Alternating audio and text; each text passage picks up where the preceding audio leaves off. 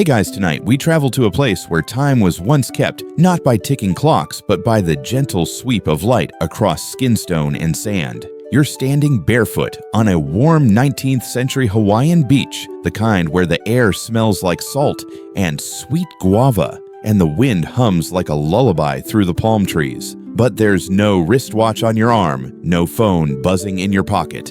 The only clock here is the one overhead. The sun and its hands are the shadows it casts on the world around you. You watch as an elder with a leathery smile squints at the horizon, then at the ground, and nods.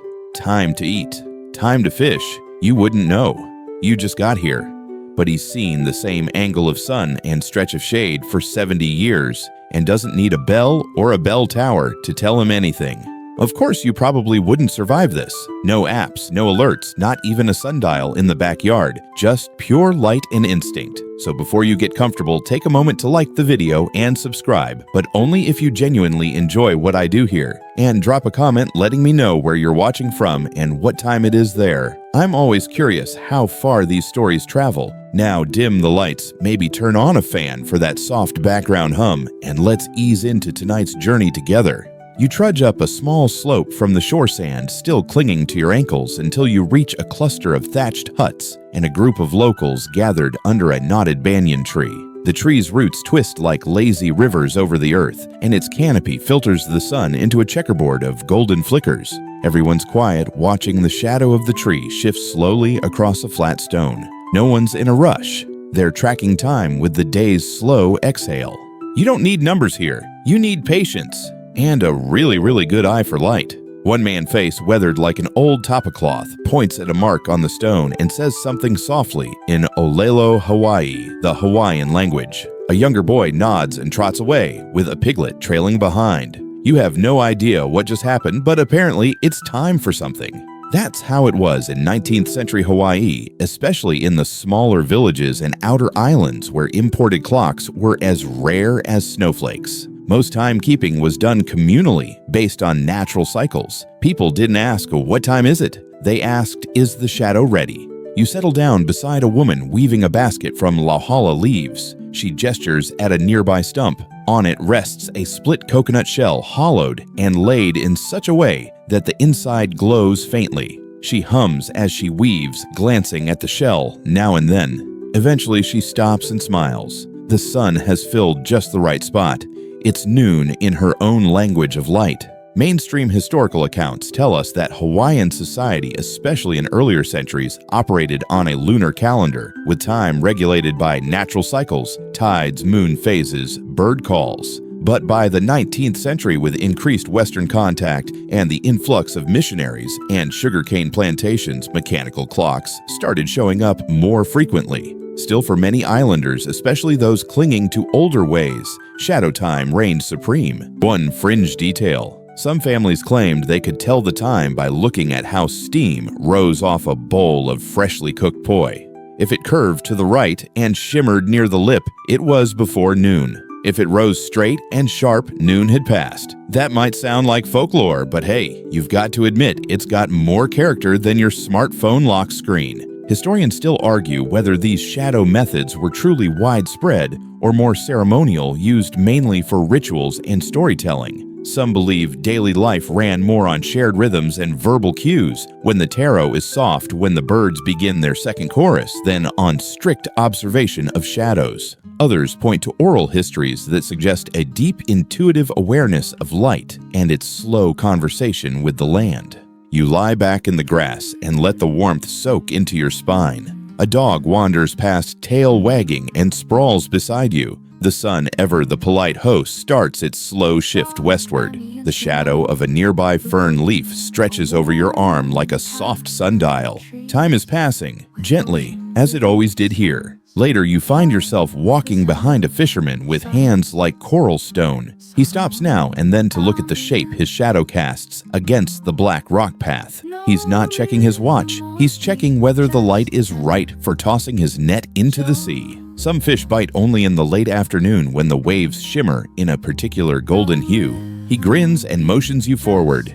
It's time. Back on the beach, a group of children are drawing lines in the sand. Not aimlessly, each line curves gently mimicking the arc of a moving shadow. They place small stones along the track, adjusting for the tilt of the sun. This, they say, is how their great-grandmother knew when to walk the dogs, long before dogs wore collars or had names like Kevin. There's something achingly beautiful about this way of knowing time, not in seconds or digits, but in light and feeling. It isn't about precision, it's about presence. The sun rises, your neighbor's chicken crows, and you know it's morning. The breadfruit leaves shift a certain way, and someone starts stirring taro.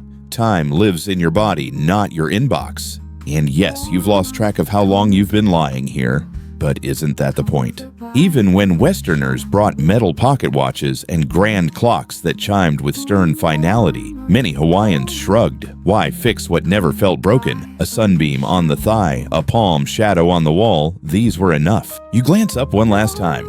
The banyan tree's limbs stretch lazily. Its shade now reaches farther than it did when you arrived. That's time too. Not shouted, just gently shown. And right now, that shadow means it's time to rest. You roll over, slightly pressing your cheek into the soft mat of grass as the sounds of village life drift lazily across the warm afternoon. A faint hiss of ocean breeze rustles the fronds above, and somewhere a child lets out a quiet giggle. You're not in a hurry, no one here is. Even time itself seems to stretch and lounge, curling like smoke over the volcanic landscape. Today you're shadow watching with a man named Kaena. His knees crack when he squats, and his grin is mostly gums, but his eyes sharp as coral. He's perched on a low bench beside a weathered coconut tree, holding a dried coconut shell cut in half. Carefully, he places it on the ground in front of him, with one edge aligned to the direction of the rising sun. This isn't just a discarded husk. This is his morning glass. He says, though, there's no glass involved. Inside the bowl, a small polished stone sits at the center like a pupil in an eye. When the shadow of the tree touches that stone, Kaena knows it's time to stir the ash pit and start heating the imu, the underground oven. And sure enough, as the dark line slips forward like molasses, he gives a satisfied nod.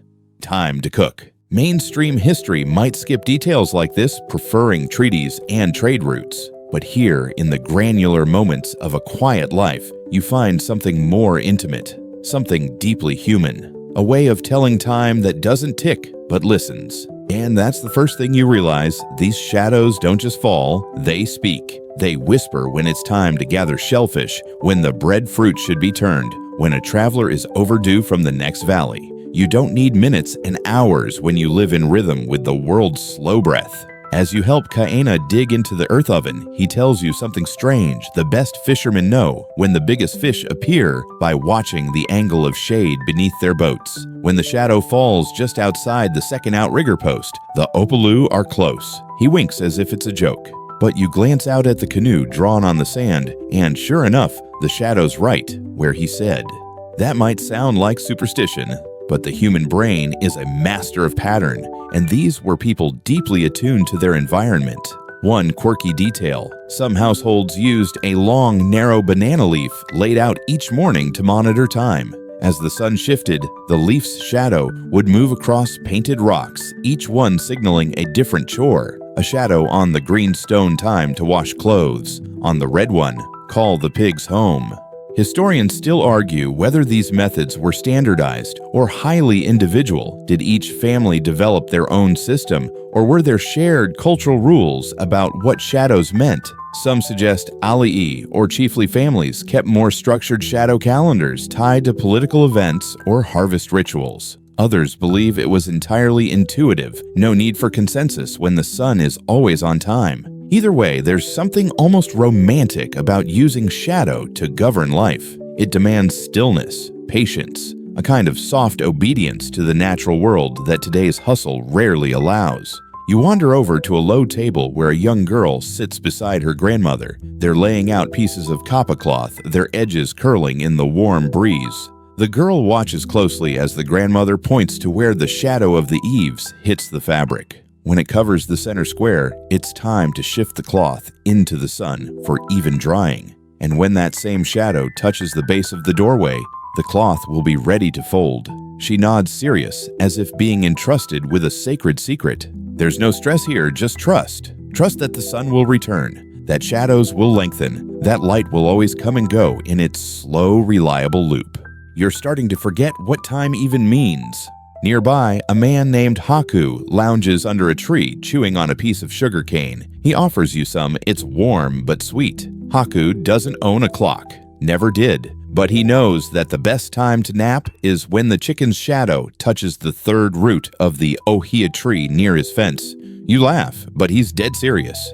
He once timed a trip to fetch salt from the ocean by watching the way the mountain's shadow crept across the valley floor. If he left when the peak's tip touched the far tree line, he'd arrive at the tide pools just before low tide. Miss it by a few minutes, you'd have to wait another day. Clocks don't tell you when the sea is patient. Shadows do. And speaking of patience, children, here play a shadow tag game that's part sport, part ritual. At mid-morning, they each pick a stick and draw a small circle in the dirt. Then they watch. The first child whose shadow crosses into their neighbor's circle has to give up a shell or sing a silly chant. It's a game of stillness strategy and the slow-motion drama of a moving sunbeam. You sit with them for a while. Their laughter is soft, sleepy. It seeps into your bones. Then comes the real marvel. You witness a midday moment so quietly sacred, no one speaks. As the sun climbs to its highest point, right around noon, it begins to erase the world's edges. The shadows thin shrink and then vanish completely. You look around. Nothing casts a shadow. Not the trees, not the houses, not even your own feet. It's called Lahaina noon, and it happens only in the tropics when the sun sits directly overhead. The air feels different, still. You understand why some considered this moment holy, a time when the gods leaned close, when the world went flat and time stood still. There's no bell, no announcement, just this quiet, blinding clarity. And then, as if nothing happened, the shadows return. Slowly, first a finger under a leaf, then a sliver beside a pot, then a long sweep across a child's face. Mainstream historians acknowledge Lahaina noon as a known astronomical event, but some local accounts imbue it with greater meaning, portents of seasonal shifts or signs of spiritual energy. Whether those beliefs were widespread or personal remains debated. Some records suggest Ali used these shadowless moments to mark sacred ceremonies, while others say it was merely hot and good for drying fish. You find yourself caring less about the facts and more about the feeling. The quiet marvel, the invitation to stop moving. Kaina finds you again and chuckles. You watch the sun disappear. Yeah, he says. Now you'll dream easy. You believe him. The coconut shell is still on the stump, the stone still glowing faintly. The sun's moved on, but its echo lingers in the warmth across your arms. Shadows lengthen again. Time marches gently. You rest your head on the cool wood and let your eyes close, lulled by the hush of light and leaf.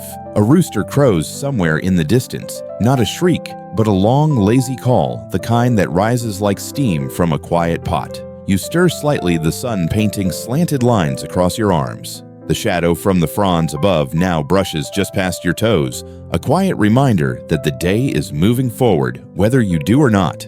Kaina's already up waving at someone across the path. He doesn't need a clock to know it's time to head toward the upper fields. He just glances at the tree's shadow, now curling around the side of a stone bench. It's pointing toward the walla patch, he mutters. That means it's time to check the sweet potatoes. You follow him barefoot again, the dirt warm but not harsh. You pass a woman squatting by a shallow basin, pounding cooked taro into poi. She doesn't lift her head, but her hands move in rhythm with the slant of sunlight on her thighs. There's a tempo to it, slap-turn press that seems to follow the day's geometry. Historians often emphasize the shift to mechanical timekeeping as a symbol of civilizing influence, but in places like 19th-century Hawaii, that view misses the elegance of what already existed. You're beginning to see it. Time was always here. It just didn't wear numbers. Kaina stops again and gestures to a worn lava rock set slightly apart from the others. Its face is smooth, almost polished, from generations of sun. He calls it the morning stone. Each day, when the tree's shadow first touches it, he knows the light is perfect for walking the forest path without startling birds or slipping on damp moss. You look at it more closely, there's a faint line carved along one side. Just decorative. Or was this once a shadow line for some forgotten ritual? Quirky detail time, some families apparently kept shadow stories instead of clocks, oral tales that described when to do things using poetic light metaphors. When the fern's shadow touches the canoe nose, one tale began the shark god listens best. Now whether that meant ideal fishing time or just a warning not to nap too long, no one quite agrees. But it worked. You remember to step lightly past the taro patch. Wouldn't want the shark god listening too closely. Historians still argue whether many of these systems were symbolic scientific or simply functional.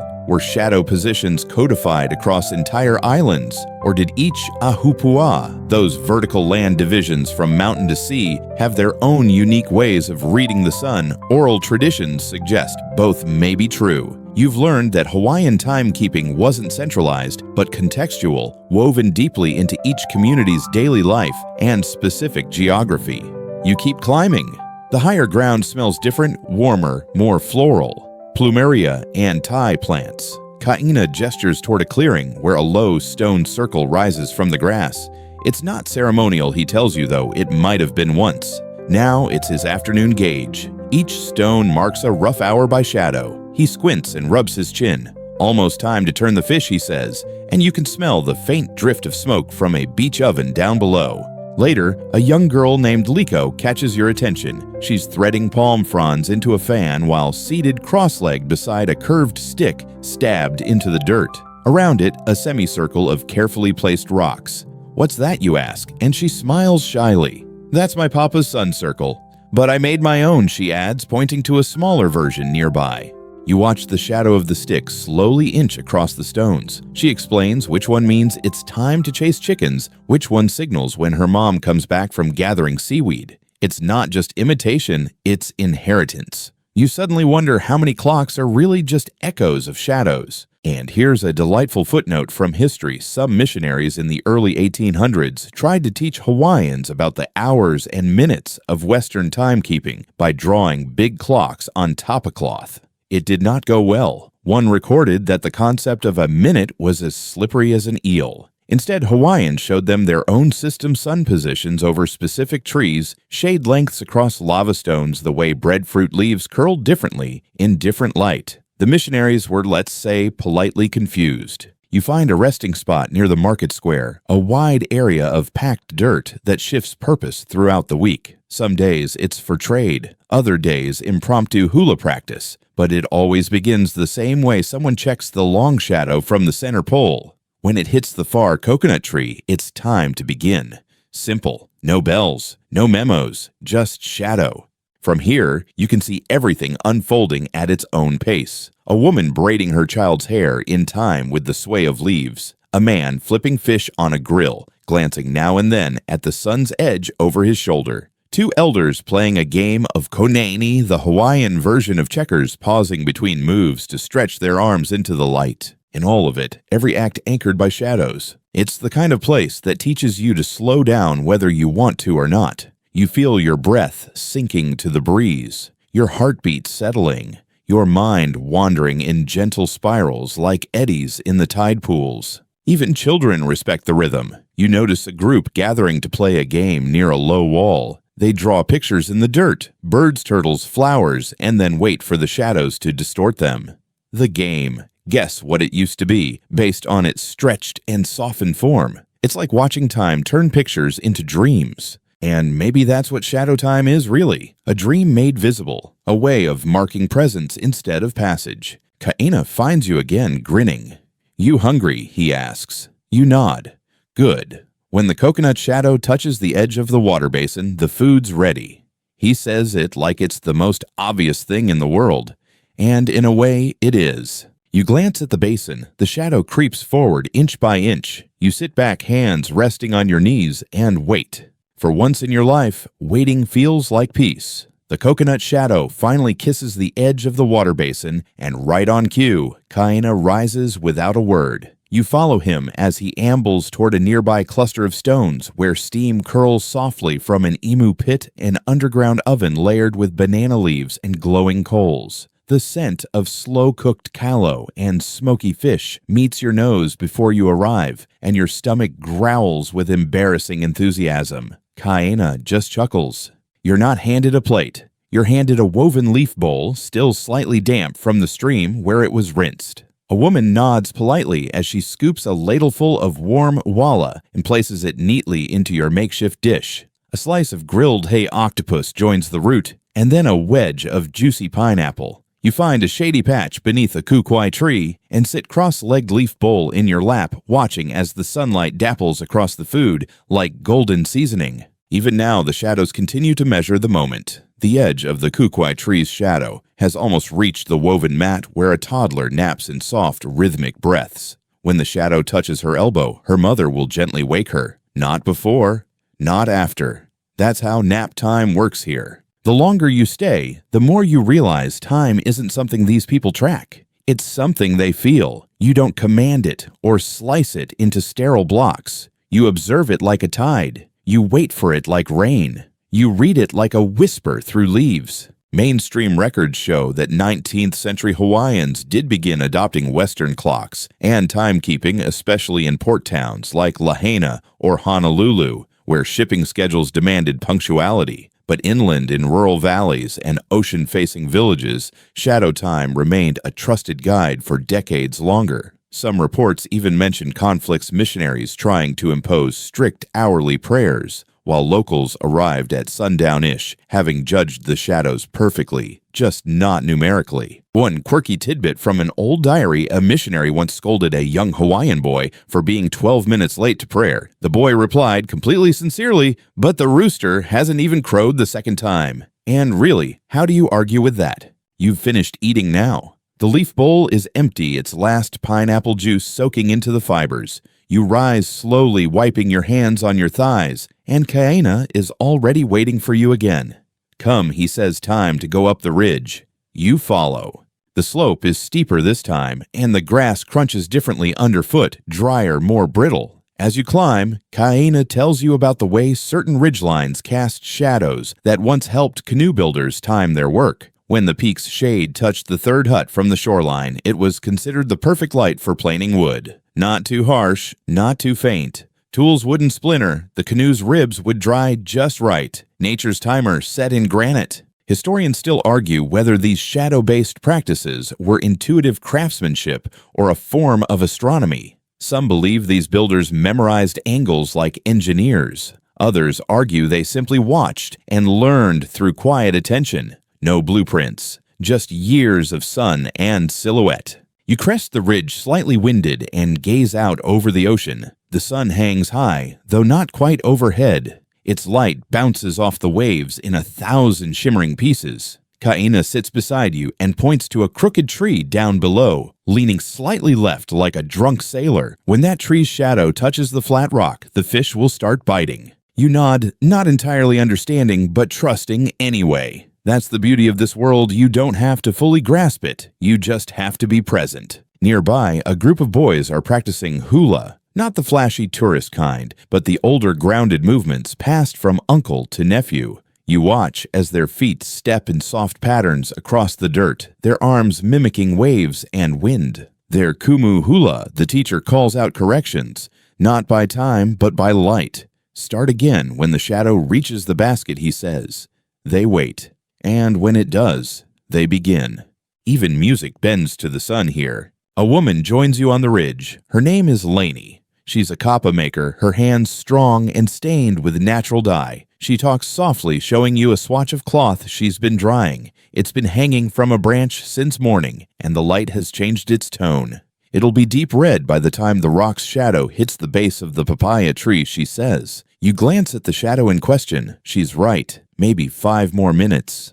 Here's a peculiar fact. Some artisans would intentionally adjust the angle of their drying racks to catch different kinds of sunlight, producing slightly different hues depending on when and how long the sun hit the fibers. You think about your laundry tumbling alone in a metal cylinder under fluorescent lights and feel a little envious. And let's not forget food. Farmers here once used shadow positions to decide when to pick certain crops. The taro leaves, for instance, would reflect light in different directions depending on the sun's slant. If they glowed too bright, the root wasn't ready. If they shimmered dull, you missed your chance.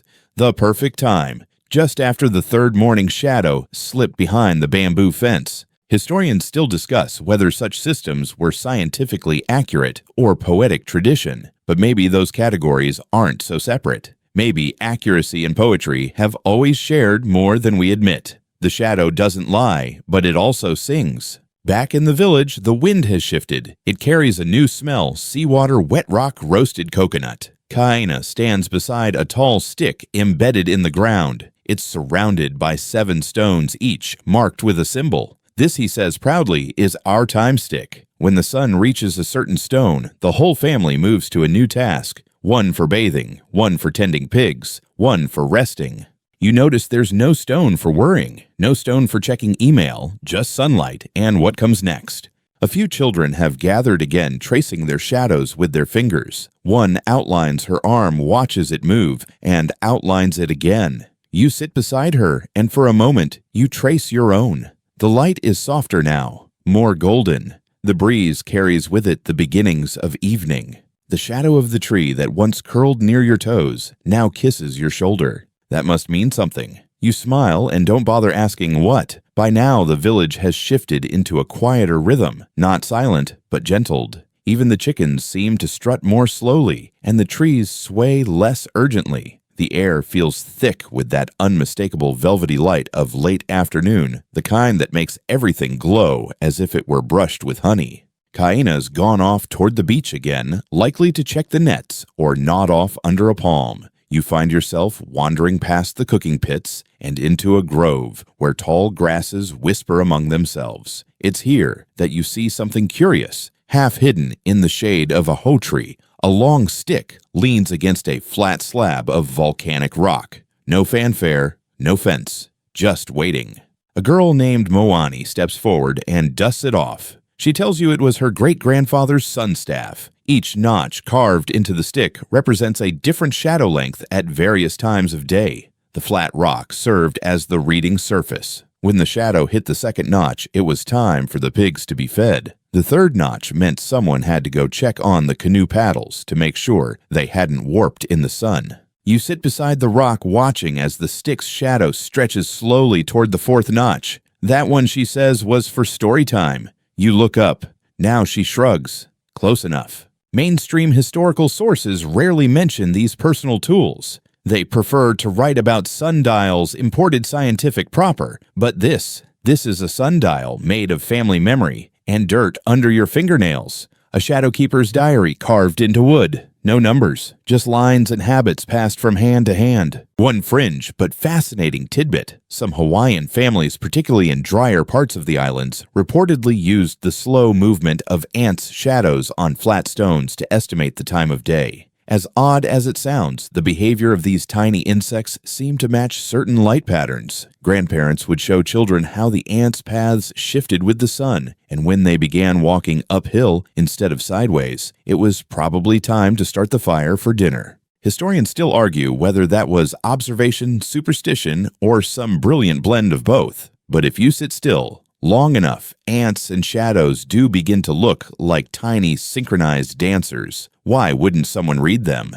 You stroll farther and come across a low platform shaded by thick banana leaves. On it lie pieces of dried fish wrapped in tea leaves. A woman stands beside them, tapping her foot and glancing now and then at the space where the light slices through 2 fronds. When the shadow touches the corner, she tells you I flip them. You nod as though you understand perfectly. She smiles. If I flip them too soon, they're chewy. Too late, and they taste like the bottom of a canoe. You don't ask what that means. The idea that time could be measured in flavor and texture, in how a fish responds to light, that's something you could get used to. Not deadlines, not dings or calendar reminders, just waiting for the right kind of soft. Back in the center of the village, an elder has gathered a group of children around a tall pole that's been marked with red pigment at its base. The kids are lying flat on the ground, giggling as they measure how far their shadows stretch. One boy stretches his arms as wide as he can, then squeals with joy when his fingertip shadow reaches past the pigment line. "You're longer than the sun," someone shouts, and for a moment, he believes it. You sit and listen as the elder tells them a story not just for entertainment, but to anchor the memory. "When I was a child," he says, "we didn't eat lunch until your grandfather's shadow touched the breadfruit tree. And one day it didn't, because the sun had changed, so we all fasted until it came back." The kids nod solemnly, absorbing this not as folklore, but as law. One particularly interesting thing in some remote areas, shadow knowledge became part of genealogical teaching. A family's ability to read the light, as they called it, was passed alongside land rights and lineage stories. Some names even referenced shadows like Kanaho'alani, meaning sunlight male deity, or Nulu, referring to a specific cloud shadow that brought rain. Whether those meanings have been diluted over time is still up for scholarly debate. Some believe the modern interpretations are more poetic reconstructions than historical fact. Others insist the names were once precise markers of celestial timing, and we've simply lost the context. Either way, the shadows are still here, still marking the ground same as ever. You find yourself beside a taro field now where broad leaves shimmer under the golden light. A small wooden crossbeam has been balanced between two rocks, casting a perfect line across the soil. A young woman kneels nearby, gently digging with a bone tool. She explains that when the crossbeam's shadow aligns with the far end of the field, it signals the safest time to harvest after the strongest sun has passed, but before the soil begins to chill with evening dew. It's delicate work, both the farming and the timing. She works slowly, never in a rush. Every movement seems to echo the arc of the sun itself. You sit and watch mesmerized as the light shifts. And then there's the wind. Yes, even the wind plays a role in this unspoken schedule. When the trade winds blow from the east and the morning shadows lean just slightly farther than usual, villagers take it as a cue that rain might be coming earlier that day. Fishermen hesitate. Farmers nod silently and shift their plans. No need for forecasts. The sun and its shadows are enough. Nearby, someone bangs a drum, not loudly, but with soft, regular taps. This is the twilight drum, you're told. Each village had its own variation, a series of percussive tones that signaled the close of the day, not in minutes or hours, but in atmosphere. A signal that the shadows had finished their long work and could rest now. You feel your own eyelids begin to mirror those shadows, heavy, deliberate, slow. Children chase each other between huts, long shadows flaring behind them like dancing ink stains. A boy tumbles and lands in a patch of filtered sunlight. He laughs and looks to the sky, holding his arms out as if trying to catch the fading gold. Time here is not a cage, it's a companion. A soft-spoken guide that taps your shoulder when it's time to stir the pot or roll the mat. You begin to see how unnecessary your old sense of urgency was. The sun dips lower, shadows lengthen into brushstrokes. The village, for all its quietude, still hums with the grace of movement, but it's movement wrapped in stillness, time wrapped in kindness. You stretch your legs out and lean back on your palms, watching as your own shadow stretches toward the canoe that waits at the beach's edge. Soon, the stars will rise. But for now, the light still lingers just enough for a little more warmth, a little more wondering. You shift slightly, letting your fingers trace the texture of the dirt beneath you. The ground is warm but cooling, still holding the memory of the sun's touch. Your shadow, long and soft now, stretches behind you, like a cat curling into sleep. The village hums gently in the distance, children laughing in lower tones, someone pounding something in a rhythmic beat, maybe taro or breadfruit. You're drawn toward the ocean again, following a trail of scattered leaves and sea-smoothed stones. It's quieter here, where the shoreline wraps gently around a small cove. The waves slap rhythmically at the rocks, a steady tempo you could set your breath to. As you settle on a flat boulder, you notice a curious structure nearby, two tall sticks bound together in an angled frame planted firmly in the sand. You ask an elder who's walking slowly down the beach what it is. He nods with a soft smile and says, "That's our canoe timer." Turns out, when the shadow from one stick touches the second pole's tip, it means the tides are perfect for launching. It's not just about time of day, it's about tidal height, sun angle, and wind direction, all felt in red through the sun's silent progress across the beach. Mainstream histories of maritime navigation tend to focus on Polynesian star charts and celestial wayfinding, which are remarkable in their own right, but less is written about this small, grounded practice of watching the shadows on the sand. It's a more ephemeral science. The sun here didn't just tell time, it whispered decisions.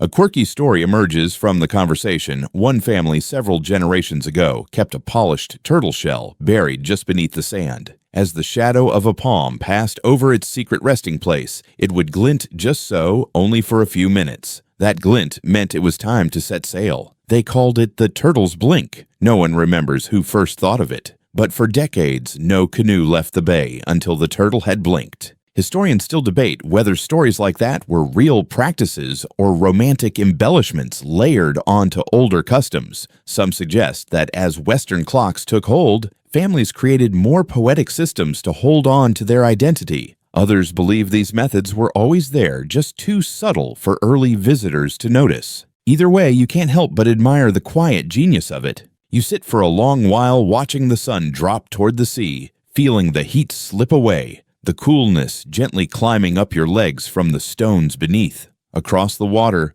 a boy is standing beside a curved stick planted in the wet sand. He's waiting, watching the shadow move slowly toward a line scratched faintly across the ground. You ask what he's doing. "Timing my race," he says. "When the shadow crosses the line, I run to the rock and back." You raise an eyebrow. "What's your record?" He shrugs. "Depends on the sun." In a way, that's the most honest answer you've heard in a while. Back in the village, the mood is different now. There's a softness in the air, the kind that always arrives just before twilight. Smoke curls upward in thin strands from the imu pits, and a low melodic chant drifts from one of the houses. People begin to gather on mats, leaning against one another, legs folded lazily, eyes half-lidded. In the center of it all is a long wooden staff jammed into the earth. Its shadow lies just beneath it, now pointing inward like a final thought. You're told this is the closing pole. Not sacred, not official, just useful. When its shadow folds completely under the pole, it's time to end the day. Conversations slow, chores are wrapped, tools tucked into woven baskets. One elder calls it the sun's goodnight finger. You sit nearby, the grass brushing against your calves. A small girl rests her head on her grandmother's lap, and you hear the older woman whisper, "Almost shadow time." The girl nods but doesn't move. It's impossible to imagine needing anything else to measure your life. A final quirky note for the evening. Some villagers once created a shadow ladder, a series of parallel lines carved into a gentle hill. Each line was positioned based on where the tree's shadow fell at different seasons. From the hill's base, it looked like a stairway made of light and memory. Only visible for a few seconds each day, but everyone knew it was there. A secret calendar hiding in plain sight. Historians have tried to find evidence of this ladder, but most agree it's been reclaimed by the land. Whether it was real or not, people still talk about it. They say you can feel it underfoot if you climb the hill just before dusk. The idea lingers with you as you slowly make your way up a nearby slope. The sun is nearly gone now, its last golden thread unspooling across the ocean. You find a spot where you can look out at the village and see the long shadows cast by trees and houses slowly dissolving into night. This is the moment they call the long hush, the final breath of the day. No drums, no bells, just the stretch of everything into stillness. And you sitting in the middle of it are part of that rhythm. Your presence marked not by the hour, but by the way your shadow falls against the hillside. As the last edge of sun slips beneath the water, you finally lie back in the grass. You close your eyes. The earth turns quietly beneath you, and the shadows fold into themselves. Tomorrow they'll return. But for now, you rest. The night arrives without fanfare. No sudden dark, just a slow, steady fade like someone gently lowering the dimmer on a golden lamp. You lie there listening to the last of the birds change shifts with the first of the insects. Even the air seems to whisper now cooler against your skin, holding a different kind of time. And still, you can't stop thinking about the shadows. They're gone now, swallowed by the night. But you know they'll return on cue with that same grace reshaping the land inch by inch. It makes you wonder how the people of this place thought about tomorrow. Did they imagine it in terms of numbers hours? Or was it simply the time when a certain shadow would reappear and touch the base of a certain tree? You're not sure anymore whether you even care what time it is. You glance at the moon, a bright scoop of light above the palms, and smile. That'll do. Someone clears their throat nearby. You sit up to see a young man walking toward you with a bundle of wood under his arm. He sets it down gently, then lights a small fire with practiced movements, coaxing flame from dried coconut husk and old bark. The flames crackle, casting light and shadows once again. He doesn't say much, just gestures for you to sit. The others begin to gather too. Families, elders, children, curling into their mothers' laps. The fire becomes the sun's substitute, its shadows flickering, not in lines but in waves. Still, they mean something. The old woman beside you tells a story that begins with, "When the flame shadow touches your toes, the tale begins."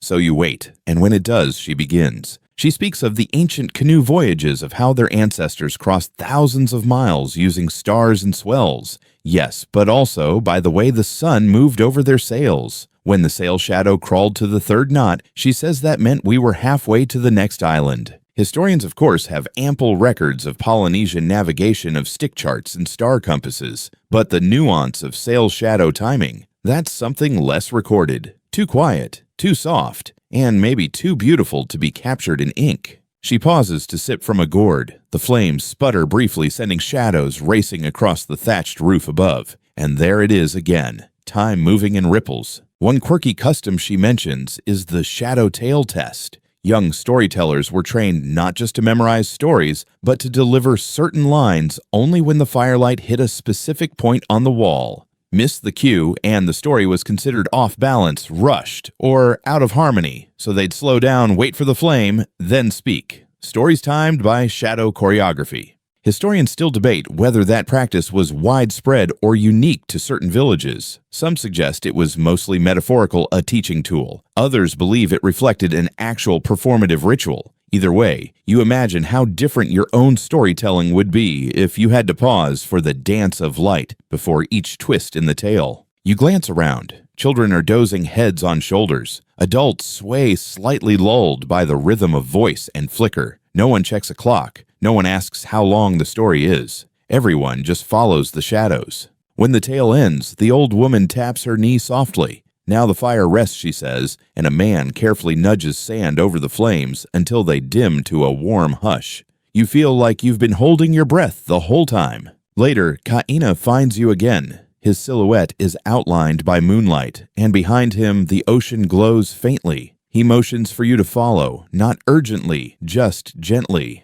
You walk side by side through the tall grass, past the quiet village, toward a small outcrop that overlooks the bay. Here above it all, the world feels impossibly still. Kaina points toward the water where the moonlight forms a long silver path. In the old days, he says we'd watch the moon shadows on the waves to guess the weather. If the silver trail bends too far, we'd wait. If it stays straight, we'd sail. Another method of shadow reading. Not of time this time, but of decision. A strange little fact he shares: in some canoe families, moon shadows were used as a kind of dream calendar. If your shadow disappeared completely on a moonlit night, say under a full moon, it meant you were being visited by a kupua, a shapeshifter or ancestor spirit. The next day, you'd speak to the kahuna to interpret your dreams. Whether that's true or not, Kaina doesn't say. He just shrugs. It worked. Historians have only recently started to examine these intersections between spirituality, astronomy,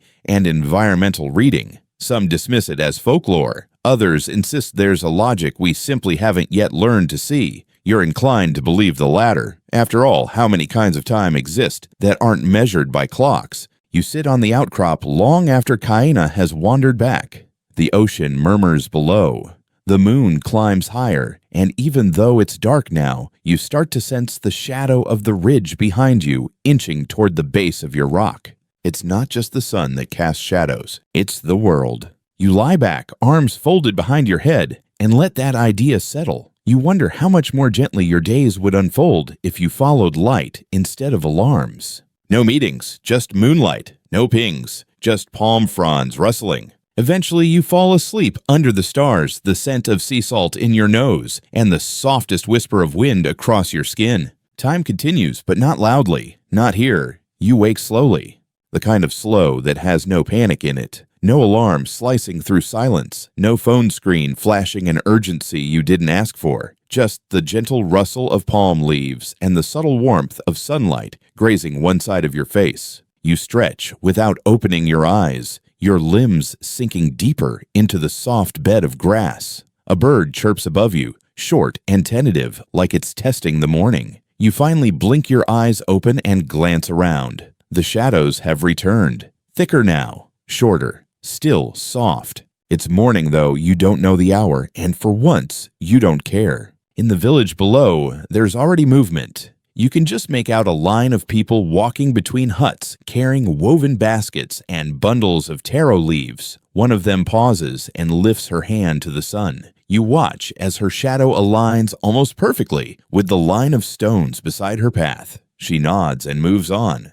Another day has begun, marked not by a bell, but by shadowed grace. You rise and walk downhill, the earth still holding traces of nighttime coolness. You pass a man balancing a tray of salt-cured fish on his head. "Sun's good today," he says without breaking stride. You look up and see what he means. Clear sky, smooth light, perfect for drying. You find Kaina crouched beside a new structure, two tall sticks bound together at an angle and fastened over a shallow trench in the earth. Inside the trench is a row of smooth pebbles, some dark, some light. "Shadow trap," he says, "to teach the keiki." You squat beside him. "How does it work?" He points to the top stick, which casts a narrow line across the pebbles. "When it hits that white one, it's time to gather firewood. That dark one, time to stir the imu." Simple. He smiles. "Only problem is, I always forget which rock means nap time." You both laugh quietly. The trench is a game, but also a tool, a child's introduction to natural time, one without ticking. Mainstream history, in its habit of grand gestures, often overlooks things like this. Yet these were the clocks that kept real lives running, not just sacred rituals or navigation, not just astronomy, but everyday living, when to eat, when to wash, when to rest. You move next to a wide clearing where a group of women are spreading pandanus leaves in overlapping rows. Their hands move in slow synchronization, glancing now and then at the shadow from a nearby basket pole. When the shadow shortens to a particular length, just brushing the edge of the second mat, they will begin to flip the leaves. One woman notices you watching. "Time to turn," soon she says, gently nodding at the pole. But not yet. The light's still too young. There's a beautiful patience in this phrase, "too young," as if the sun itself were still waking up, still learning the shape of the day. You repeat it under your breath. "The light's still too young." You wander off toward the edge of the forest, where light pierces in thin blades through the canopy. A young boy crouches beside a fallen log, carefully aligning twigs on the ground. He's recreating the morning's shadows, trying to match them from memory. "If I get it right," he says, "I'll know when Papa comes back." "From where?" "The ocean," he replies. His paddle shadow always looks like a bird when it hits the grass. You glance at the twigs again. They do resemble a feathered wing stretched out in motion. The idea that someone could know a person's arrival by how their shadow moved across a patch of ground, it feels impossible and entirely real all at once. Quirky side note, in certain coastal villages, young lovers would use shadow signals to communicate from a distance. One would stand near a large tree at a specific time of day, casting their silhouette onto a stretch of sand or lava rock. If the shadow was seen long leaning, maybe waving, it meant, "I'm thinking of you." If no shadow came, it meant wait longer, a form of emotional sundial etched not in stone, but in longing. Historians still aren't sure whether this was widespread practice or isolated romanticism, but there are enough mentions in oral tradition to make you believe it. And, really, what better way to pass secret messages than with the most fleeting thing you can cast? Further up the path, you encounter an old hale, its roof half collapsed, the walls clinging stubbornly to their frame. Yet at the entrance lies a polished flat rock, still intact. Someone has etched 4 parallel lines into it, each angled slightly toward a different point on the horizon. You kneel to inspect. The lines were meant to catch light, perhaps dawn at different seasons, or the angle of solstices. Someone used this as a calendar, you think, a place to watch the sun walk across the months. Kaena joins you again, squinting at the stone. That was my great-uncle's watching place, he says. He could tell when the rain season started just by watching where the first shadow landed each morning. Said it always hit the third line before the heavy winds came.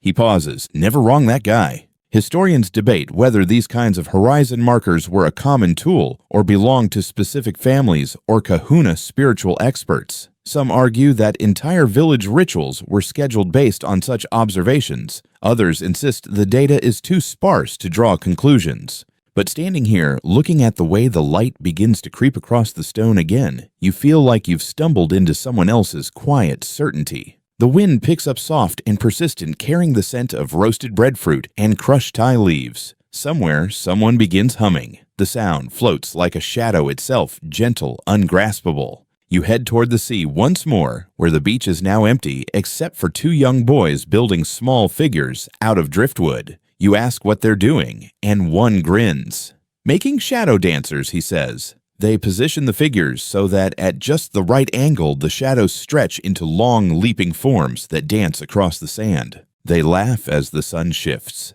The dancers vanish, then reappear, a performance for an audience of light. You sit and watch, letting the moment stretch, letting time unfold, not by hour, but by shadow. The beach is quiet now, quiet in the way a lullaby is quiet, not empty, just softened. The boys' shadow dancers have vanished into the sand, their wooden frames no longer casting shapes, but instead lying still like props waiting for tomorrow's light. You stay seated for a while longer, your back warm from the rocks, watching the tide roll in and out like a breath. The sun has shifted again. It's not low, not yet setting, but angled in that dreamy way that makes colors richer and shadows longer. Everything feels slow, deliberately slow. From behind you, soft footsteps approach. It's Lonnie the kappa maker. She carries a folded cloth under one arm and gestures for you to follow her. You do. She leads you through a narrow path lined with Thai leaves and low ferns toward a clearing ringed with low lava stones. In the center is a wide, flat slab worn smooth by generations of footsteps, and you soon realize something more ephemeral light. This, she says, was our family's calendar. You blink. This rock. She smiles. Only during the right time of year. She unfolds the cloth to reveal a series of small stones, each with a different natural pigment: rusty red, deep charcoal pale, yellow, earthy green. She places them on the stone slab in a deliberate arc. When the sun touches each one, we start something. Planting, fishing, weaving rest. It's all timed by the light. My great-grandmother could watch the sun cross this rock and tell you what month it was. No chant, no notes, just this. You watch as the sunbeam crawls toward one of the stones. When it kisses the pale yellow one, Lonnie nods. Drying season. You feel it in the air? Yeah, you do. There's a brittleness in the breeze, now a kind of crispness that wasn't there earlier, like the island's taken a deep breath and is about to exhale into summer. Here's a curious detail you hadn't read in any books. Some Hawaiian families used woven mats dyed with natural pigments as passive solar clocks. As the light filtered through specific holes in their thatched roofs, it would hit a colored section of the mat. Each color corresponded to a chore. Green meant fetch water, red meant feed the pigs. Yellow, take a nap. You imagine explaining that to your smartwatch.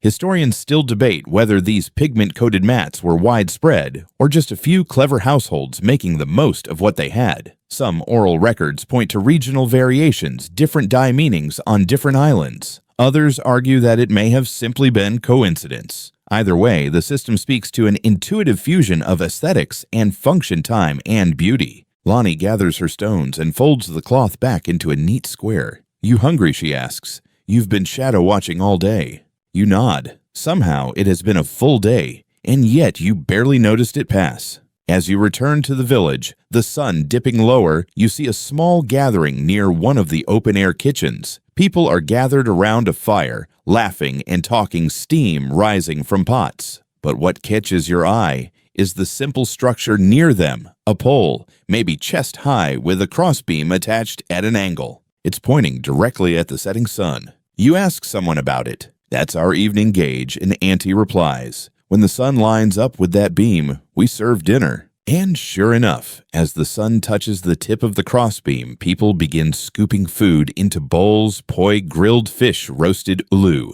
No one makes an announcement. No one clangs a bell. It's just time. And everyone knows it.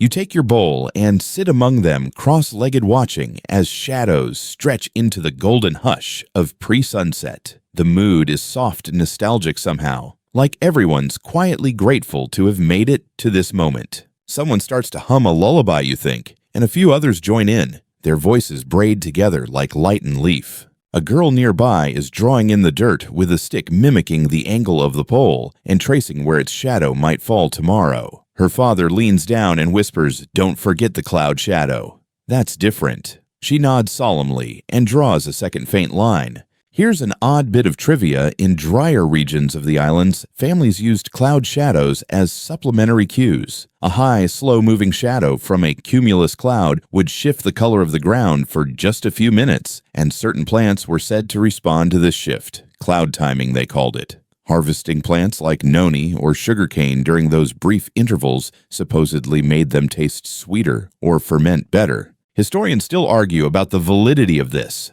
Some chalk it up to old wives' tales. Others wonder if it's a kind of ethno-botanical wisdom we've long underestimated. Either way, you're starting to believe that just maybe shadows, whether cast by trees, sun, or cloud, are a kind of language we've simply forgotten how to read. You finish your meal and notice the children playing a game at the edge of the trees. They line up backs to the setting sun and jump to see how far their shadows leap. One lands with a thud and cheers, pointing at the tree stump his silhouette reaches. That's farther than yesterday. They're measuring growth, not in inches, in light. You sit beside them as the sky turns syrupy pink, then violet. Shadows stretch farther now until they disappear entirely into the folds of night. And as the first stars peek through, a boy leans against your arm and says, "Tomorrow I'll have a longer shadow." You look at him wondering if he means physically or something deeper. You say nothing, but you believe him.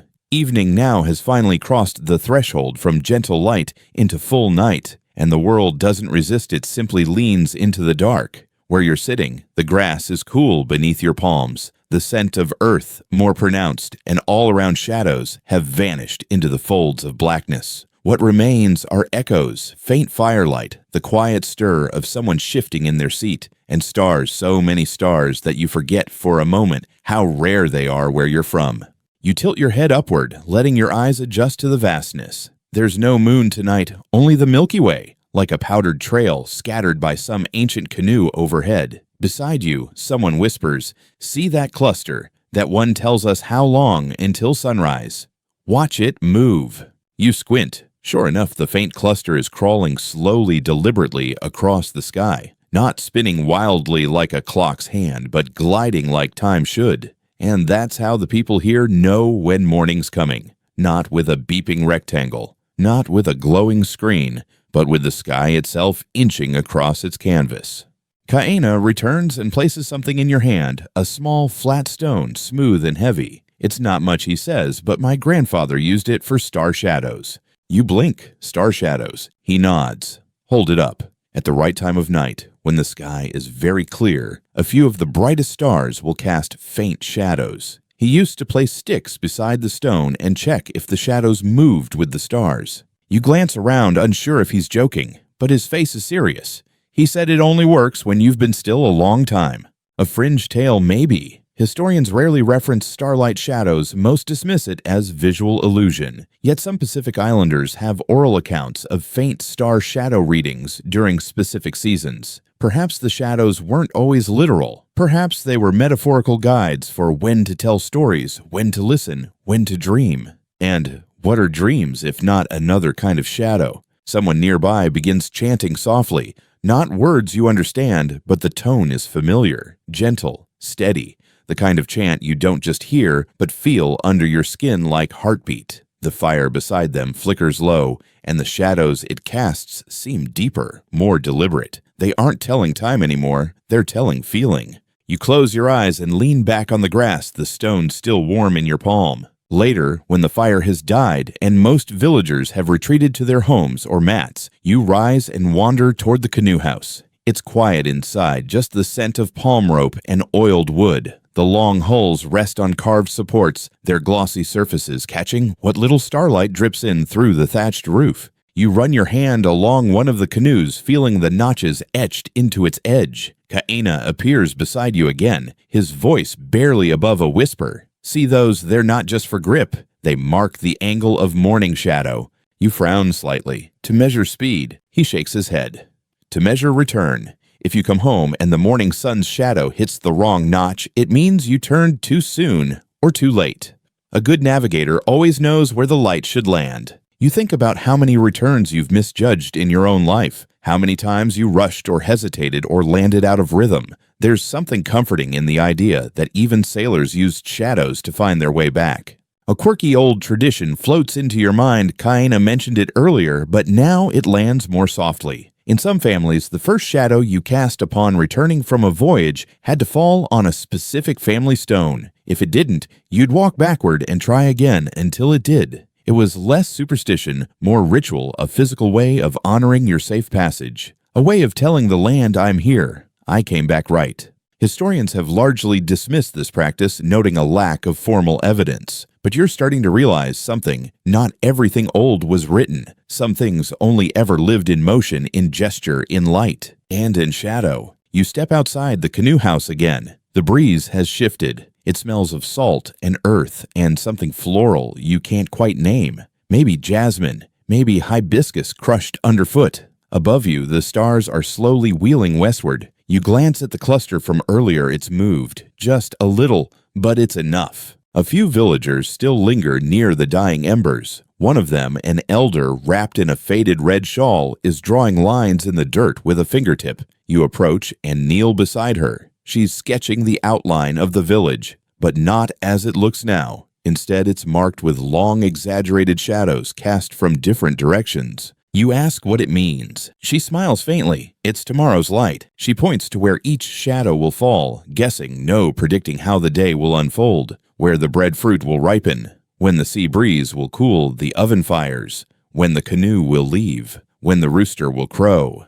Not by guessing, by knowing. Every day has its shadows, she says, and every shadow tells you something new. You sit beside her, neither of you talking for a while, just watching the fire's final coal blink its goodbye. And when you return to your sleeping mat beneath the eaves, the stars overhead, and the night wrapped around you like a second skin, you think not for the first time how strange it is that back home you checked your phone 100 times a day for the time. And how not once did it feel as gentle or as sure as a shadow stretching across a stone. You close your eyes. The shadows will come again tomorrow. And now you know how to follow them. You sleep deeper than you have in years. No buzzing alarms. No headlights slicing through blinds. No microwave hum or traffic grumble. Just the sound of wind weaving through pandanus leaves and the soft breath of the island itself. When you stir slowly, because nothing here urges you, you find that the light has already returned. Not in a rush, but like an old friend gently nudging your shoulder. The sky is brightening to a soft coral hue, and the village is beginning to hum again, not with noise, but with motion. The first shadows of the day begin to reappear, long and hesitant at first, like dancers testing their limbs. You sit up, brushing a few stray leaves from your mat, and notice that someone has drawn another shape in the dirt. Nearby, 4 simple lines radiating outward from a small shell in the center. You ask a sleepy girl walking past what it is. Shadow flower, she mumbles. It tells breakfast time. You blink. Turns out each petal is a direction the shadows take at different points of the morning. When the stick's shadow reaches the petal pointing west, the fish stew should be hot. If it hits the northern line, the kids have probably started climbing the mango tree. You glance at the pattern and realize it's already brushing against the west petal. You rise with a stretch and meander toward the kitchen area. Sure enough, someone is stirring a pot. You're handed a bowl before you can even ask. The stew is thick, savory, and speckled with bits of taro and seaweed. You sit in the same patch of shade as yesterday, only now it feels a little smaller, a little more familiar. That's the thing about shadow time. It's not static. It grows with you. Mainstream sources often frame Hawaiian timekeeping as pre-contact or transitional, as though the arrival of clocks marked an inevitable improvement. But here, where the shadows are still watched and the sunlight still studied like scripture, time feels less like a ruler and more like a rhythm. You don't measure your day, you move with it. Someone next to you is flipping a pandanus mat. The sun has crept across it, changing the smell of the fibers. Smells ready, he says, then flips it. You lean closer, and yes, the scent did shift, just as the light did. Here's a delightful historical footnote. In a few coastal communities, fishermen swore that the scent of drying nets changed with the light. Not the time of day specifically, but the angle and strength of the sunlight. A net drying under the morning's horizontal rays smelled saltier than one under the noon's vertical beam. Some even claimed they could tell when it was safe to cast again based on the net's scent alone. Historians don't quite know what to do with that one.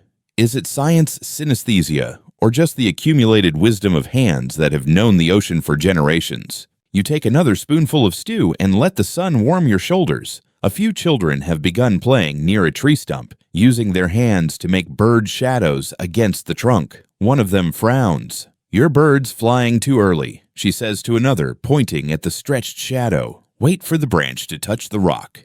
The boy nods, adjusts his hand, and waits. When the branch shadow kisses the rock, he lifts his hand again. Now the bird flies. Timing, even in play. And then there's the hula practice again. Off in a clearing, a group of dancers is gathering. They begin not when someone claps, but when the sunlight crosses a specific woven mat on the ground. The kumu hula claps once softly, and the dancers begin their arms mimicking the wind, their hips moving like tide lines. The chant they sing references the sun's journey, ka la ika lolo, the sun on the brain, a phrase meant to describe both inspiration and timing. Historians agree that hula was and remains a deeply temporal art, guided not just by beats, but by the environment. Dances were once taught seasonally, with certain movements only performed when the sun reached a particular zenith or when the moon entered its full cycle. You lie back in the grass, letting your body take the shape of the land. A butterfly flits past your face, momentarily casting a tiny shadow across your cheek. You don't flinch. You watch it go. Later in the morning, Kaina walks by balancing a long paddle on his shoulder. He nods toward the canoe house. "Want to see something old?" You follow him in. The air inside is cooler, filtered through layers of woven reed and aged thatch. The canoes rest in shadow now, but Kaina points to a series of marks etched along the roof beam above. "Those are sun slots," he says. "When the sun peeks through this hole, we oil the paddles. That one time to check the ropes. To check." You squint upward. The light's just starting to approach the second slot. "You're right on time." He grins. A fringe tradition rarely written down is that some canoe houses had built-in sun trackers. Tiny holes in the wall or ceiling would align with specific beams or floor markers during seasonal changes. These weren't just for ceremony. They told the builders when to bend wood, when to waterproof the lashings, when to bless the hulls. Like the world's most ancient workshop schedule written in sunlight and shadow. Back outside, you watch as someone stretches a fishing net between two sticks, casting it like a canvas against the ground. The shadows of the net's knots form a delicate grid on the grass below. A young man kneels beside it, tracing the lines with a stick. "That one's off," he mutters, pointing to a knot that throws a wider shadow than its neighbors. "Too loose." You look. He's right. Even light can be used to spot imperfection. You wonder if your own shadows ever looked misaligned and who noticed. As the sun climbs higher, the shadows pull tighter. The world becomes a bit crisper, like someone turned the focus knob just a touch.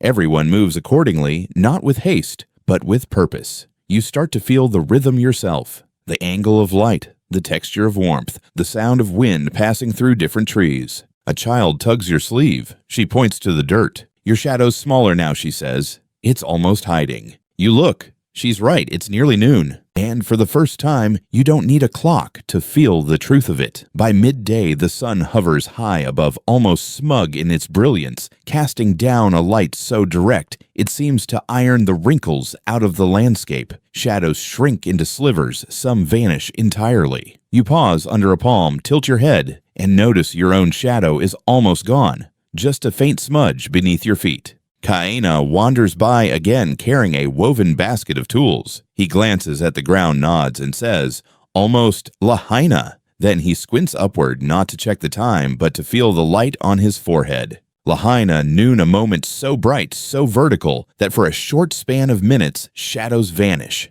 In places directly beneath the sun's zenith, like Hawaii, it's not just a phenomenon, it's a moment. You're in it now, the air holding a stillness that feels both sacred and slightly disorienting, like the world is pausing to take a breath. You move into the central clearing where villagers gather without being summoned. No bells, no shouting, just the mutual understanding that this is when the world flattens and glows. A toddler toddles across the open space and notices her feet aren't making shadows. She pauses, confused, then giggles. An elder claps once, not loud, just enough, and everyone falls silent. They watch as a tall wooden pole, normally striped with layered shadow, stands utterly alone. No reach, no echo, just wood against dirt. This is when we listen. Kaina whispers beside you. No work, no decisions, just light. Mainstream historical accounts do acknowledge Lahaina noon, often describing it as a curiosity or a tourist attraction. But for generations of Hawaiians, it was more than a novelty. It was a moment of alignment, not just physical, spiritual. Some communities held quiet prayers during this time. Others observed it without ritual, but with reverence. The world, for once, casting no shadows. Here's a quirky detail. In some villages, children played a game called Koko, Ole meaning no tail. During a Lahaina noon, they would run around and try to catch each other's shadow tail, only to laugh when none existed. Adults watched fondly, as if this little illusion held a deeper lesson. Sometimes, when light is strongest, you become briefly untraceable. Historians still discuss whether such games were truly tied to spiritual belief or simply clever entertainment. But the timing, always during this same brief, dazzling window, makes you think it wasn't just for fun.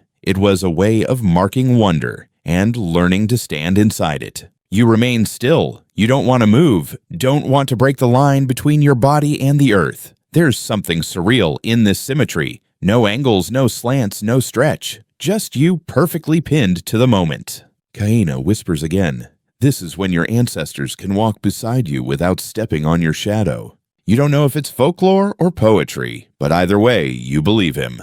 Eventually, the moment passes. The light shifts. A breeze returns. Shadows reappear slowly, like shy dancers stepping out from behind a curtain. First beneath the trees, then under the awnings, then finally under you. The village resumes, no announcement needed. You walk toward the taro patch where a group of women have begun to harvest. Their feet are muddy, their laughter unbothered. One of them glances up and says, "Just past the no-shadow time. Good for pulling."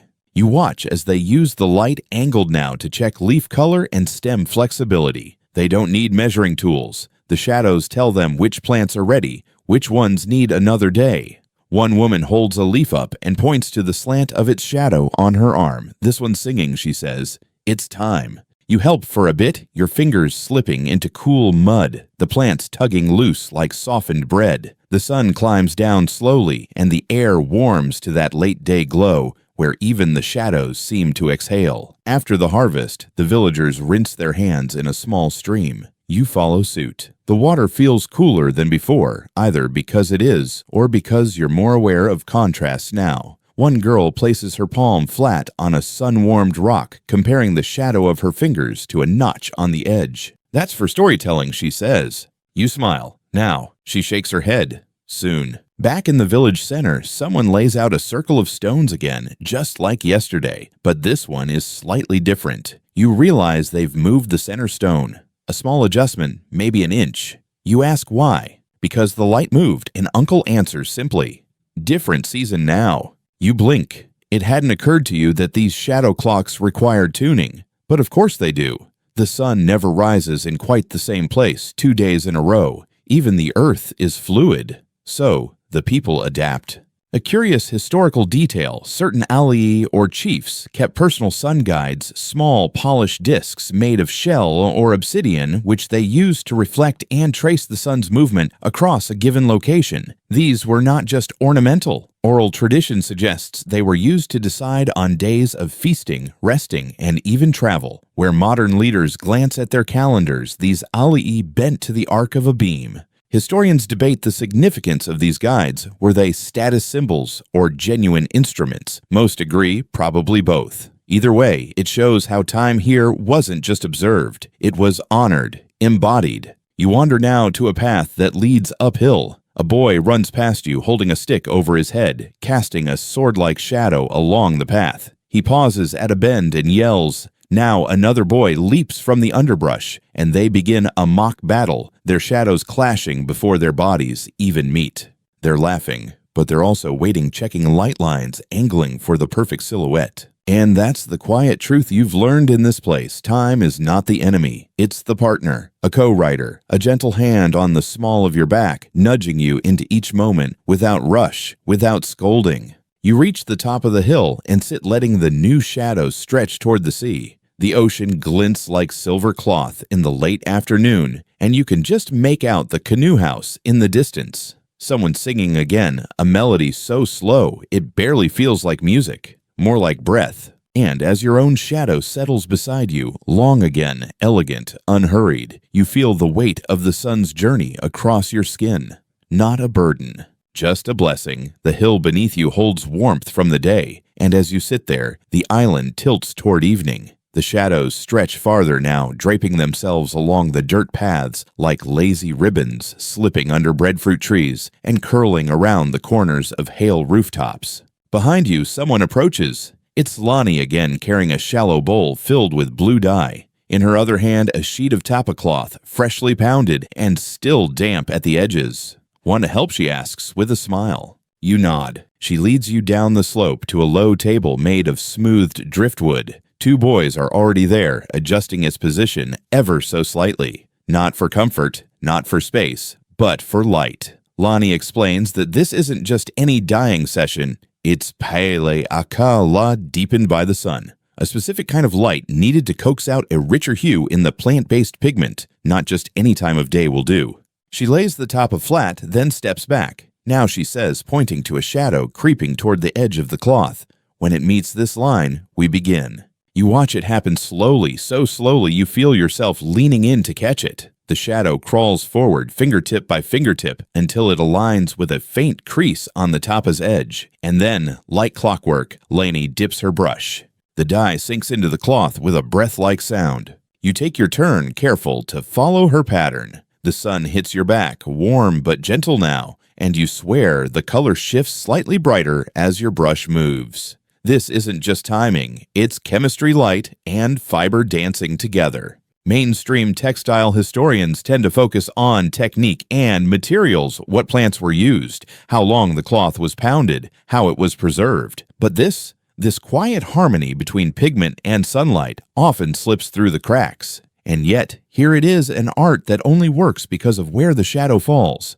You pause between strokes and glance around. Other villagers are working too, an elder slicing dried ulu chips only when the sun has passed a specific notch in the canoe rack. A girl braiding rope in the triangle of light that lands beside her mat. Everything is moving, but none of it is rushed. Kaina passes by carrying a fishing net and without stopping says, "Good dye light today." Lonnie grins. Perfect. She finishes the last curve of her pattern and lifts the cloth gently. The dye has set already just enough. She lays it aside, and you feel oddly proud, even though you barely did anything. But the shadow made it matter. You made it right. She starts gathering her tools, then says, "Want to see something strange?" "Of course you do."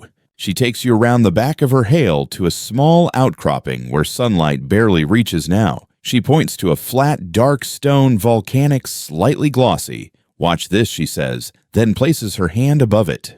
You squint. It takes a moment. Then you see it. Her shadow is reflected, not just cast on the stone. A faint shimmer of motion darker than the surface, but more fluid than a normal shadow. It only shows up at this time, she says, when the light passes through the split in the trees. She lifts her hand and the reflection dances, puts it down, and it vanishes. "We used to call it the second self," she says. "When we were kids, we thought it meant you were being watched by your future." You smile at that. It feels like something out of a myth, and maybe it is, but it also feels true. Some oral traditions mention these shadow mirrors, stones, or water pools where shadows didn't behave normally. Some were thought to be signs of prophecy, others just curiosities. Historians can't agree whether these beliefs were widespread or family-specific. But even they admit that in a culture so attuned to light, these natural quirks often took on deeper meaning. The light continues to shift, and the second self vanishes as quickly as it appeared. Lonnie shrugs. You only see it if you're still. A breeze picks up as you walk back toward the central clearing, now bathed in amber. The trees cast long, slanted shadows across the walking paths, creating a natural lattice of light and shade. Children leap from beam to beam, pretending the light is lava, and the shadowed spots are safe islands. You watch amused as one boy gets burned and collapses dramatically. Laughter echoes across the clearing. Even their games are tied to sun logic. Nearby, a man has lined up 7 stones in a curving row and placed a stick vertically in the center. You ask what he's doing. Predicting dinner, he says with a smirk. Turns out, this is his family's shadow gauge for knowing when to begin roasting the fish. If the stick's shadow touches the 3rd stone, he flips them once. 5th stone, time to remove the leaves. 7th stone, you missed your chance. Now it's leftovers. You sit down beside him, the scent of sea salt and smoked oil rising into the thickening air. He hands you a small wrapped packet of fish, warm to the touch, soft with coconut. No utensils, just fingers and steam and gratitude. You eat slowly. Every bite feels more vivid than you remember food ever being. Maybe it's the setting. Maybe it's the timing. Maybe it's the shadow. Here's a curious historical aside. Early explorers noted that Hawaiians often refused to eat certain meals at specific times, not because of superstition, but because of environmental cues. If the wind came too early, or the light hit the calabash at the wrong angle, the meal was postponed. It wasn't fear, it was rhythm, harmony. Historians debate whether these were rigid systems or fluid customs. Some describe them as hyper-practical, based on temperature spoilage or safety. Others believe they were more spiritual, a way of showing respect to the food, the earth, the sun. You finish your meal just as the last sliver of sunlight disappears behind a ridge. The shadows now are thick, long, and slow-moving, like they've had a long day too. People begin to gather again, not as a ritual, just as a habit. They sit where the light used to be. They talk softly. A few begin to hum.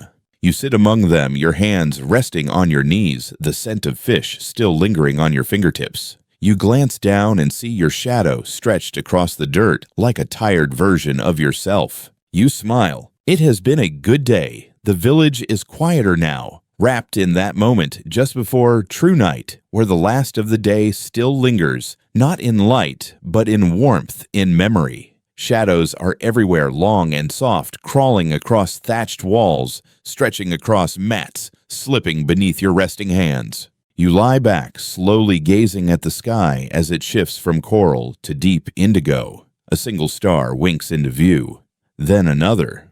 The moon tonight is still absent, leaving the sky to the stars alone.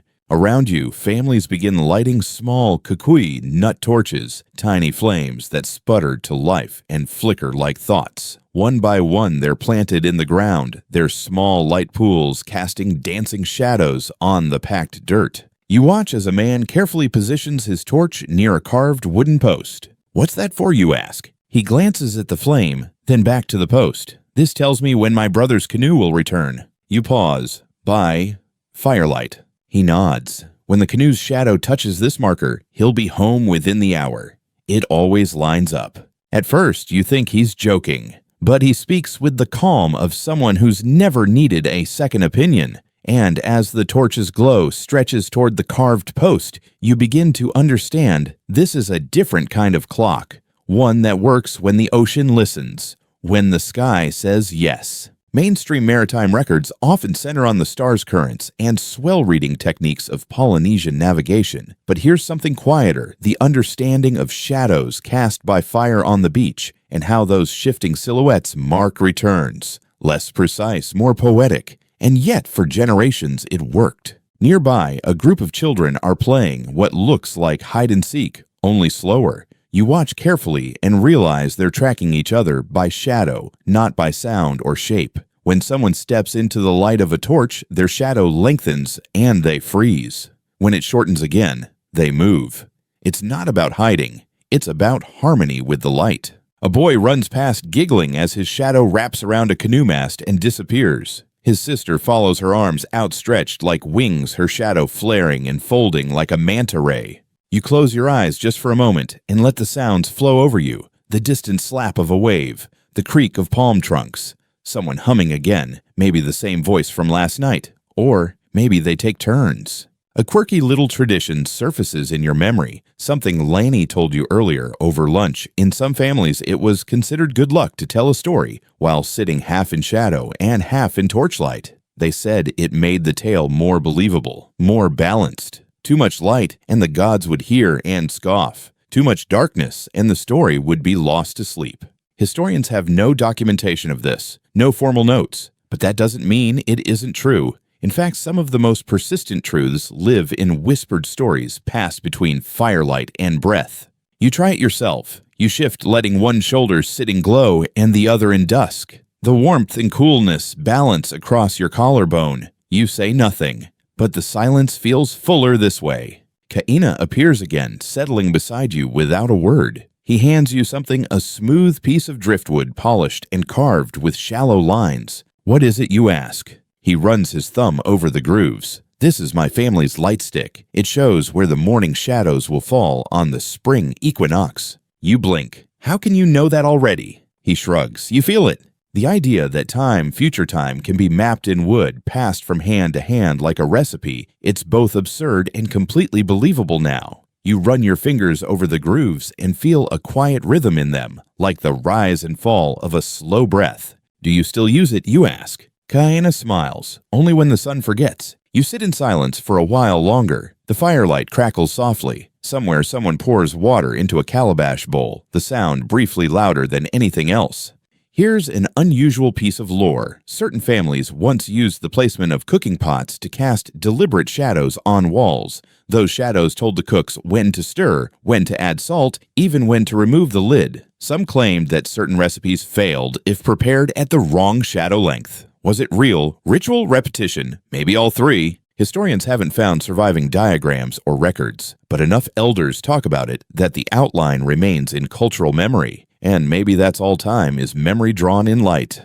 The fire beside you dims its oil, nearly gone. The villagers start to scatter, slipping quietly into their homes or laying out mats beneath the stars. One by one, the torches are snuffed, not all at once, but like petals closing at nightfall. You rise and stretch. Tonight, you'll sleep on the southern side of the canoe house where the wood still smells of salt and the ground holds the warmth of the afternoon. You lay your mat near the prow of the canoe. Above, the thatch roof opens to a clean patch of sky, and you lie there watching your own shadow, faintly outlined by starlight, stretching toward the hull. You trace it with your fingertip until it disappears. And then so do you. Dawn returns not with a clamor, but with a hush. You wake to the faint pink tint brushing the underside of the clouds, the kind of color that only exists for a few minutes each day, and always feels like it might vanish if you breathe too loudly. The air is cooler now, edged with dew, and the earth beneath your mat is softer, as if it too has been resting. Above you, the sky begins to ripple into blue. You sit up slowly, rubbing your face, and notice it immediately. The shadows are back. Not yet bold, not yet assertive, but gentle, cautious outlines that stretch long and thin across the path, as if testing the ground. It's the soft light of first shadow, and here it means everything is about to begin again. Kaina is already awake, squatting beside a coconut tree and watching the shadows it throws across the packed dirt. He doesn't look hurried. He never does. But his eyes are alert, scanning the ground like a scholar. You join him, sitting cross-legged. He points to a faint mark in the dirt, almost a scar more than a line, and says, "When the tree's shadow crosses, that I start weaving nets." How long until that happens? He looks up, tilts his head, and shrugs. 10 breaths. Maybe 12. He's right. About halfway through your 12th exhale, the shadow meets the line as if responding to the rhythm of your lungs. And he begins. It's this interplay between body and world breath and branch that makes the shadow system so deeply human. Time isn't imposed here. It's observed, danced with. It's not a master. It's a guest. You help him unravel the netting fingers moving clumsily at first, but Kaina is patient. The shadow teaches you, he says. Let your hands follow it. By mid-morning, the nets are drying in the sun, casting their own checkerboard of shadows on the earth. A boy hops between the squares, counting as he lands 1 fish, 2 fish, 3 fish, none. His own version of fortune-telling, maybe, or just rhythm. Nearby, an auntie sets out a row of gourds to dry. She watches the shadows creeping toward them, and when one gourd's shadow touches the base of the water jar beside her, she begins to turn them over. Keeps them even, she mutters half to herself. no dark side, no sour smell. Mainstream agricultural texts might mention drying techniques or fermentation ratios, but none of them tell you that people once turned gourds based on the whisper of a creeping shadow, and yet it worked. You can smell it in the sun-warmed air, the quiet certainty of good timing. You find your way to the clearing again, where Lonnie is brushing a mat with a frond, sweeping away the soft debris from last night's gathering. She pauses when you arrive and hands you the frond. Want to make shadow tea? You blink. Is that a joke? She laughs. It's a name we gave it as kids. We only steep the leaves when the shadow of the post touches the flat rock. You glance around. The post's shadow is inching toward the spot slowly but deliberately. In the meantime, she gathers leaves from a small bundle. Awa root noni, a bit of lemongrass. The pot is already heating on a clay stove. Steep too early, it's bitter, she says. Too late, and it tastes like foot water. You ask if she's ever used a clock for it. She raises an eyebrow. Why the shadows never lied. The post shadow finally kisses the flat rock, and she drops the leaves into the water. Steam rises with a soft hiss. You close your eyes and breathe it in. Here's a fringe tidbit. In some families, shadow tea was also used for storytelling rites. The tea was brewed at a specific shadow mark, then shared in silence. Once it was finished, the eldest in the group would begin a story never before. Some believed the timing opened the ears of the wind, allowing tales to carry farther, be better remembered, or reach the ancestors. Historians still argue whether these rituals were widespread. Some dismiss them as modern inventions wrapped in old aesthetics. Others, often ethnobotanists and linguists, believe they mark the fusion of environmental knowledge with oral tradition, a form of cultural echo that reinforced identity through shared timing. Lonnie pours the tea into 2 small gourds and hands one to you. It's earthy, a bit sharp, but mellowed by something you can't name. She drinks hers without a word, her eyes focused on the slowly changing shadow beside her foot. You sip, then wait. It's quiet, peaceful. And then, without preamble, Lonnie begins to speak softly, evenly, like a chant. My grandmother told me that shadows are what the sun uses to remind us that we're not alone, that even when we can't see the light directly, it's still making a shape for us to follow. You nod. There's nothing to add, nothing to interrupt. Later, you walk with her to the edge of the taro patch. Workers are bent low, their silhouettes stretching across the rows. One man checks the angle of a neighboring tree's shadow to determine which plants are cool enough to be lifted without bruising. He lifts a leaf, examines its underside, then nods. The light agrees. This is shadow logic, subtle, quiet, consistent. As the sun begins to angle westward again, you notice how the shadows now point in the opposite direction from when you first woke. They've completed half their arc for the day, curving gently like a bowstring drawn tight. A young girl near the canoe house is tracing the change with a stick in the dirt, drawing a new arc beside the old one. Tomorrow's will be a little lower, she says. It always dips right after the big tide. You ask how she knows that. I don't, but the shadows do. The girl's words linger as you continue down the slope, her confidence as casual as the breeze threading through the palms. I don't, but the shadows do. It's the kind of wisdom that feels borrowed, not something she invented, but something she's merely repeating like an old song you hum without thinking. And down here by the shore, it's as if the world is humming it too. The tide has started its long pull out to sea, leaving behind a shimmer of wet sand that reflects the sky like a mirror turned on its side. You walk barefoot across it, your toes sinking slightly, and behind you, your shadow follows longer, now darker. You glance over your shoulder and realize that it no longer stretches east, but slightly north. The sun is turning again. Kaina is at the water's edge, his trousers rolled up, watching a line of tiny crabs scuttling back toward the rocks. He greets you with a nod, then squats down his hands on his knees.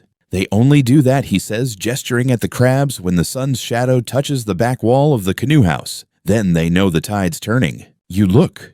The canoe house sits up the slope, half hidden by tie plants. The shadow does indeed graze the back wall, just as he said. Smart crabs, you murmur. He shrugs. Smarter than most people. Mainstream zoologists will tell you that crabs respond to light, heat, vibration, sensory cues. But the idea that their behavior lines up so neatly with a man-made structure's shadow, that's the kind of observation that doesn't get published in journals. It gets passed down over fish and fire. You sit beside him on a driftwood log. He picks up a thin stick and begins drawing lines in the sand. 3 days ago, the shadow reached here. He marks a spot. Tomorrow, it'll reach just beyond this rock. Another mark. When it passes this one, he adds, we start gathering opihai. He doesn't elaborate on why. He doesn't need to. There's a rhythm here. You can feel it under your skin like the ocean's pulse syncing with your own. Time isn't measured. It's remembered, felt, predicted by shape and shade and silence. Nearby, a woman is gathering seaweed in a woven basket. She's not checking a list, not timing her collection. She glances instead at the jagged silhouette of a rock, its shadow just beginning to fall on a tide pool. When the water darkens, she stops. That's her cue. Here's a delightful footnote from the fringes of history. Some shoreline gatherers would refer to the sea's mood based on how the shadows of specific rocks behaved. If the shadow flickered quickly across a pool, it meant the current was mischievous, unpredictable, even rude. If the shadow stayed still and wide, the sea was calm and generous. This language of rock and light wasn't taught in schools. It was whispered, laughed about, mimicked with stories in hands. Historians still debate whether such descriptions were metaphor or real environmental forecasting, but in this place where light moves like breath, it doesn't seem strange at all. You follow Kaina back up toward the village where preparations for the evening meal are beginning. Smoke curls upward again. Baskets are being shifted to stay out of the descending light. Someone claps twice a slow, deliberate rhythm, and people begin to gather. But before you reach the clearing, you pass by a small garden nestled between two old stone walls. You hadn't noticed it before. It's nothing grand, just a neat row of medicinal herbs, taro sprouts, and a papaya tree. What catches your eye, though, is the tall post rising from the center of the garden and the line of coral stones aligned at its base. A woman stands nearby watching. She waves you over. This is the shade line, she says. When the post's shadow reaches the last coral, we water the garden. You glance at the shadow, which is just shy of the fourth stone. What if it doesn't get there? She chuckles. It always gets there. The sun is more reliable than memory. This garden, she explains, is planted and maintained entirely by light. Every stone marks a point in the season, in the day, in the habit of growth. The plants don't just live in soil, they live in shadow. A quirky little fact emerges in the conversation. Certain early Hawaiian healers tracked the effectiveness of their plant medicines not just by how or when they were picked, but where the plant's shadow fell on harvest day. If a noni fruit cast its shadow over a stone rather than dirt, it was said to hold double calm, a better remedy for dreams and fevers. Whether symbolic or literal, this belief shaped the healer's choices. Historians often sideline this kind of knowledge, labeling it mystical, but you begin to see how practical it is, how it builds a memory system that doesn't rely on ink or parchment, but on consistent visible phenomena. Shadow as ledger, light as language. By the time you return to the clearing, the sun has lowered enough to tint everything gold. The mats are laid out, bowls are arranged. Everyone seems to know exactly where to be, not because of a clock, but because of a beam of sunlight landing squarely on the edge of the central fire pit. That's all the signal they need. You sit beside Kaina again. A child passes you a steaming bowl, and you eat slowly, not speaking. Around you, the shadows grow thick again, curling under knees, folding across shoulders, braiding into the fabric of evening. A breeze rustles the tie leaves, and a voice begins to sing soft, rhythmic weaving through the hush, like a lullaby only the shadows understand. You close your eyes just long enough to feel the temperature drop, then open them to watch your shadow stretch farther than before, leaning toward the sea. It's not about chasing it. It's about letting it go ahead of you. The night arrives slowly but with purpose. It doesn't fall. It unfolds. One star at a time, one whisper of wind after another. You sit a while longer in the dimming glow, watching as people move, not hurriedly, but with calm certainty. The final chore of the day is not a task, it's a ritual, following the light until it vanishes. A boy with an armful of kindling moves toward the fire pit, glancing at the long shadow cast by the nearest post. It lands just shy of a half circle of white stones. That's his cue. He adds the wood carefully, as if feeding a sleeping animal, and the flames rise with a gentle whoosh, illuminating the gathering from below. You turn toward Kaina. He doesn't look at the fire. He looks at the shadows it creates. They'll tell you how long the story should be, he says. And sure enough, the fire throws moving silhouettes across the nearby canoe hulls and hanging gourds. The shadows flicker, grow, and shrink with each shift of the flames. Tonight, the elders begin their story early. Maybe it's the moonless sky, or maybe it's the way the wind stilled for just a moment. But when the chanting begins, no one interrupts. You settle in, legs crossed, arms loose at your sides, your body following the silence. The story is one you've never heard, and yet it feels familiar. A tale of a woman who could read shadows in dreams, who once told a chief not to travel because his sleeping shadow hadn't returned to his body yet. She was right, of course. The story winds through islands and stars, canoes and bones, but the part that lingers is the way she sat night after night, watching not the stars, but the shape her own shadow made on the back of her sleeping mat. When it bent upward like a hook, she'd say, "I knew someone I loved was thinking of me." You glance behind you, watching your own shadow on the grass. It's long, slow-moving, more breath than line, but it's there. A fringe tradition mentioned in passing once by an explorer, some Hawaiian households would leave a mat or bowl out overnight just beneath where the moonlight or firelight cast a shadow. In the morning, they'd examine it. A still symmetrical shadow meant peace. A broken or scattered one meant to wait before making big decisions.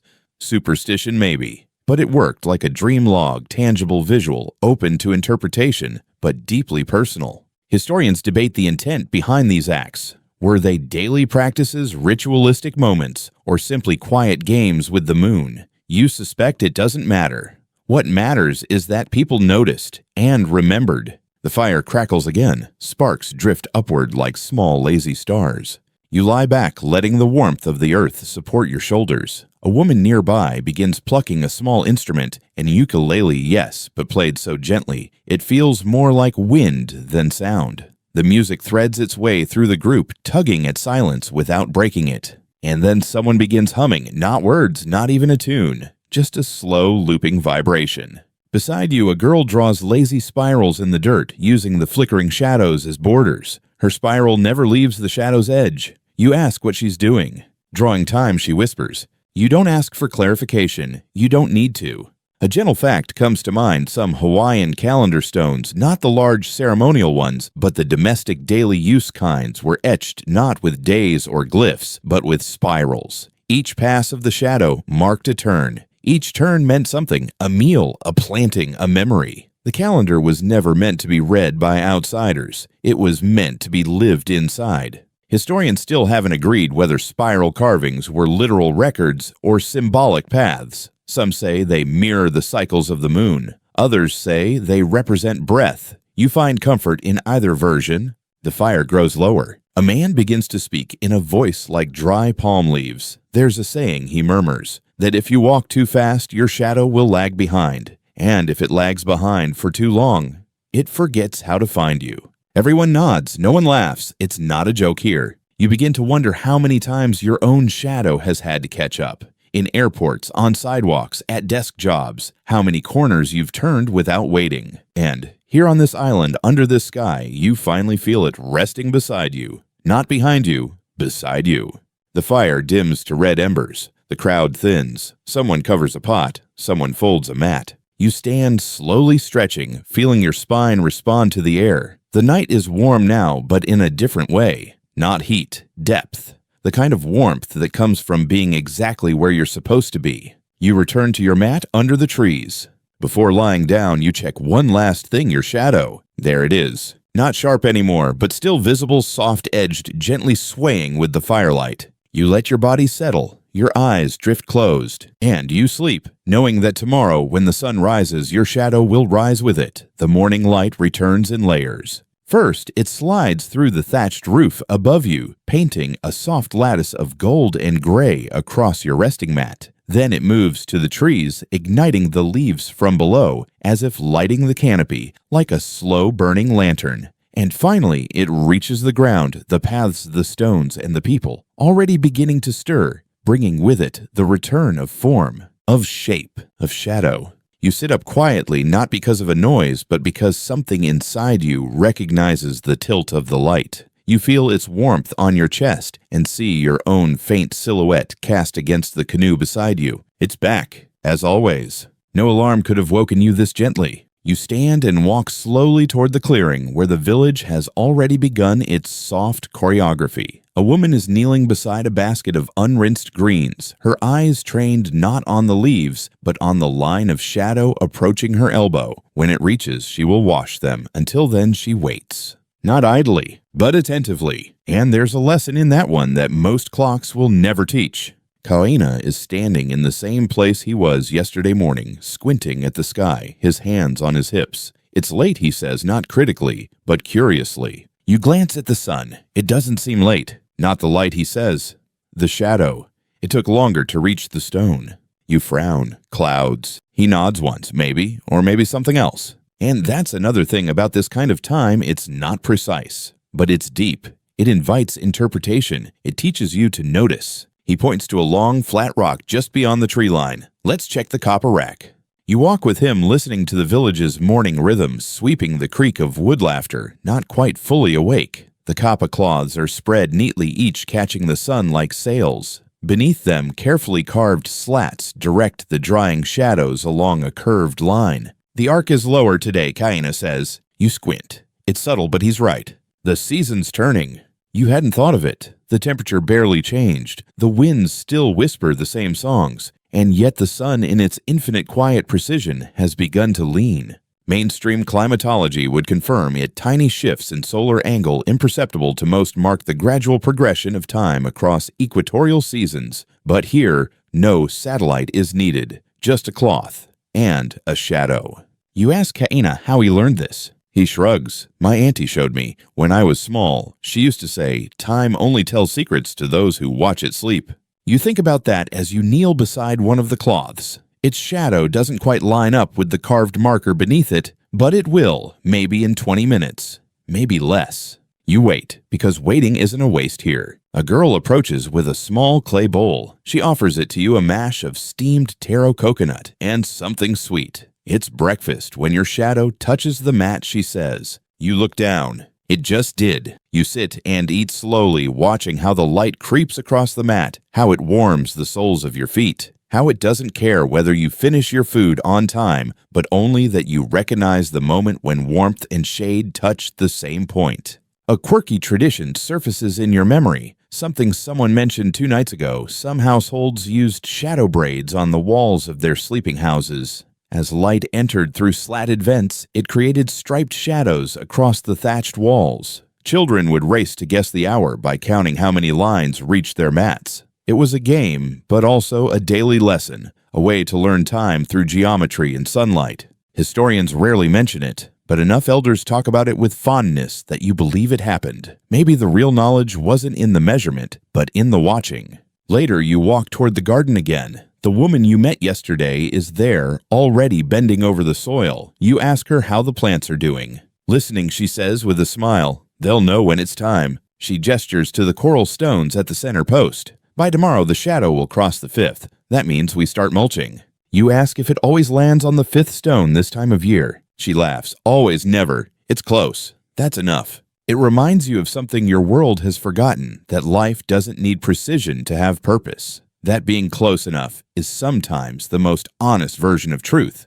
You help her carry a small bucket of compost. As you work, the shadow creeps slowly toward the 4th coral. You don't need to check. You feel it in the back of your mind, like the tide whispering toward your ankles. At mid-morning, you pause at the gathering spot near the old breadfruit tree. Someone has arranged small leaves along a curved stick. Each leaf is placed where yesterday's shadow touched during a different hour. You ask what it's for. Memory says a boy sitting nearby. We're mapping what happened. You ask if he means events. No, he replies, just light. It's a kind of calendar. You've never seen one based not on what you do, but on what the world does. A catalog of shadows. You sit with him, watching today's shadow diverge slightly from yesterday's. He doesn't mind. Every day has its own walk, he says. By noon, the shadows pull back again, shrinking into the bones of the village. People slow. A few doze under trees. Children sit in shade circles like animals under low canopies, drawing lines in the dirt with sleepy fingers. Kaina finds you again. He holds a small, smooth rock in his hand. This one, he says, used to sit at the edge of the canoe house. When its shadow disappeared, it was time to say goodbye. You hold the rock in your palm. It's warm and light. You ask who he said goodbye to. He doesn't answer for a while. Then people, seasons, days. You nod, and in the moment between sun and silence, you begin to understand that here, time isn't something you spend. It's something you share. The afternoon unfolds like a slow wave, crestless, steady, almost imperceptible, unless you're watching for it. And here watching is the only way to know that time is passing at all. You're in the garden again, kneeling beside a bed of young taro shoots. The soil is soft, slightly damp from yesterday's watering, and warm from a full morning of sun. A girl sits beside you, brushing a stem gently with the side of her hand. Too early, she says, the leaves still talking to the light. You ask what she means. She grins. When it bends a little to the left, it's ready. You watch the leaf trying to understand. It's green and broad, trembling in the light wind. Then, almost like it heard her, it shifts just slightly enough to catch a different edge of sunlight, casting a sharper shadow on the soil below. She nods. Now. And just like that, she digs. In another world, someone might use a timer or a date on a calendar. But here, all you need is a leaf, a sunbeam, and someone who's been paying attention. Nearby, a woman is carving shallow grooves into a long wooden board. You approach her slowly, curious about the smooth, rhythmic motions of her knife. She looks up briefly and says, "Marking the light." You look closer. Each groove corresponds to a different place the sun hits her porch during the year. This one's for first planting. That one's when the big fish come. This one here, she taps it with her thumb, was my daughter's first step. It's a calendar, but not a calendar of days. A calendar of shadows. She tells you she's nearly finished, and when she is, she'll lay the board flat in the yard. Each day at mid-morning, the sunlight will move across it, hitting one groove, then the next. She says she doesn't check the grooves. She just notices when the light does. Mainstream records call this kind of timekeeping non-linear, but that's a simplification. It's not that these people don't move forward. It's that they move with not against the cycles around them. Time isn't an arrow, it's a pattern, and the shadows trace its shape. You think about your own life, about how many times you've ignored the sun's invitation to slow down. How many fluorescent lit days have passed where your only knowledge of the hour came from numbers glowing on a screen. You sit with her for a while as she works carving one groove for today's light. Not because anything special happened, but because this too is part of the pattern. A quirky custom comes to mind from something Kaina mentioned last night. Certain households used light songs, short rhythmic phrases chanted only when a particular shadow appeared. One for when the shadow of the breadfruit leaf touched the doorstep. One for when the washing stone was no longer shaded. Each song was like a musical sticky note. A gentle nudge, now it's time. But the melody did more than instruct. It imprinted the hour into memory. Historians haven't written much about these songs, and the ones that survive are fragmentary. A verse here, a line there, but when sung at the right moment, at the right light, they still hold meaning. As the sun continues to arc westward, the village adjusts. Children move from play to pause. A mat is unrolled in a shady corner. A man sits quietly polishing the side of a calabash with slow circles. Not rushed, just present. Kaina joins you again as the wind begins to shift. Smells like tides turning, he says. And sure enough, the ocean below looks different now. Its sheen, more silver. Its rhythm, softer. You walk together toward a rocky outcropping overlooking the bay. From here, you can see the line where sunlight ends and ocean begins. The border is hazy golden and stretches all the way to the horizon. People think shadows only fall on land, Kaina says, gesturing to the sea, but the water has its own. You watch as the light reflects off the surface, shifting constantly. Then you see it darker streaks, subtle but visible, where the waves break differently. Those lines, he explains, used to tell us where the warm currents ran, where the fish liked to wait.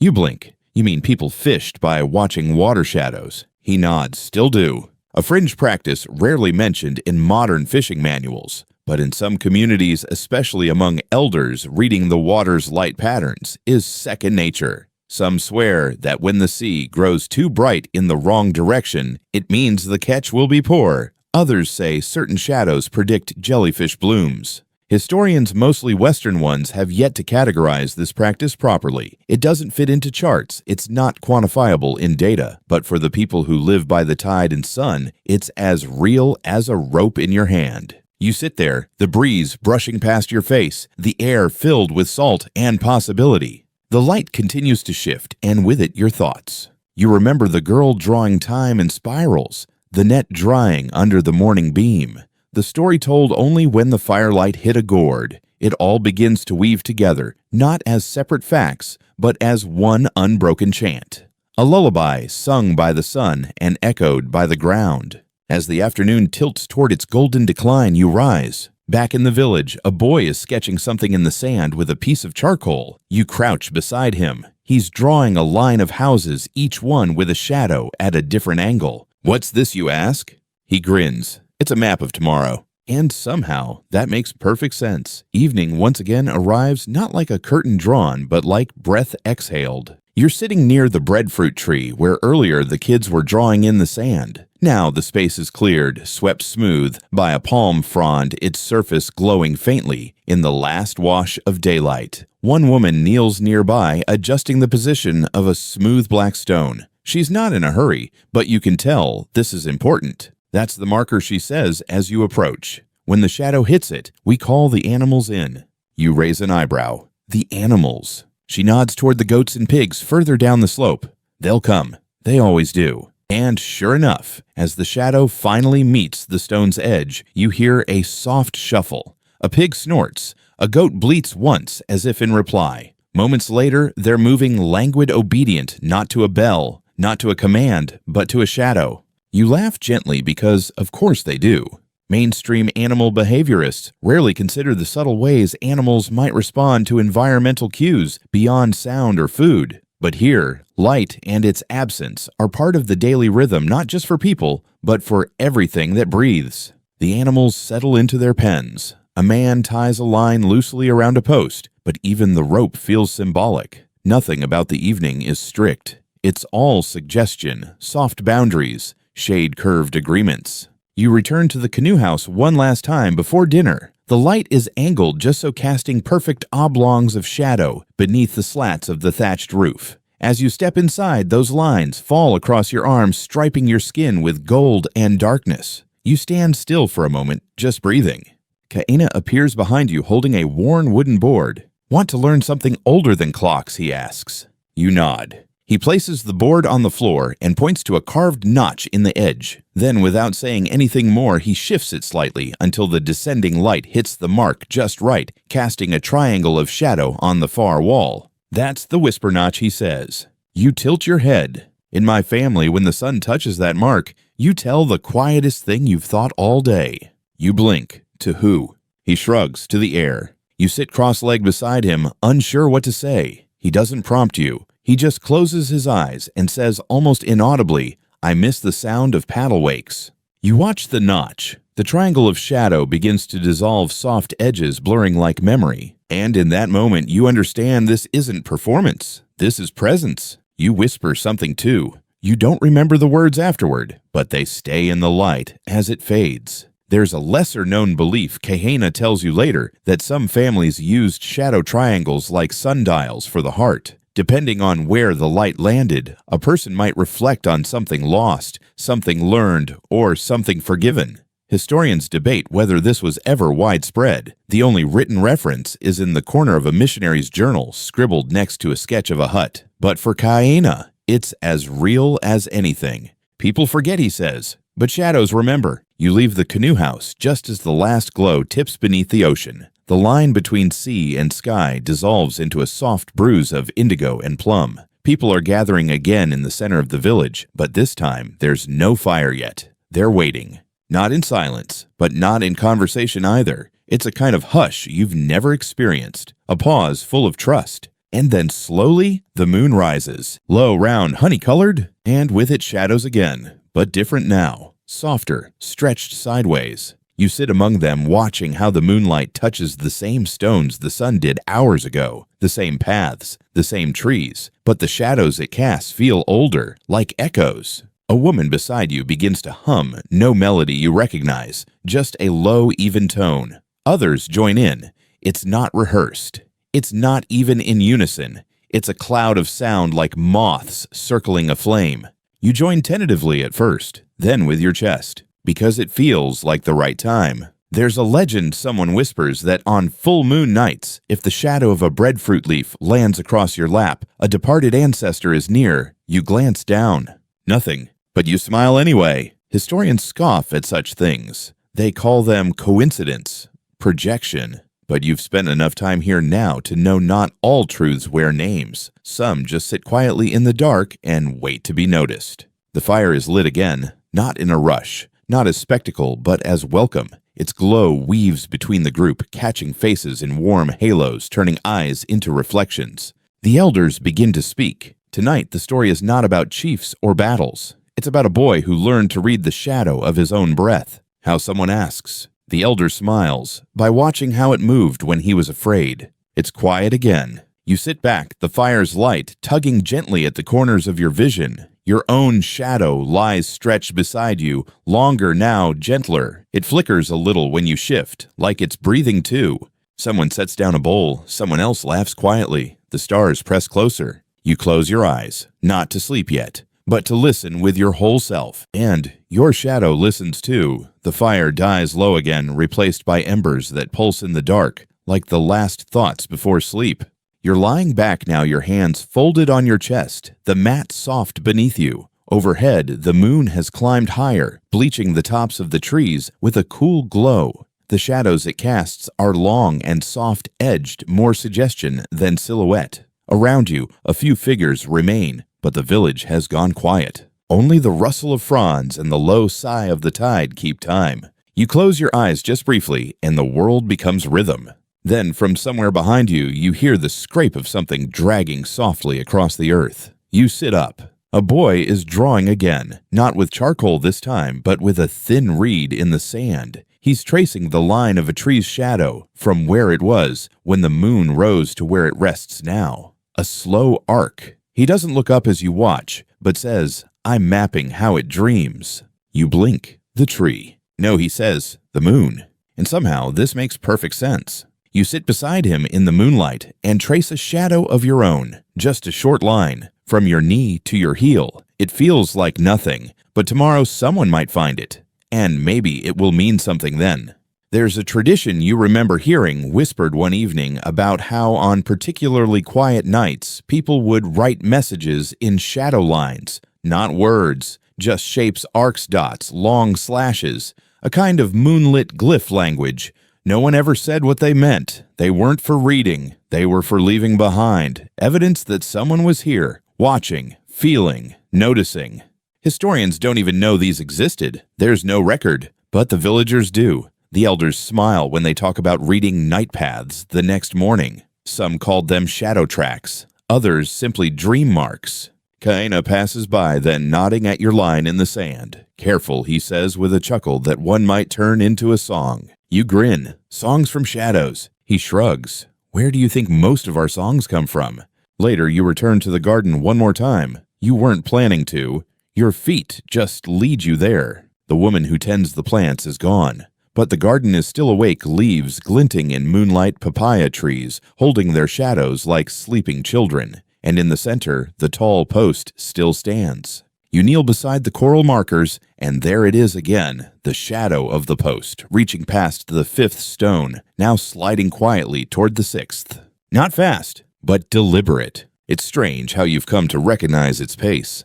You trace the 6th coral with your finger. It's smoother than the others. Maybe older, or maybe just touched more often. You lie back on the soft grass hands behind your head eyes on the stars. You can hear the sea closer now. Or maybe you're just quieter. From here, the moonlight feels like a kind of rain, gentle, even falling without weight. You don't even notice when someone settles beside you. A girl. Maybe the same one who made shadow tea. Maybe someone else. Doesn't matter. She whispers tomorrow's a split shadow day. You turn your head puzzled. When the morning light and the tide pool light cross each other, it only happens twice a month. What happens when they do? She shrugs. We rest longer. You want to laugh, but you don't. Because of course. Why wouldn't time tell you when to slow down? You whisper, what if it's cloudy? She smiles. Then the clouds are the shadows, and we listen to them instead. A fringe belief drifts through your thoughts, something rarely mentioned even in oral histories. Some elders say that clouds are wandering shadows, untethered and curious, allowed to cross the sky freely to remind us that not all patterns need to be fixed. Some families even called particularly dramatic cloud days the sky's dreaming.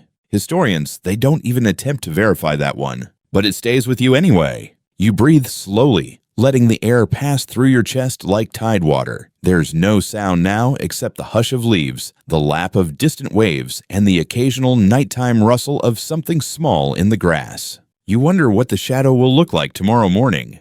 And you know you'll be there to see it, because now time isn't something you count. It's something you keep company. You wake not because of sound, but because of shape. There, on the inside of your eyelids, even before they open, is a shift in light. A soft pressure of brightness that's not quite heat yet. You blink against the sky, still tinged with the last traces of early blue. The village hasn't stirred much yet, but the shadows have. They're already stretching. You sit up on your mat, brushing sleep from your shoulders, and watch your own silhouette reappear, cast gently against the pale dirt ground beside you. It isn't sharp, not yet. The sun is too young, but it's enough to remind you the world is already moving.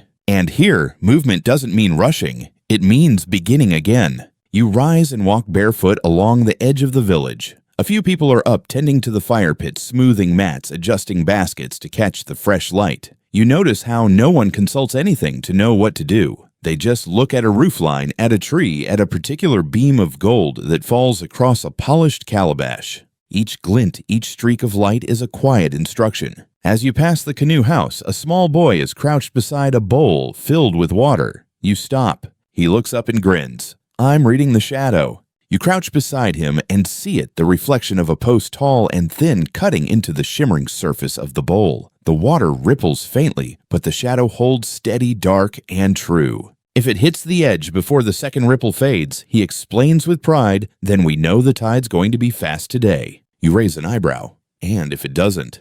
He shrugs. Then it's a lazy tide. You're enchanted. A footnote you once read flits across your memory. Some Hawaiian children were taught to predict the day's weather, not by sky alone, but by how long water held a shadow before it moved. If the water shimmered early, wind was coming. If it stayed still longer, expect a still sea. Modern meteorologists would raise an eyebrow. But then again, when's the last time a weather app taught you to feel the sky? Kaena approaches carrying a gourd filled with a warm drink fragrant a little nutty. He hands it to you and nods at the bowl. That's my nephew, he says. He watches better than I ever did. You smile. He said the tide would be fast. Kaena looks at the sea. Then it will be. You sip.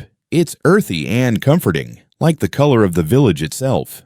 The two of you walk a little further past the sleeping pigs, past the baskets stacked neatly in the shade. The path curves toward a small stone platform bare, except for a single upright stick set deep into its center. You recognize it. The noon stick. Kaena grins. It's early, but we can guess. You kneel beside the platform, noting where the shadow of the stick lands. It stretches to the west, sharp and slender. He points with a knuckle. By the time it shortens to there, he taps a small notch in the platform's edge. It'll be time to rinse the nets. And what if you're off He smiles. Then the nets rinse us. A gentle joke. But you understand. Time here isn't a demand. It's a conversation. Sometimes you speak. Sometimes you listen. Sometimes the ocean responds before you do.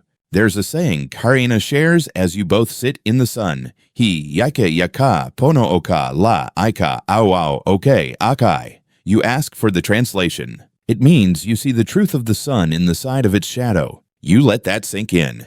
That even light needs contrast. That even truth needs something soft beside it to be known. A woman approaches with a bundle of freshly dyed cloth. She lays them out beside the noon stick in neat radial lines. You watch as their colors catch the sun. The shadows fall differently, on each sharper, on red fuzzier, on yellow, completely absorbed by dark indigo. She gestures at the stick. These ones dry best when the shadow's short. The green ones wait for longer shade. You glance at Kaena. You all color your day. He laughs. We let the day color us. A fringe belief floats back in certain coastal villages. Dye timing was regulated not by fixed hours, but by shadow behavior. The hue of a plant extract could change noticeably if steeped too long in morning sun or too little in afternoon shade. And so timing wasn't a clock, it was a practice, a dialogue, a gentle calibration with the light. Historians still debate whether such precision was intentional or incidental, but you've seen enough now to know nothing here is accidental. The woman adjusts one green cloth, glancing toward a boulder nearby. When its shadow touches the corner of that dye mat, she says we fold. You watch the boulder. The shadow is still a few finger widths away. You have time. You help her stretch another length of fabric. The wind is just starting to rise and the claws ripple like sails. You close your eyes for a moment and feel not time passing, but time being, like light and breath and warmth. Later, as you carry a basket toward the garden, you notice your own shadow fall ahead of you, shortening as the sun rises higher. You pause. You measure it with your hands. Kaena sees you and nods. You're starting to speak the language. You grin, not fluent yet. Fluency comes when you stop translating. You think about that. When you stop converting shadow to numbers, when you stop comparing it to a calendar or a deadline, when you just feel it. You walk the rest of the way without checking your shadow again, but you notice it anyway. On the path beside a fence across a sleeping dog's back, it walks with you softly, like a quiet sibling, like memory. The garden is warm by the time you arrive. The sun's rays fall at a sharper angle, now spotlighting each leaf with precision. The taro glistens faintly, its curved blades reflecting the sky back at itself, and the breadfruit tree's thick canopy casts a dappled quilt of shade over the mulch below. You step under that patchwork of light and shadow, and everything slows. The woman you often see here is crouched low, her elbow resting on one knee, her gaze fixed not on a plant, but on the base of the central post. A ring of small shells lies arranged in a tidy arc beside it. You look down. The shadow of the post touches the first shell. She notices you and smiles. We're timing the watering today. You blink. With shells. She nods. Each shell marks one plant row. When the shadow reaches a shell, we move to that row. You squat beside her, watching the slow, inevitable movement of the shadow toward the second shell. It's like watching sand fall so gentle you might not notice it if you weren't really watching.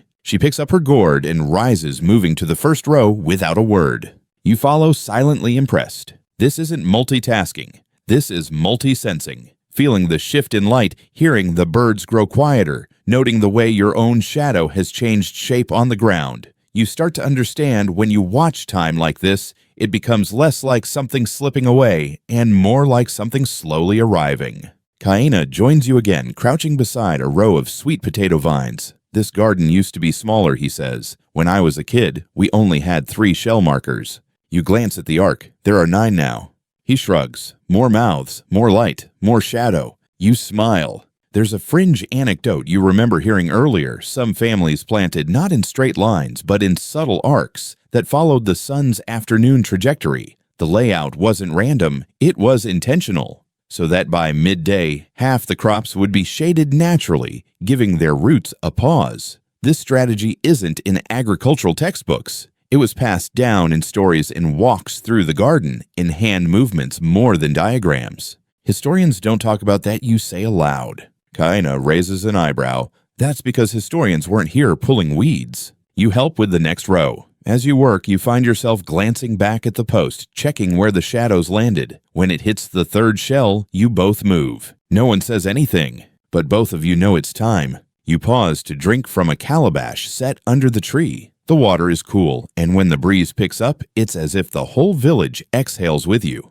Further down the slope, 2 children are playing with palm fronds, casting exaggerated shadows on the side of a hut and laughing at how large their fingers look. One of them tries to make a lizard. The other attempts a canoe. Both are terrible. Both are perfect. You walk past them smiling. Nearby, an older man is watching the same children while mending a net. The mesh lays across his lap like a second skin. He doesn't look up as he speaks. Time isn't something we keep, he says. It's something we play with. You sit beside him curious. He gestures toward a set of small notches carved into the side of the netting needle. My father made these. Each one marks a full sun round when the net was finished, when it was used, when it was repaired. You count them while you work. You ask if that helps him remember. He shrugs. It helps the net remember. There's something so beautiful in that idea. Historians still debate the purpose of such markings. Some say they were decorative. Others suggest they marked fishing seasons or moon phases. But here, they serve another role entirely. They connect an object to time, not through abstraction,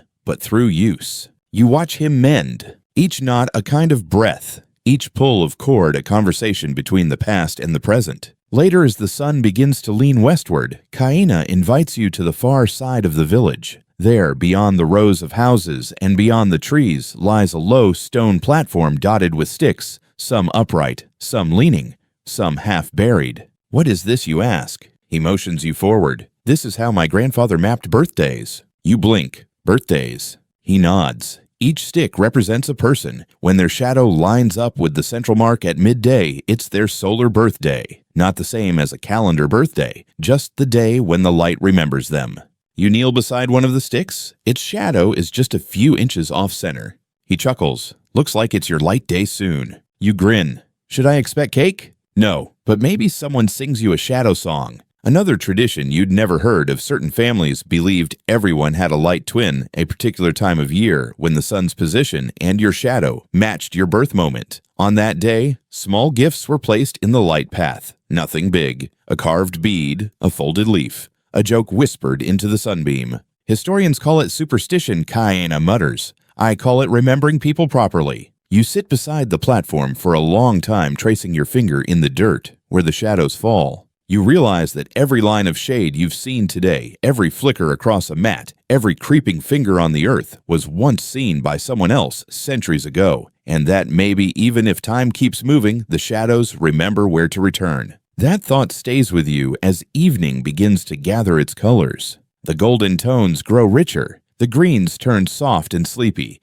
The birds' calls stretch longer, their pauses more frequent. You walk slowly back to the center of the village, stepping carefully around your own shadow as you go. Because now it's no longer just a shape. It's your place in time. By the time you reach the center of the village again, the sun has dipped low enough that all the houses cast long shadows, gentle, cool shapes that stretch across the path like threads waiting to be tied together. You step carefully between them as though they were sacred. Maybe they are. The fire hasn't been lit yet, but the fire circle is swept clean. Mats are unrolled. People sit cross-legged or reclined, each turned slightly toward the west. No one speaks loudly. No one rushes. The entire village feels like it's holding its breath, waiting for the sun to say goodbye. Kaina is already seated near the center, weaving a cord around a curved stick. You settle beside him, your knees brushing dry grass, and he nods to the horizon. Tonight, he says, the sun will set between the twin stones. You follow his gaze. Just beyond the village edge, two upright boulders stand like sentinels. From here, they frame a narrow slice of sky where the last light will soon fall. You raise your eyebrows,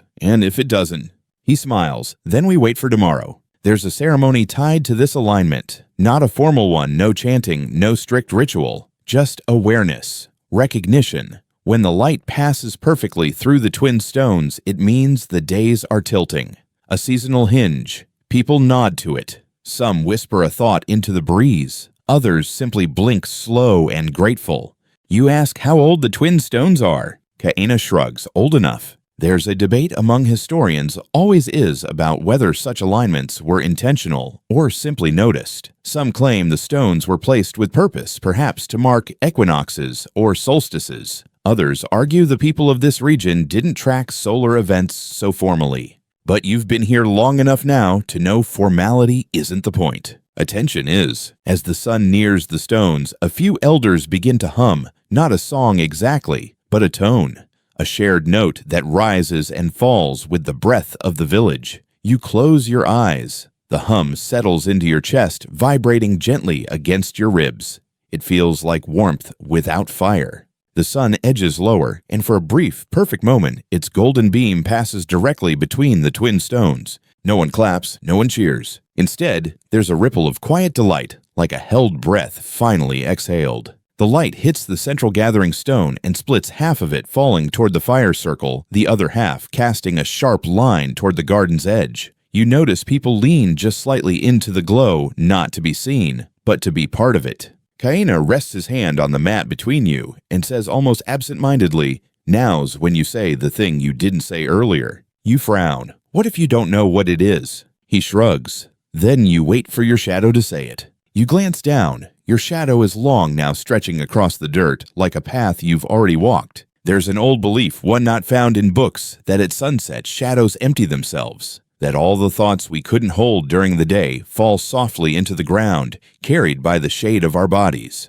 Some villagers still practice this. At the end of each day, they sit with their shadow, letting it stretch fully away from them, and then whisper into it. Not wishes, not regrets, just a quiet sharing, a release. You try it. You don't know what to say, so you just breathe slowly and think about everything the light showed you today. The shell markers, the net notches, the line in the die mat, the birthday sticks, the laughter of children pretending to be lizards in the side of a hut. You think about how none of those things would mean anything on their own, but together they form a language, a soft flickering language made of shade and light. Later the fire is lit, this time with less fanfare, just a spark, a curl of smoke, the slow gathering of warmth. People begin to eat. Calabashes are passed around filled with warm broth root vegetables and something tangy you can't quite identify.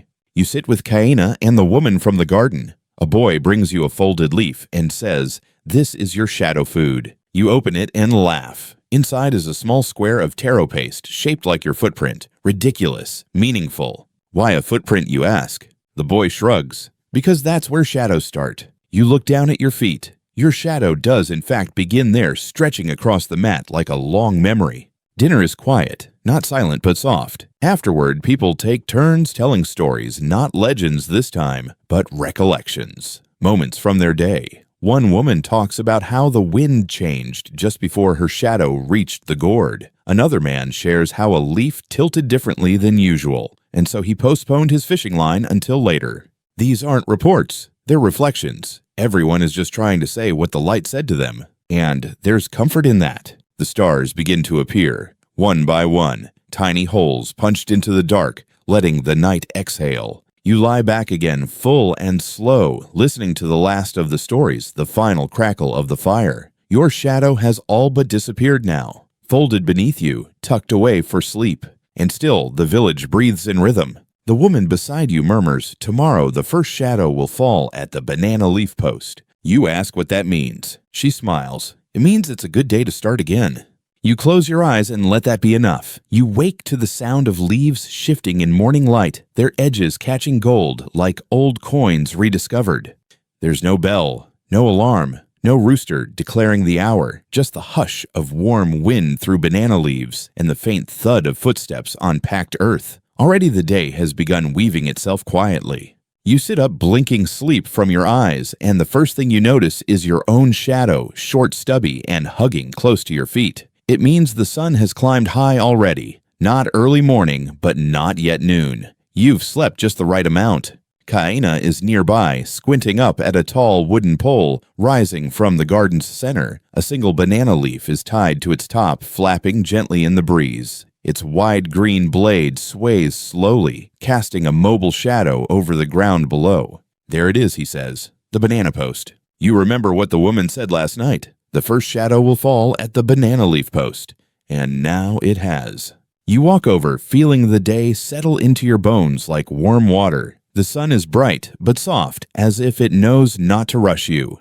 Kaina points to where the banana leaf's shadow dances across a specific patch of soil. "Today's a weaving day," he says. You frown, because the leaf landed there. He nods. "That's the marker. If the shadow falls there before the wind dies, it's a good day to start new weaving." You think about how most calendars don't include banana leaf shadow falling slightly left of center as a scheduling option. But here, it's all you need. And it works. A group of women begin gathering palm fronds in the distance. Others unroll mats under the shade of the longhouse eaves. Each of them glances once, just once, at the banana leaf post. That's all it takes. The cue has been given. The day's rhythm is set. You join them. Not because you know how to weave, yet but because you want to understand how they do. You sit cross-legged beside an older woman who is already twisting thin strands of dried grass. Her hands move slow, methodical, like they've done this thousands of times. She doesn't speak right away. Instead, she gestures to a shadow on the mat beside her, the shadow of the eaves above which falls at an exact angle now. When the line reaches my foot, she says I switch to the next row. You watch the line. It's just a slice of shade, like a ribbon laid across the woven mat, but to her it's a loom in itself. You mimic her weaving, clumsy at first, but steadier as the light moves. The warmth of the morning hums against your skin, and you feel yourself sinking into something deeper than activity. You're entering tempo. There's a belief among some of the elders that when you weave during a shadow-blessed hour, the patterns are more harmonious, not necessarily prettier, just right, balanced in ways you can't explain, but can feel in the final shape. Historians usually call this superstition. Correlation, not causation, they say. Coincidence. But they're not here with their fingers in the reeds, feeling the sun warm one wrist while the other stays shaded. You are. And you begin to notice something: the patterns you weave don't just mirror the materials, they mirror the light. The tight rows align with narrow shadows, the open spaces with long, soft stretches of sun. It's unconscious, natural, like language. After some time, the woman looks at you, nods slightly, and says, "Now we rest." She doesn't check a clock. She doesn't finish a particular length of weaving. She just knows. Because the light has changed, the breeze has softened. The bird that calls at mid-morning is quiet now. You lean back, palms on the mat, letting the shift in the air wash over you. A man nearby places a pot out in the sunlight. You ask why. To measure lunch, he says, "You wait." Sure enough, the shadow of a tree's branch slowly creeps across the pot's rim. When it touches the handle, he nods. Time to start. You grin. Is there anything you don't time with shadows? Kaina, who has reappeared with a basket of folded leaves, laughs, dreams, and love. You raise an eyebrow. That's it. Some things he says aren't meant to be counted. But even as he says it, you notice how he glances once, just once, at the length of his own shadow. Just enough to know the day is passing well. You join him for the midday meal, seated in a circle beneath an awning of loosely braided palm. The shadows here are sharp again, crisp-edged and dark under the noon sun. They trace the lines of each person, each bowl, each movement. And it's quiet, not because no one's allowed to speak, but because everyone is watching. Watching the way light falls on food, on fingers, on laughter. It's said that some households refuse to tell jokes at noon, not out of strictness, but because the shadows were too sharp then. Too much truth, they'd say. Wait until the edges soften. Historians have no written record of this custom. But around this circle, no one jokes. They smile, they share, they eat. But they wait for the edges to blur, and you understand why. Later, when the light finally softens, when the shadows begin to stretch and sway again, someone does tell a joke. It's a silly one about a lizard who tried to outrace his own shadow. You laugh, everyone does.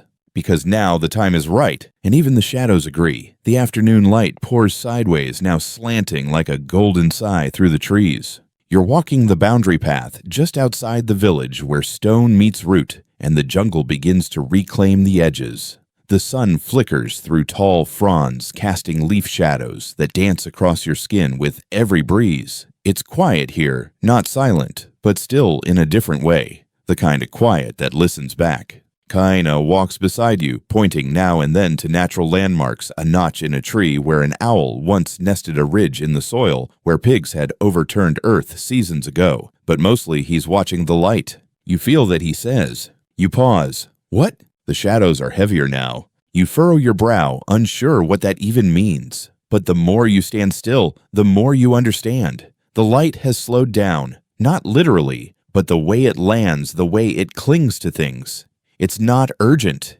it's patient. There's a time each day, Kaina explains, when the shadows start to settle, like birds returning to a branch.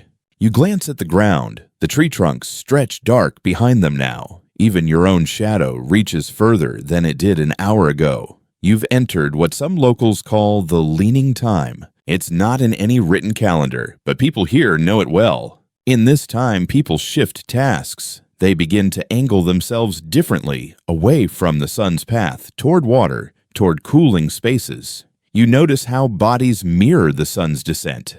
Sitting lower, moving slower, speaking softer. You pass an old structure, a kind of lean-to of faded wood propped against a stone wall. It's empty now, but a thick rope hangs from a peg beside it, coiled loosely. Kaina gestures toward it. That was my uncle's shadow press. You blink. His what? He chuckles. Come. You follow him inside. The air is dense, smelling of dried pandanus and old smoke. He points to a heavy plank propped on hinges above a polished slab of stone. Below it, a faint, dark streak cuts through the middle, almost invisible, except that it aligns perfectly with the small, barred window across the room. When the shadow from that window hits the groove, he explains the plank drops. Used to be a signal. For what? Kaina shrugs. To stop weaving, to start cooking, to fold the leaves. Depends who saw it. You stare at the mechanism. It's so simple, so personal. A sundial made for one room, one beam of light, one daily moment. Historians might never hear about this, might never imagine someone rigging their entire afternoon around the line of a single shadow. But here it is.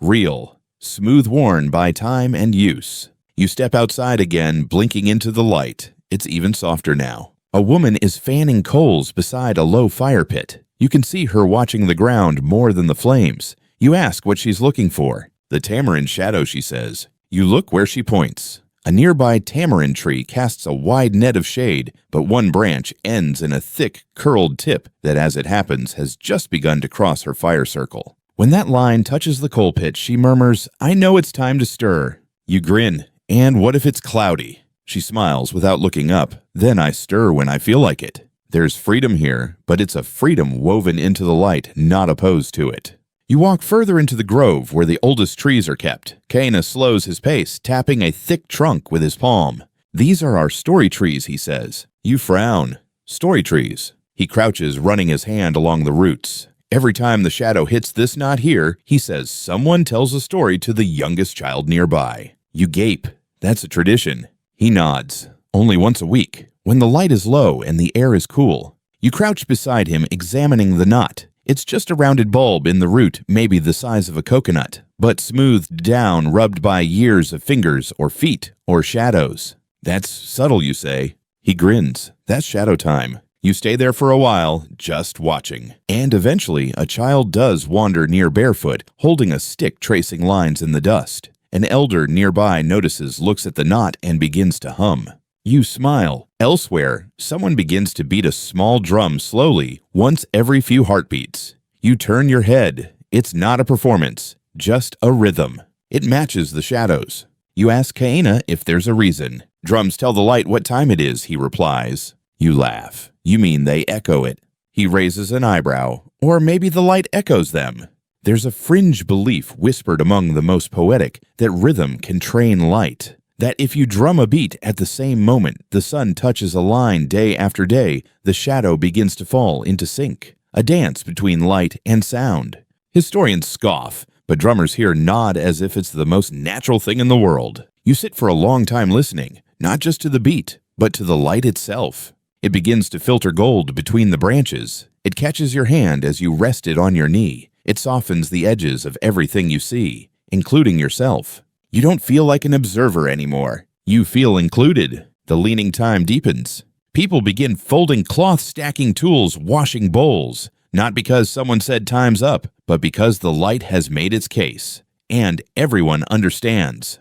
As you walk back toward the village's heart, you hear laughter low and easy. You smell taro steaming in the clay oven. You see your shadow stretch forward ahead of you, long and familiar now. And you think, with a strange ache of peace, I know what time it is. Not by a clock, but by everything. The evening air is thick with the scent of cooling soil and smoked breadfruit. You find yourself seated again at the edge of the village's center, right where a narrow trail leads out toward the sea. The path is mostly empty now, except for a few children tracing circles in the dust with fronds and twigs. Their shadows sprawl long across the path, crossing and tangling with each other like threads in an unwoven mat. Kaina approaches quietly and sits beside you. He's chewing a sliver of dried fish and offers you one without a word. You take it. It's salty and chewy grounded, like the earth itself got tired and decided to snack. He points toward a small stone at the trail's edge.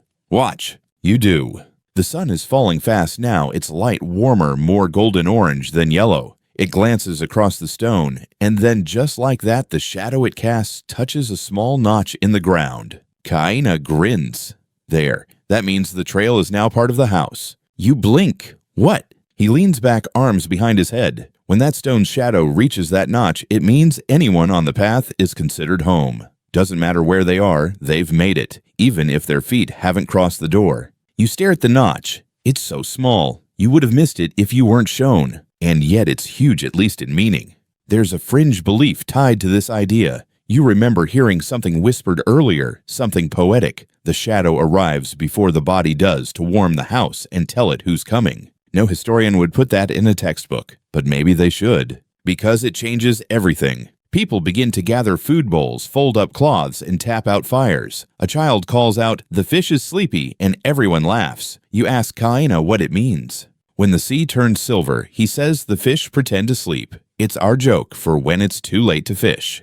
You glance toward the shoreline. He's right. The water is glossy now, a smooth mirror of sky and light. Boats are still tied. Nets hang drying like patient wings. You realize something in that moment. Almost nothing here has happened according to a strict schedule. No bells, no horns, no alarms. And yet everything has happened exactly when it was supposed to. Because here, they don't tell time. They notice it. You stand stretching slowly and feel your own shadow rise with you. It follows not quite behind you, not quite beside, more like with you. A subtle companion, a quiet echo. You walk toward the outer huts where elders sit with their backs against tree trunks, rubbing oil into joints, threading stories through half-closed eyes. You pause at one of them, a wiry old man with long white hair coiled behind his neck. He looks up at you with a single raised brow. "Your shadow's late," he mutters. You blink. Then you realize your shadow isn't aligned like the others. The angle is just slightly off-cast, longer across the fire pit, instead of neatly behind you. You laugh awkwardly. "What does that mean?" He shrugs. "Probably that you dreamed too long at the banana post." You grin. "That true."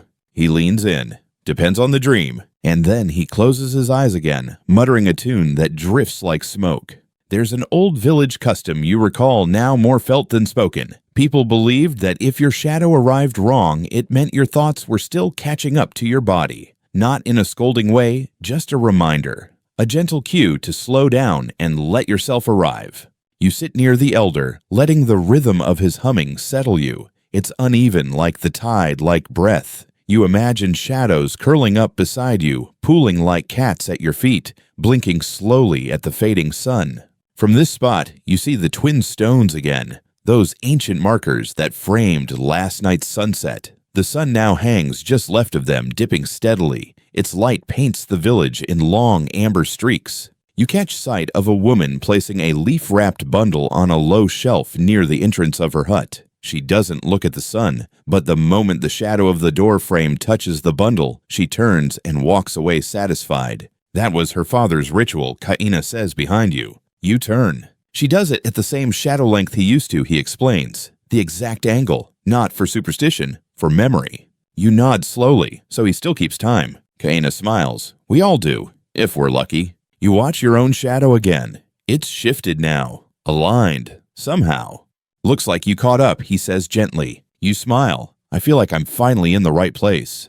Then stay a while. So you do. You stay as evening folds its final layer over the village. You stay as cooking smoke rises into the deepening blue. You stay as stars begin to prick through the ceiling of dusk, shy and flickering. And your shadow, long and easy, stays beside you. There's no more light to measure, no more tasks to time. Only the quiet, sleepy rhythm of a village that knows how to live with the sun. And in that softness, you don't just know what time it is. You know where you are. And somehow, even more than that, you know who you are. The stars settle in like old friends. By now, the village is tucked into its quieter rhythm. Fires dimmed bowls stacked, laughter replaced with murmurs and soft footfalls. But even in this stillness, time continues. Not measured by clocks or even shadows anymore, but by memory, by rhythm, by breath.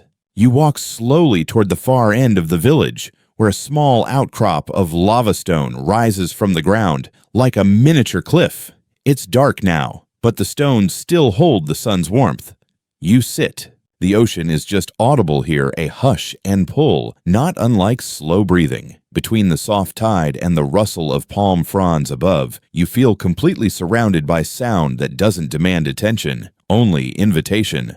Kaena joins you after a while. He carries a cloth bundle and a quiet smile. "I brought the star chart," he says. You blink. "You mean like a real chart?" He laughs. "Not like you're thinking." He unfolds the bundle to reveal a piece of bark cloth soft with age. On it are stitched small knots, each tied with fine cord, arranged in loose circles and lines. Some knots are dyed, others frayed. At first it seems abstract, but as he turns it slightly toward the sky, something clicks. It's a star map. Not a grid, not labeled, but aligned. These knots match shadow points, he says. During certain parts of the year, each shadow morning or evening leads to a star. You gape. So it's not just the sun. Kaena nods, shadow by day, stars by night. He points toward the southern sky. See that one? That's Ka Molokai. When the canoe house's shadow stretches far enough to touch the water bowl, and this star appears right above the southern stone, it means the sailing season's beginning. You sit with that. Not just tracking stars, not just tracking shadows, but linking them. There's a phrase he adds used by older navigators. Aika lana aka, ika po na hoku. You repeat it quietly. In the day, the shadows. At night, the stars. He grins. Exactly. You lean back against the rock, the warmth on your spine grounding you. The stars overhead feel suddenly more alive, more familiar. Not as distant points, but as part of the same ongoing pattern that shaped every shadow you watch today. Kaena tells you that on some nights when the moon is absent and the sea is calm, you can walk the shadow lines again, but in reverse. You watch where the starlight doesn't land, he explains. The darkness itself becomes the guide. Historians argue about this concept. Some say shadow-based navigation was metaphorical. Others insist it was rooted in environmental awareness too subtle for instruments to measure. But tonight, sitting here under the glittering dome of the sky, with starlight flickering between leaves and silence humming in the air, you don't need proof. You feel it. You close your eyes and picture it, the canoe house quiet, a single star visible through its doorway, a faint line of shade falling toward the fire pit. Someone years ago watching both at once and understanding what to do next. You open your eyes again. Kaena has unrolled a second cloth. This one has rows of small blackened dots. These are sleep stars, he whispers. Sleep stars. Each knot represents a time of night when the wind shifts, he says. Some families believed dreams traveled along those winds. You grin. Let me guess. If your shadow was crooked that day, then your dream might take the long way home, he finishes. You both laugh. The cloth flutters slightly in the breeze. He ties it to a low branch where it swings gently its knots, catching starlight like old secrets. You watch it dance for a while, not thinking about time at all, just feeling it pass. Eventually, he stands. I'll leave you here, he says. Your shadow's probably still stretching. You smile at him. Do shadows stretch in sleep? He pauses, then says, maybe that's what dreams are. And then he disappears into the darkness. You lie down on the warm stone arms folded behind your head. The stars above you don't blink, they watch. Steady and patient. You imagine each one is connected to a point of shadow on the earth. Every day you lived, they followed you, quietly, not asking for attention, just noticing. The wind shifts slightly. You feel a line of coolness across your ankle and wonder, was that one of the sleep winds? You close your eyes again and imagine your dream finding its way, moving along the line of your own shadow, carried up and out into the night like smoke. You don't sleep yet, but you drift. And in that soft place between waking and dreaming, you hear something. A whisper not of words, but of alignment. Of shadow and star day and night-old stones and present footsteps. And you think with a smile, I am exactly where I'm meant to be. You wake not all at once, but in ripples. There's a warmth on your cheek, not sharp, but shy, the kind that eases in from the edge of morning rather than bursting through it. A soft glow through your closed eyelids, a distant hush of surf, the faint rhythmic flapping of palm, leaves like wings idling in the sky. You open your eyes slowly, and there it is, your shadow, short again, tucked tightly beneath you like a folded note. You sit up, and it slips to your side, leaning westward early light, already stretching it toward the day's promises. Kaina is sitting a little ways, off legs crossed, facing a flat slab of stone. On it rests a stick slender polished and a ring of white sand dusted carefully in a circle around its base. He glances at you but doesn't speak, just gestures gently for you to join him. You do. "This is my grandfather's clock," he says. You look at the stick and the sand, then back at him. "Seriously," he smiles, "it's not the stick, it's the waiting." You watch as the sun creeps slowly, pushing the stick's shadow just barely to the edge of the sand circle. He nods approvingly. Time for tea. You both rise and walk back toward the village slower than usual, because when time is this visible, it's hard to rush. Every movement feels measured, chosen. And the funny thing is, nothing is being counted. That's what strikes you now, and it's something you hadn't quite put into words before all of this time keeping this entire world of light and shadow. It's not about measuring, it's about marking. Marking a moment, a mood, a decision, a day. There's a story you recall now whispered by a child yesterday afternoon while poking a bamboo shadow line into the dirt. She said some people believe shadows don't belong to people but to places, that the earth borrows your outline for a while, just until you leave. You step under the long eaves of the cooking shelter, and sure enough, your shadow shifts again, stretching across woven mats and cracked bowls from the morning meal. A woman is gently scrubbing a calabash, humming a lullaby you've heard before, maybe in a dream. She pauses, looks at your shadow, then shifts her position slightly just enough to keep the line of her own elbow from overlapping it. You don't say anything. You just nod. She nods back. And just like that, your shadow has become part of her timing too. Later, Kana brings you to the wind platform, an open ridge above the village, where nothing grows except for a few low shrubs and the occasional bird nest. The view is enormous. Sky, sea, light. You spot a small standing stone, maybe hip-high, with a notch carved into its side. He motions to it. "This one is special." You ask why. "Because it's used when you have no shadows." You frown. "What do you mean?" He tilts his head. "On overcast days, when rain hides the sun, when fog curls around the hills, we come here.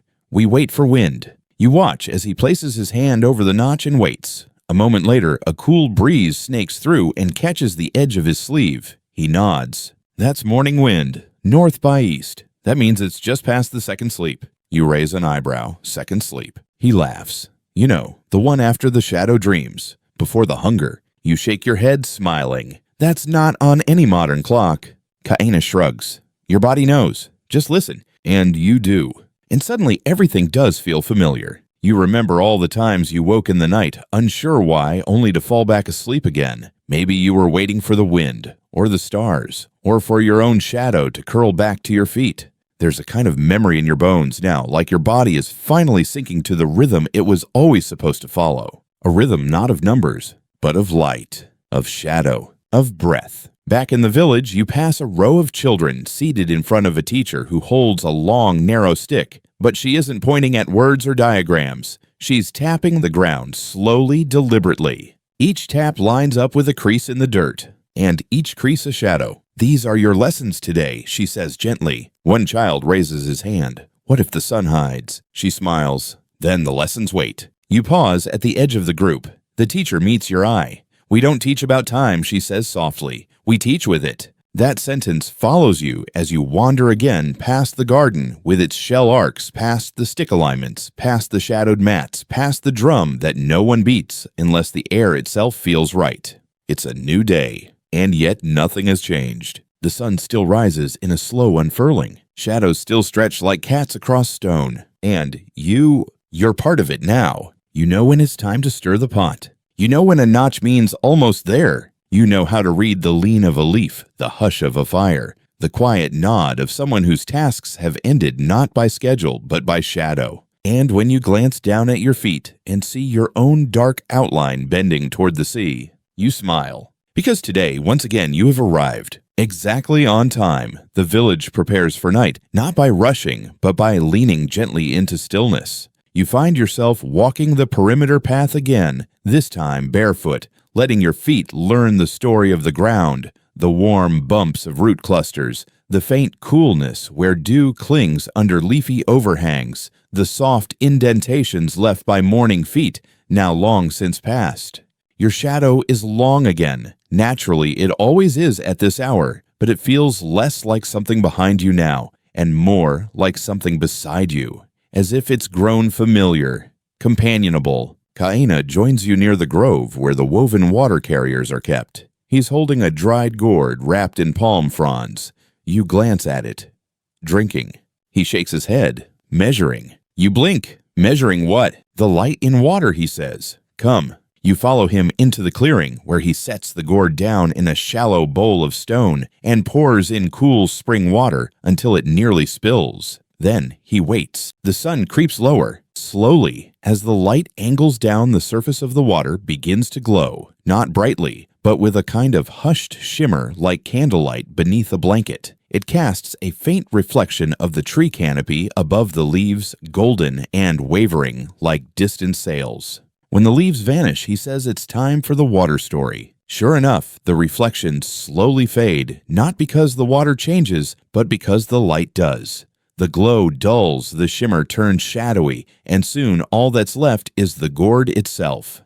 Still, waiting. Kaina leans in. Want to know the story? You nod. He taps the side of the gourd. This one belonged to a woman who said water carried time better than the sun. She claimed shadows just hinted at what the water remembered. You wait for more. She was wrong, of course, he adds. You laugh. He grins. But she wasn't uselessly wrong. There's a beauty to watching time ripple. You sit for a while together, letting the last of the sun slip behind the tree line. Around you, the village begins to shift into its night shape. People moving a little slower, words thinning out firelight, taking over for the work of the sun. You notice someone lifting a stick from the earth, gently brushing it off and laying it beside a second one. Kaina watches too. She's closing the day, he says. The sticks had been laid out earlier to track the passing shadow across the grass, one stick for each hour. Now they're no longer needed. She gathers them like thoughts put to rest. Later, someone taps a small bell made from bone and coral. Once, twice, no rush, just a polite suggestion to return to stillness. You move back toward the fire circle where a pot steams quietly and people sit with arms resting on knees, shoulders, brushing eyes half closed. A young boy is talking softly to his older sister. I followed the shadow of the cooking hut all the way to the breadfruit tree, he says. Was it still long, she asks. No, he replies proud. It was kneeling. She nods as if that makes perfect sense. You understand now? In this world, shadows don't just stretch or shrink. They speak, they kneel, they lean, they remind, and sometimes they rest. You sit with Kaina again this time with no need for questions. You're not watching the sun anymore. You're just letting the world exhale, slowly, fully. A few more stories are shared, each softer than the last. Someone sings not loudly, but like they're whispering to a distant star. A little girl walks around the fire circle, placing small stones beside each sleeping mat. You ask Kaina why. She's helping the dreams find the right heads, he says with a wink. You chuckle watching her move carefully, selecting the exact stone for each person. And when she comes to you, she pauses, then chooses a smooth palm-sized pebble with a stripe of white running through it. She places it beside your mat and smiles. Yours has a shadow inside, she whispers. You hold the stone gently. Sure enough, when you tilt it against the firelight, the white stripe looks like a stretched shadow frozen in rock. You lie down slowly, the mat beneath you warm from the day's sun. You place the stone near your head and watch the sky again. Stars blink into place like shy fireflies. Your shadow, what little remains of it, is now a smudge beside you, faint, fading. And somehow that feels right. Kaina's voice drifts from a little ways off. The last shadow of the day always whispers. You just have to be quiet enough to hear it. You close your eyes and you listen to the fire crackle, to the breathing of the village, to the slow hush of the waves in the distance, and maybe just maybe to your own shadow's final whisper as it curls around your body, folding you into rest. The night deepens, and yet time does not stop. It only softens. You lie still on your woven mat, the stone beside your head, cool and solid, anchoring your thoughts like a lullaby made from earth. Above, the stars have multiplied. Where before you saw a scattering, now you see a ceiling. A vast patterned roof of glimmer and memory held together by invisible threads of rhythm and watching. Kaina told you earlier that some elders believe stars are the nighttime version of shadows, silent shapes marking what the sun has forgotten. Not darkness, but echoes. not absence but continuation. You begin to see it. A few huts down, someone shifts under a blanket. A low murmur of a dream escapes. It isn't intrusive, it folds into the quiet like a second breeze. You sit up slowly, not from restlessness, but from curiosity. The village is lit now only by fire glow and starlight. Shadows have changed shape. During the day they followed. Now they stretch sideways, merging with the edges of things. Beneath the canoe sheltered the hulls of boats cast dark ribs across the sand like resting whales with stories stored inside them. You walk slowly, silently. No one stops you. Your shadow is faint, barely visible, yet still present. It feels looser now, as if sleep frees its tether. As you move, you see others, some walking, some standing quietly under trees. There's a kind of reverence to these movements, like people making offerings without words. You reach the eastern platform, one you hadn't seen during the day. It's made of stone, but smoother than the others. Circular, low to the ground. At its center, a flat slab embedded with a ring of crushed shell, white against black. Kaina is there, of course, sitting cross-legged, eyes half closed. This is the no-shadow circle, he whispers. You whisper back, but there are shadows all around. He nods. Exactly, that's why we come here, to remind ourselves. You wait. He continues, this circle was made to hold the memory of high sun, when there is no shadow, when the light comes down so directly that everything stands without an outline. But we sit here at night to remember that balance. You don't fully understand. Not yet, but you sit anyway, because the circle feels steady. He places a small bowl between you filled with dark water. You lean in and see your reflection, not just yours though, your shadow too. Faint, soft around the edges. I thought I had no shadow now, you murmur. He smiles. You don't see it, but it's still here, even in moonlight, even when you're dreaming. You look again. The bowl ripples slightly with wind. The reflection dances. In the distance, a conch shell sounds low, stretched like the sea, calling its own name. Kaina stands. That's the second hush. The what? We measure night in hushes, he says. First hush when the fire's quiet. Second hush when the dreams deepen. Third hush when the birds start to forget what day feels like. You tilt your head. Is that official? He chuckles. Nothing here is official. It just is. You both begin walking back toward the village center. Along the way, you pass quiet markers, lines in the sand drawn earlier that now barely remain, only visible if you know where to look. Someone has placed a leaf with a single hole in it on a rock. Kaina nods at it. Moon shadow lens. You raise an eyebrow. When the moonlight passes through the hole and touches the stone below, he explains the old ones say a sleeping child's dream will be good. You don't question it. Not anymore. You pass by the sleeping mats again. A woman turns slightly in her sleep, her hand reaching across to touch the cool edge of a stone. A child whispers nonsense into the night. Someone hums soft tonal, barely audible. Kaina lingers beside a hut with a broad overhang and points to the shadow cast by the moon. See how it curls inward. You nod. That's a dreaming shadow, he says. They say it pulls you back inside yourself. You find your way to your own mat once more. The stone is still there. The stripe in it still visible. You lie down.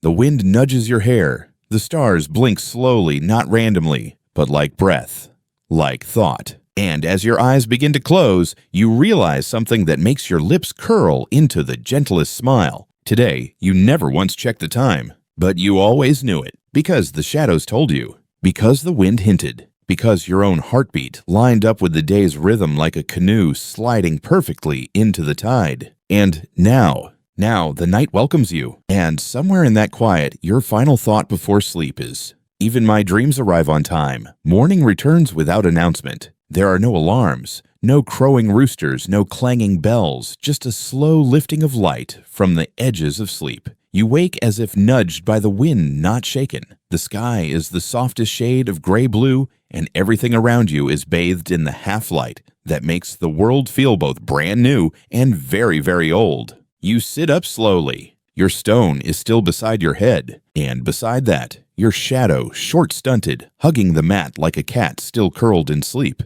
It doesn't rise yet. It's not time. Kaina appears, stretching his arms with the kind of satisfied slowness reserved for those who wake without interruption. He sees you awake and grins. Did the dreams come on time? You nod. They knew the way. He tosses you a fruit round, slightly speckled, still cool from the night. You bite into it. It's sweet, faintly floral. It tastes like morning should. As the village stirs awake, you begin to see the familiar signs of another day preparing to unfold.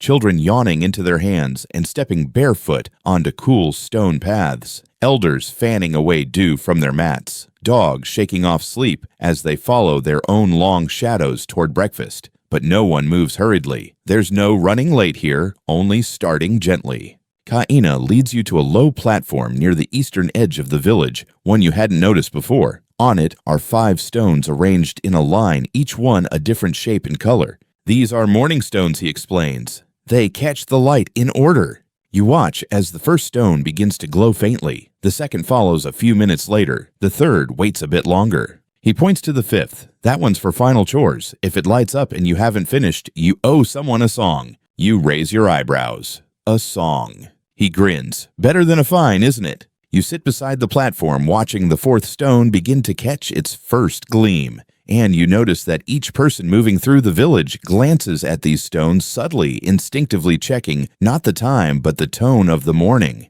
Because here, you've come to realize time is felt not fought. The rest of the morning unfolds in layers. A young boy uses a stick to draw the lines of a shadow he's been tracking since he was 3. A woman tilts her head, listening not for a bell, but for the change in bird calls that tells her it's time to gather water. Someone waves a leaf in the air not to fan, but to measure wind. You help Kaina gather dried fronds for weaving. As you move, he stops occasionally and taps the ground with his foot. The shadow's softer here, he murmurs, as if that decides which fronds to take. You don't question it. By now, your feet feel like they understand more than your head. There's an unspoken agreement in this place that everything, no matter how small, carries its own timing. And it isn't about speed, it's about when. Not how fast, but how right. At midday, someone ties a length of vine to the branch of a tree. You watch curiously as the vine begins to twist very slowly around itself. You ask Kaina what it's for.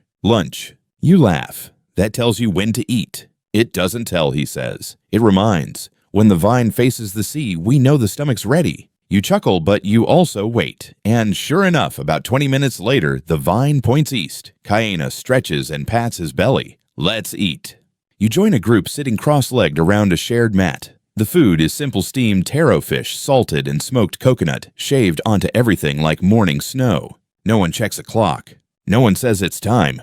They just know. And as you chew slowly, the thought slips gently into your mind. This is not primitive. This is precise. Just not in the way you're used to. Because here, time is not divided into sharp clicks or constant alerts. It's woven into motion, into weather, into gesture, into shadow. It doesn't demand. It suggests. It doesn't chase you. It walks with you. After lunch, Kaina pulls a frond from the fire's edge and lays it down on the ground, watching the smoke drift sideways. The air is ready, he says. For what? For waiting. You pause. Just waiting. He nods. So you wait. And as you sit in stillness, letting the smoke swirl between you and the rising light, you realize that time can be filled not just with doing, but with noticing, with listening, with being. A shadow passes your leg. Not your own. It belongs to a bird flying overhead. But somehow you take it as a sign. Because now even the fleeting movement of light and shape across your skin feels like a message. And it says,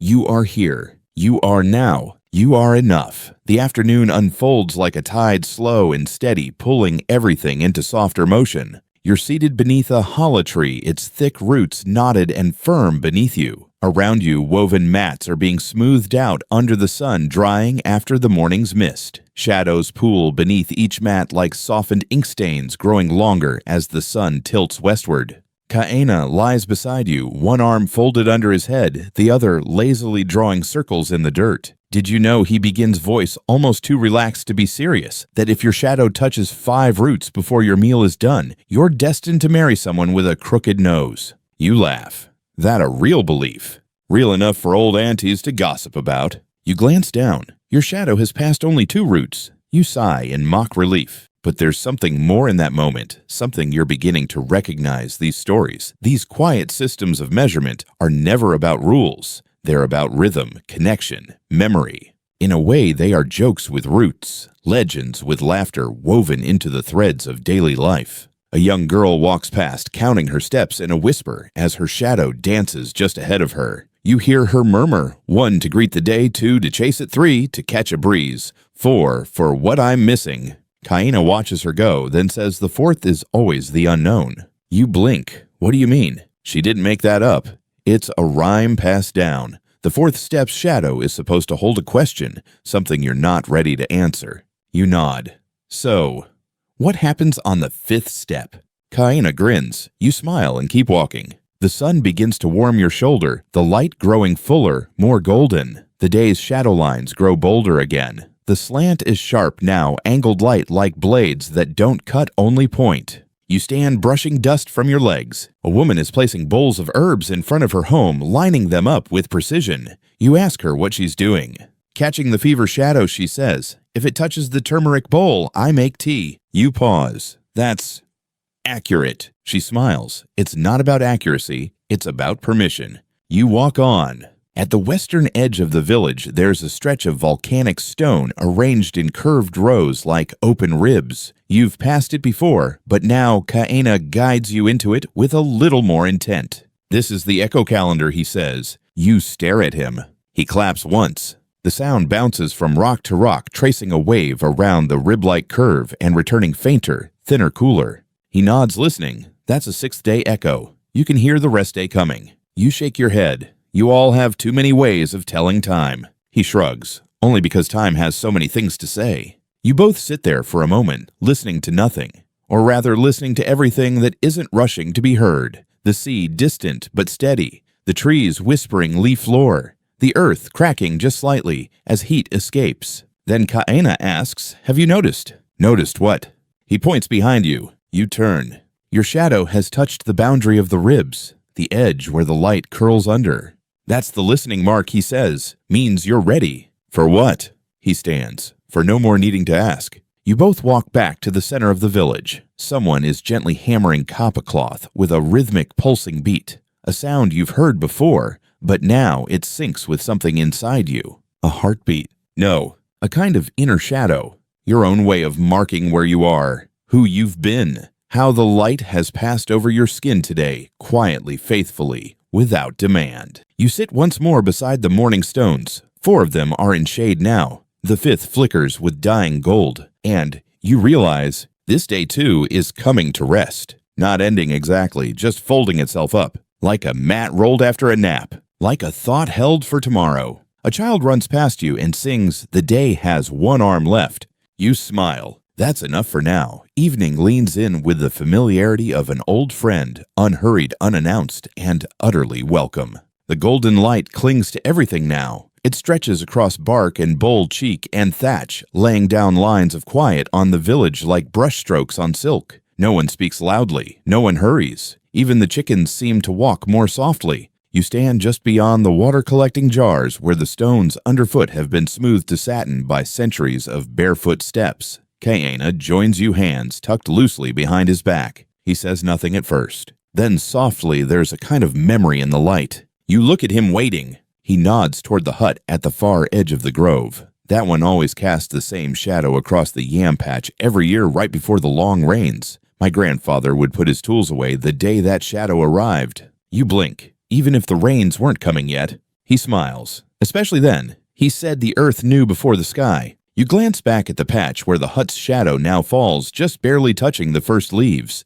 The air feels heavier, suddenly not oppressively so, just full, pregnant with stillness. You walk together to the center of the village, where a small platform has been set with a stone bowl filled with white ash. Around it, marks carved in concentric circles, faded from time but still faintly visible. You kneel beside it. Kaina explains this is the forgetting place. You pause. What do you forget here? Everything, he says with a strange kind of smile, but only for the night. You don't understand, not fully, but something in your chest softens anyway. A place to set things down, to let your thoughts unclench. He picks up a stick, draws a line from the bowl's edge out toward the circle's outermost ring, then smooths it away with his palm. Like that, he says. You take the stick next. You draw a tiny shape, a crescent perhaps, unintentionally, and then blur it into dust. The act feels small, but oddly holy. Someone begins singing nearby a low, drawn-out melody with few words, just sounds that seem to roll with the wind, the kind of singing that makes you forget it even started.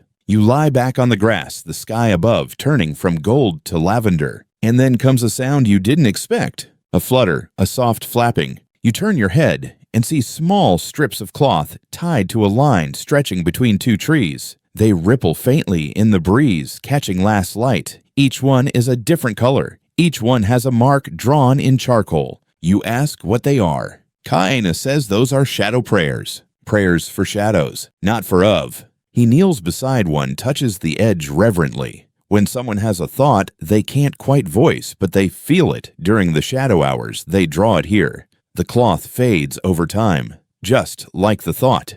You stare, not erased, just released. You ask what happens if it rains. He shrugs. Then the shadow's wish goes into the soil. You sit with that. As the last streaks of color vanish from the sky, people begin lighting small shell lamps. They don't burn brightly, just a thumbprint of flame each. They're placed not to illuminate, but to mark. One at each threshold, one by each sleeping mat, one at the center of the forgetting circle. You notice how each flame casts its own shadow, and how each shadow joins with the others, a braided network of flickering dark. Kaina brings you one of the lamps. He doesn't say where to place it, just hands it to you, along with a look that says, "You'll know," and you do. You carry it to the northern edge of the village, where a tree leans westward, and its shadow stretches across a large stone, the same one you passed the day you arrived.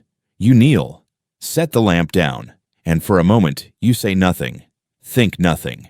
You just breathe, and you feel your own outline against the ground. Light behind you, earth beneath you, stillness within you. When you return to your mat, the village has gone nearly silent. No drums, no song, just fire-popping wind shifting and the occasional exhale of someone falling into sleep.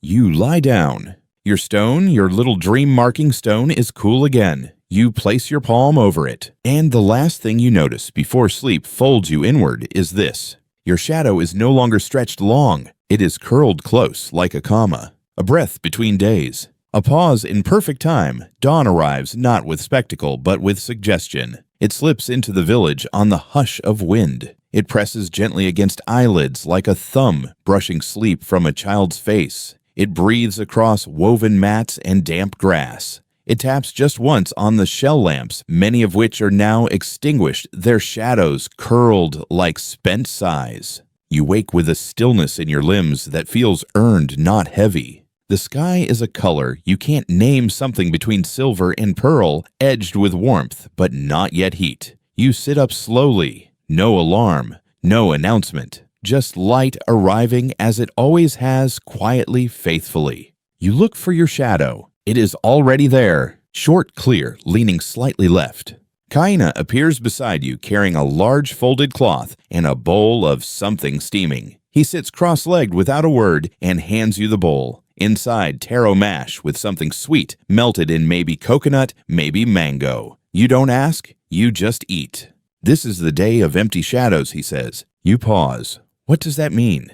He points upward. The sun will pass straight overhead. You frown. Isn't that normal? Not here, he says. Only twice a year. You recall the term from somewhere in your memory. Lahaina, noon. The moment the sun sits directly above, casting no shadow at all. You glance down. Sure enough, your outline has already begun to shrink more quickly than usual. You ask what people do on a day like this. Kaina tilts his head. Some rest, some plant, some listen. The day is short in shadow, but deep in meaning. You laugh softly. That sounds very poetic. He grins, only because it is. The village prepares for the overhead sun, not with fanfare, but with adjustment. Someone ties ribbons of kapa to tall sticks and places them in the open square. As the light intensifies, the ribbons twist ever so slightly, not from wind, but from heat. A child traces their own outline in charcoal on a stone and watches as it vanishes completely by midday. You follow Kaina to a platform covered in polished coral where a row of gourds has been lined up. Each gourd is filled to a different level with water. This is the time ladder, he says. On no shadow days, we listen for song. You look confused. He explains. When the sun is directly overhead, each gourd sings at a slightly different pitch. The water heats. The air moves. The sound rises. You lean in, and yes, you hear it. Barely a whisper, a tone rising from the neck of one gourd, then another, then another. Together, they form a kind of shimmer in the air, something not quite music, but not silence either. You close your eyes. It feels like standing in the center of time itself. When you open them, Kaena has placed his hand over his own shadow, or what's left of it. Just a faint blur, then even that disappears. You see, he murmurs. You nod. You do. The moment passes. And then the shadows return, first small, then growing again, elongating with the tilt of the sun just as they always do. But now they feel different. You've seen what's beneath them, the pause, the nothing, the potential. You spend the rest of the afternoon watching how people mark the reappearance of their shadows. One woman bows gently to hers. A boy tries to outrun his laughing until he falls into the grass. Someone sets a bowl of fruit precisely where their shadow touches the doorway. You realize now the shadow isn't just a record of the sun. It's a record of you, where you've stood, how you've leaned, what you've faced, and what you've allowed yourself to turn away from. That evening, Kaena takes you to a small outcrop overlooking the sea. The waves glow like molten jade. He unrolls the cloth he carried earlier, revealing marks stitched in spirals and dots. A shadow map, he says. You trace one of the lines with your finger. What does this one mean, you ask? He peers at it. That's the path of a man who always showed up late, but he never missed what mattered. You smile. That sounds like you. Kaena shrugs. Maybe it's everyone. You sit side by side as the last of the sun dips low, stretching your shadows across the outcrop until they reach the sea. I think I get it now, you whisper. He says nothing, but his shadow touches yours. And in this place that says everything, the wind arrives first tonight. Not in gusts, but in ribbons, slipping through the trees, brushing the thatch, stirring mats and hair and thoughts. It smells faintly of salt smoke and the memory of distant rain. You lift your head to it and exhale slowly. Even the wind has timing here. Kaena finds you sitting under the same leaning tree as yesterday. He settles beside you without a word, just nods in that now familiar way that says, the day was long enough. Let it go. You ask quietly, what's tonight for? He tilts his head, shadow drift. You blink. Is that a real thing or one of your poetic excuses to be lazy? He grins. Both. He gestures toward the village, now glowing softly with scattered shell lamps and fading light. When the day after a no-shadow sun falls into place, the shadows stretch farther than usual. People notice things they didn't before. Edges, hints, longings. You watch your own shadow, long, thin, flickering across the earth like a thread unspooling from a spool of silence. Kaena stands. Walk with me. You rise, brushing off dust, and together you move toward the oldest part of the village. Here, the structures are smaller, more worn, tucked among root-heavy trees, and lined with stone paths that look more guessed than built. He stops in front of a half-buried wall. On it, faint carvings of crescents and dots the kind you've seen on tools, cloth bowls, but never this many at once. Time markers, you ask? He nods. From long before my grandmother's grandmother, they tracked the journey of one family's shadow, generation by generation. You run your fingers lightly across the surface. They believed every person had a unique shadow signature, Kaena says. The way your outline moved, how it curved in certain seasons, those were as identifying as a name. You stare, but shadows change. He shrugs. So do people. You ask what happens if someone disappears. He pauses, then says the shadow keeps moving without them. That's how we remember. It's a strange idea, comforting somehow, that even in absence something keeps tracing the path you once walked, a silent outline that refuses to forget. Later you find yourself back by the tide pools where moonlight paints silver lines across the water. Small crabs shuffle. The sea murmurs to itself like it's telling secrets.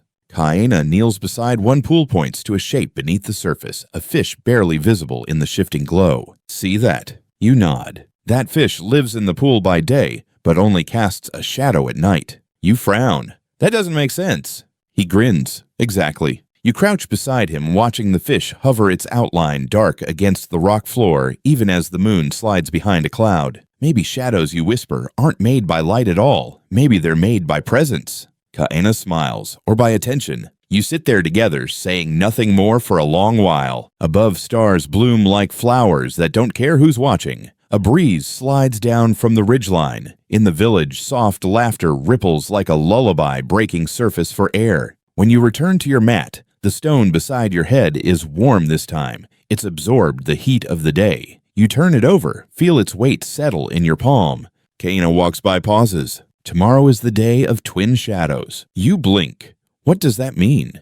You'll see. You lie down puzzled but peaceful. Your shadow, lengthened and stretched and thinned by night, rests across your chest like a quiet shawl, protective, listening. And as you drift toward sleep, you wonder, what kind of map would your shadow make? Would it curl or climb? Would it hide or seek? Would it linger near others? Would it change with your questions? Or simply walk beside you silent and sure until the day you forget what it was ever like not to belong to the light?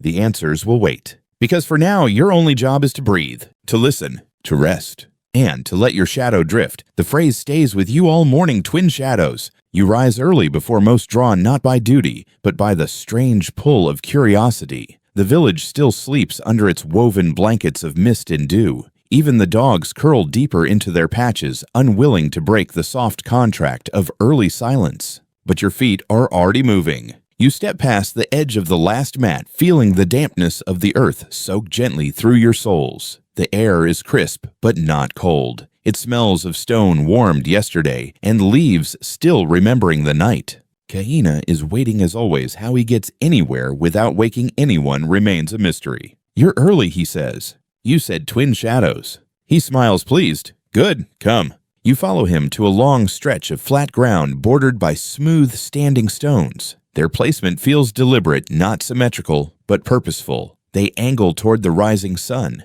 Kaina crouches, places a stick upright in the soil. The shadow it casts points northwest. Then he carefully plants a second stick 2 arm lengths away. At first, nothing seems remarkable, but as the sun rises, something subtle shifts. The first stick's shadow bends as expected, but the second one mirrors it, perfectly curling in the opposite direction. You watch fascinated as the 2 shadows stretch toward each other like long-lost friends about to shake hands. They'll meet by midday, Kaina says. Only happens twice each season. You stare, but why? He shrugs. It's the tilt, the land, the sun's mood. Historians still argue whether our ancestors placed these stones to track solstices or simply to enjoy symmetry.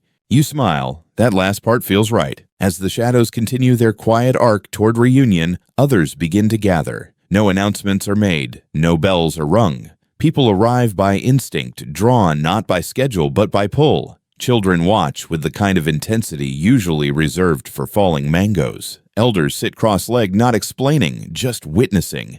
A woman offers you a leaf-wrapped bundle, warm, fragrant. You take a bite. It's sweet with a hint of smoke. Kaina grins. Shadow cake, he says. Only for twin days. It's delicious, you reply. Of course, he says. It's balanced. By midday, the 2 shadows meet just barely. The moment is brief, a kind of visual exhale. No one claps. No one says a word. And yet the silence feels full of something.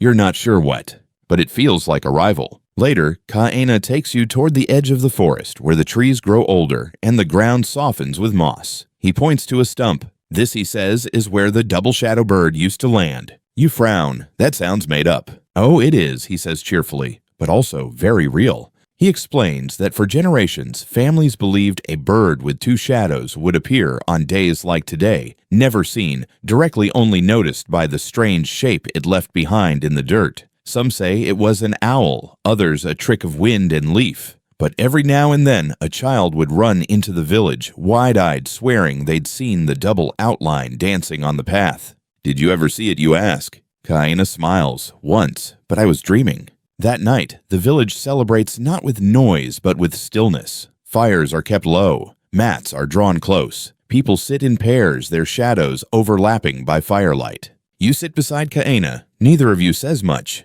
The moon rises, and on the ground in front of you, your shadow stretches long beside his, then folds around it quietly like a blanket being shared. He murmurs, even a shadow can be held. You rest your hand on the ground. Feel the cool outline of yourself against the warm earth, and suddenly you understand something so small, so simple, it takes your breath. You have never been alone, not even once. Because wherever you've walked, your shadow has been walking too, not behind. The next morning your shadow greets you like an old friend. It lies curled at your feet, half beneath you, half beside, as if keeping watch throughout the night. You stretch slowly, bones clicking into place like puzzle pieces that had taken a break from being assembled. Kaina is already moving, of course. Today his steps are quicker, more deliberate, and he carries a small bundle wrapped in red-dyed kapa. Today is for following, he says, offering no further explanation. You fall into step behind him. He leads you up a winding trail behind the village, one that snakes through fern and root, past the base of a waterfall that hums like a memory. As you climb, the forest thickens. Sunlight filters through in beams and splashes, each one catching dust motes and small hovering insects like tiny stars suspended in syrup.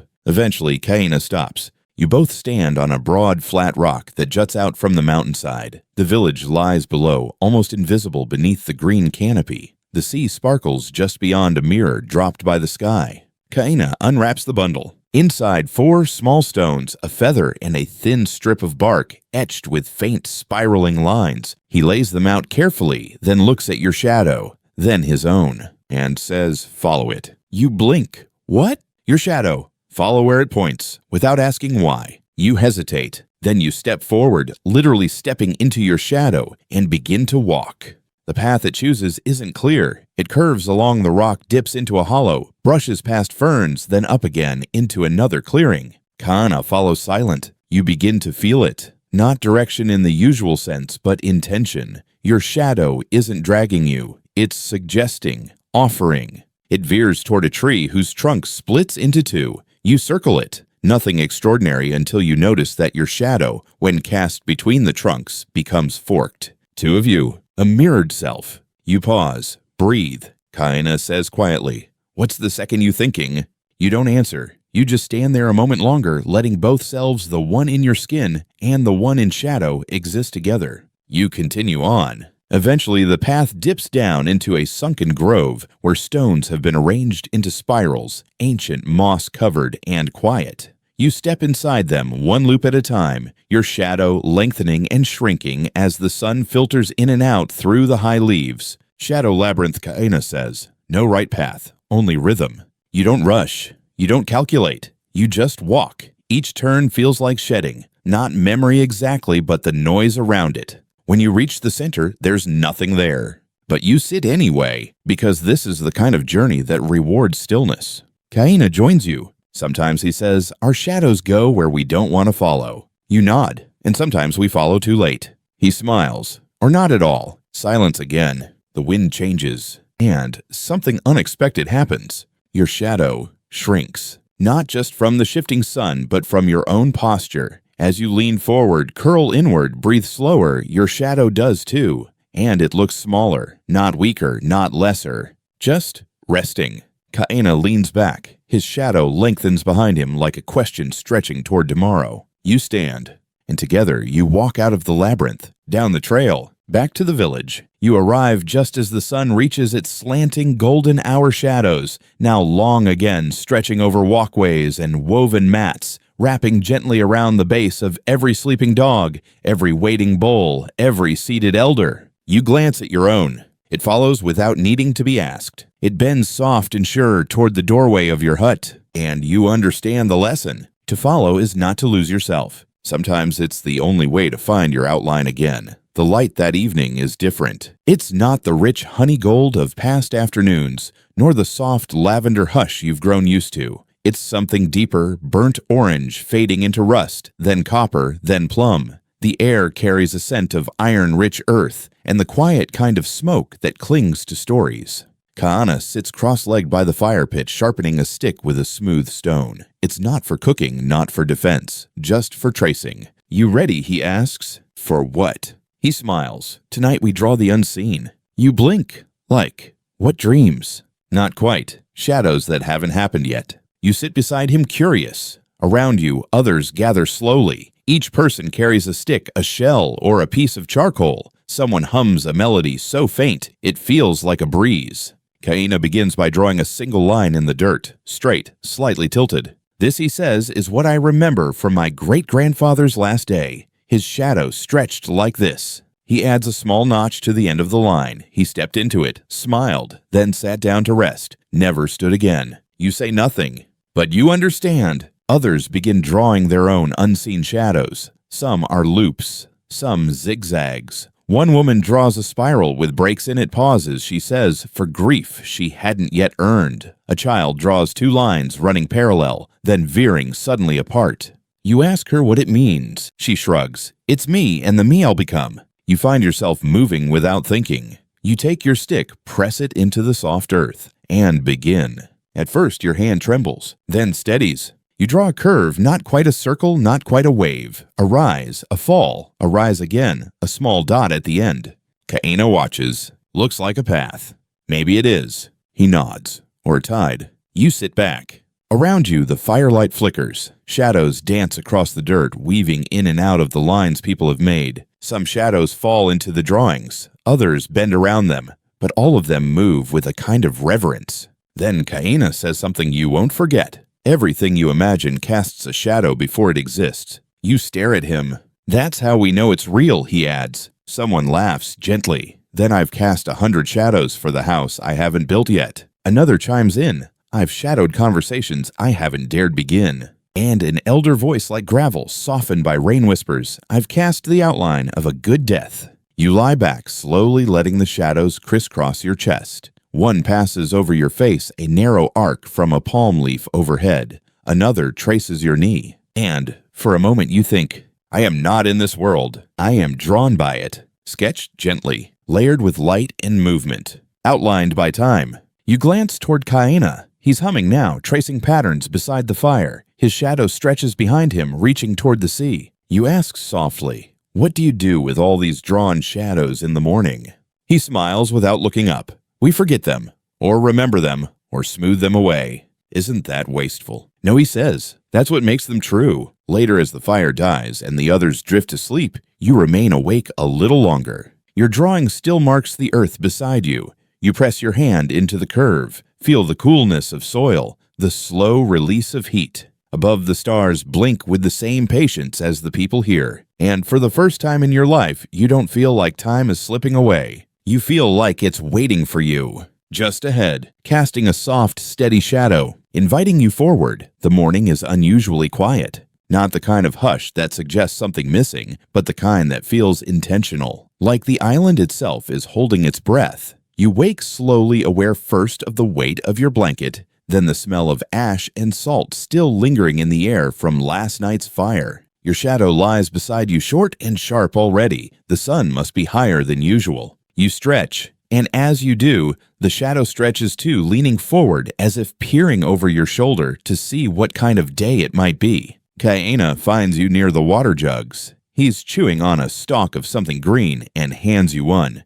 Bitter cooling, the kind of flavor that feels older than the plant itself. You slept through the bird chorus, he says. You raise an eyebrow. Is that a bad sign? He laughs. No, it just means your shadow left without you. You glance down at it. Think it'll come back. He grins. Maybe, or maybe you'll catch up. Today, he leads you inland where the land rises gently into terraced gardens and stone walls half swallowed by vines. You've passed here before, but never entered. These were shadow fields, Kaena says, planted not just by season, but by shade. You stare. What do you mean? He walks you to one plot, a small square bordered with blackened rock. The center is empty, just rich earth and the faint green stubble of new shoots. In the mornings, this plot gets no sun at all, just shadow from the hill. So it grows slower. No, he says, it grows truer. He explains that some plants only flourish when their seeds are cooled by shadow before they're touched by light. Others prefer a certain rhythm of shade, a dance with the sun that repeats for just 13 days. You begin to understand. This isn't about farming.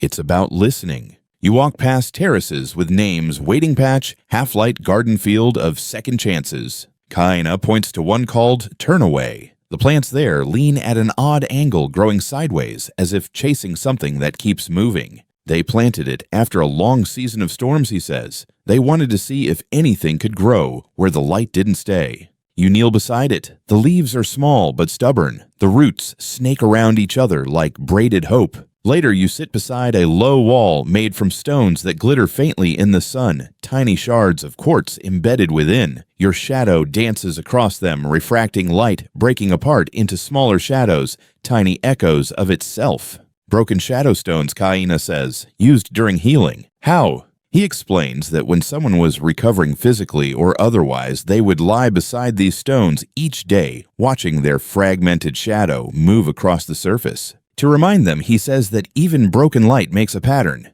You're quiet for a long time. Then you ask, did people always believe these things, or did they just make them up to feel better? Kaina shrugs. Same thing, really. What's a belief but a feeling someone made up and then shared so often it started to hold weight?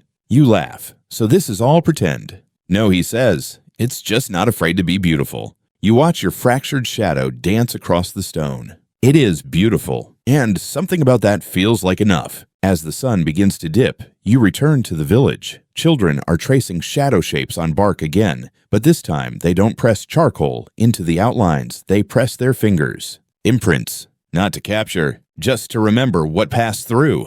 Kaina hands you a sheet of bark and a smooth pebble. No drawing tonight, he says. Just hold it. Let it carry your shape.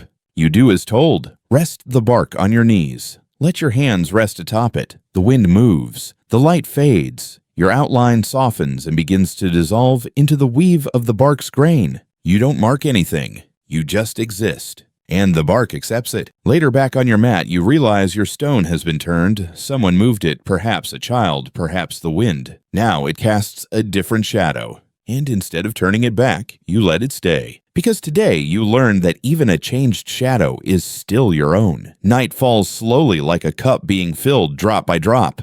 You lie awake on your mat longer than usual, watching the moon rise not quite full, but generous with its light. It casts soft blue shadows across the village, bending them around corners, stretching them over thatched roofs and tree trunks, like silk laid gently over everything. Kaina approaches without sound, carrying a woven pouch in a small curved horn. He taps the horn against a post twice, just enough to draw quiet attention. A few others stir and follow. You join the small group as they move beyond the edge of the village toward the sea cliffs. The ocean below glows faintly, not with light, but with memory. Your eyes can almost recall sunlight in the water, even though the sky is star-washed and deep. Kaina stops. This is a night for casting moon shadows, he says. You glance down. Your shadow is there, faint but clear. It moves with you, mimicking your smallest motion, rippling slightly with the sea wind. Someone lays out pale cloth on the grass. Someone else lights a low blue flame from a shell lamp, placing it beside a flat stone. Kaina kneels. From the pouch, he pulls slender sticks, charcoal-tipped, and a bowl of ash paste. This is how we map the parts of ourselves we don't see in daylight. One by one, people trace their moon shadows onto the cloth. Not fast, not perfect, just honestly. Each line wavers slightly with wind or trembles from breath held too long. You're handed a stick. You kneel. Your moon shadow stretches out in front of you, thinner than by sun, more delicate. You begin to trace it. Each movement feels like a whisper, a confession. You don't even know what you're saying through this line, only that it's true. Kaina watches, not interfering. When you finish, you sit back. The cloth shows your outline elongated, a little unsure, not symmetrical, but strangely comforting. You see, he says. You nod. This is your moon self, he continues. The self that doesn't need to shine, just needs to be. People begin folding their cloths, pressing them flat. They will not display them, not hang them, just keep them. Not to show, to remember. Someone sings a song low and winding, no real words. It follows the wind, not the rhythm. The kind of melody that feels circular, like it might never really end. Kaina takes the horn again and taps it twice on the stone. The group begins walking back. But you stay a little longer. You stand at the edge of the cliff. The sea below sighs endlessly, as if it never tires of rising and falling. Your moon shadow stands beside you, stretching over the edge, touching air. You whispered thank you, and you're not sure to whom. Maybe the wind, maybe the island, maybe your shadow itself. Because tonight, you understand something deeper. Not all shadows are cast by light. Some are cast by letting go of roles, of expectations, of names, Ava. And still the shape remains. Still the self is there. You press your palm to the stone one last time. It's cool. It's quiet. It's real. Morning stirs the village with a tenderness you've come to expect, like a friend slipping into the room barefoot, careful not to wake anyone too quickly. Today the light is dappled, scattered by high clouds and palm fronds. It gives your shadow a softer edge, as though it's been up late thinking. You feel it before you even look. This is a day for remembering. Kaena greets you with something new. He wears a necklace strung with smooth black seeds and a single white shell. What's today, you ask? Shadow ancestry, he replies. He leads you to a grove where the air shifts thicker, quieter, older somehow. The trees here are larger, their roots knotted like fists sunk deep into the island's memory. You step between them and something changes. Not the light exactly, but how it behaves. Your shadow stretches longer, narrower, as if the past itself has reshaped it. In the center of the grove stands a stone platform weathered by rain and years and the press of many palms. Kaena places the shell from his necklace at its edge. This is where we call back the outlines that shaped us. You sit. Others arrive slowly, some older, some younger. No one speaks at first. Each person carries a single object, a folded tapa cloth, a piece of bone, a carved comb, a string of dried berries. They arrange them gently around the stone. Then Kaena speaks, but not to you. He speaks to the air, to the shade beneath the leaves. He says a name, then another, then another. Each one is followed by silence. Then a movement, someone's hand resting on their chest, a foot sliding slightly forward, a slow, deliberate exhale. You begin to understand these names belong to shadows that no longer move, but whose shapes still linger in stories, habits, gestures, like a smile you've inherited without knowing. Someone passes you a piece of charcoal. You're invited to add your own. You hesitate. The weight of memory is strange when it doesn't belong entirely to you. Then you think of a name, not Hawaiian, not ancient, but personal. You whisper it and press the charcoal gently to the edge of the stone, making a single mark, just a curved line. A crescent. You're offering to a lineage you're only beginning to know. Kaena nods, not asking. He touches the shell again and says softly, "Our shadows don't begin with us.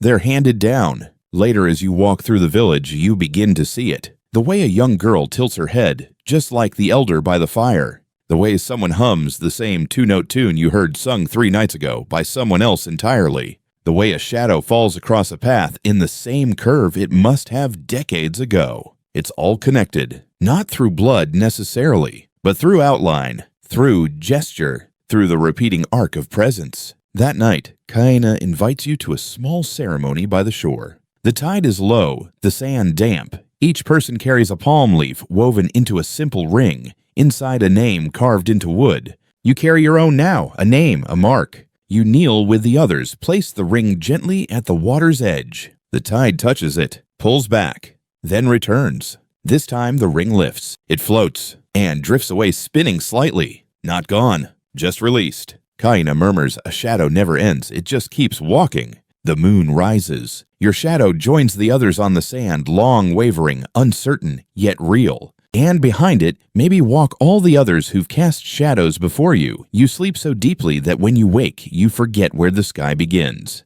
The morning arrives warm, not hot, not heavy, just gently pressing into your skin like the weight of a favorite blanket. The kind of warmth that doesn't rush you, but encourages you to linger. Your shadow curls near your feet like a contented animal. Kaena finds you already sitting upright, eyes scanning the treetops as birds flicker through shafts of light. He says nothing at first, just sits beside you and lets the silence stretch undisturbed. Then finally, today is for forgetting. You tilt your head. Isn't that what sleep is for? He grins. Not quite. Sleep is for resting. Forgetting is active. You walk together slowly toward a low ridge you haven't visited before. The trees here are thinner, the wind stronger. There's a flat space ahead where the ground is dusty and dry. No grass, no stones, just a kind of blankness. "Shadow clearing field," Kaena says. "Sounds ominous," you reply. "It's not," he says. "It's relief." He kneels and draws a circle in the dust. You mimic him. Around you, a few others arrive, each stepping silently into their own circles, each carrying something small, a folded note, a tied string, a worn leaf. "You didn't bring anything." Kaena notices. "Don't worry," he says. "You brought your shadow." You glance down. It flickers just at the edge of the dust circle. You step into it and wait. Kaina speaks softly. Sometimes our shadows carry what we've outgrown. You nod. He continues, old fears, old roles, borrowed expectations, stories we tell ourselves that no longer fit. You look at your outline. It feels longer than usual, worn, familiar in a way that's not always kind. Then Kaina hands you a small fan made of lahala leaves. Brush your shadow, he says. You hesitate, then begin. Slow strokes across the dust. The motion is gentle, rhythmic, almost like brushing hair. With each pass, your shadow distorts, slightly blurred edges, softened lines, flickers of the past unraveling. One memory rises a time you said nothing when you should have. You sweep.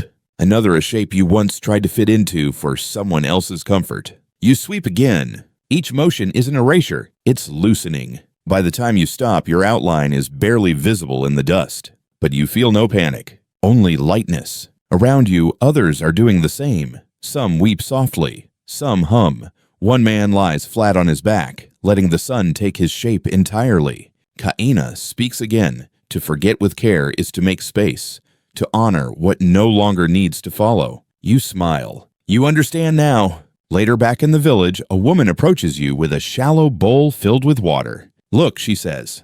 You peer into it. Your reflection is there, but different. Lighter, not in skin or shape, but in tension. Your eyes rest easier. Your jaw isn't holding quite so tightly. She dips her fingers and stirs the surface. Now watch again.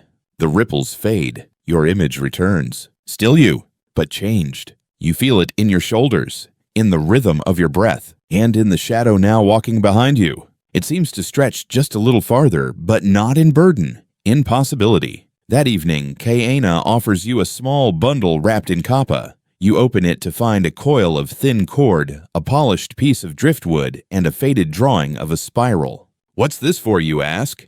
For tying only what you choose to carry, he replies. You smile, and in the silence that follows, you feel something uncoil within you. Something old, and something ready. The sky shifts to amber. The sea reflects it like memory, and your shadow that once held too much now walks freely at your side. Tonight you walk alone, not out of need or distance, but because Kaina simply doesn't appear, and somehow that feels right. The trail you follow isn't one you've walked before, though parts of it seem familiar. A bent tree here, a crooked stone there. Your feet find the path as if they've already traveled it in a dream.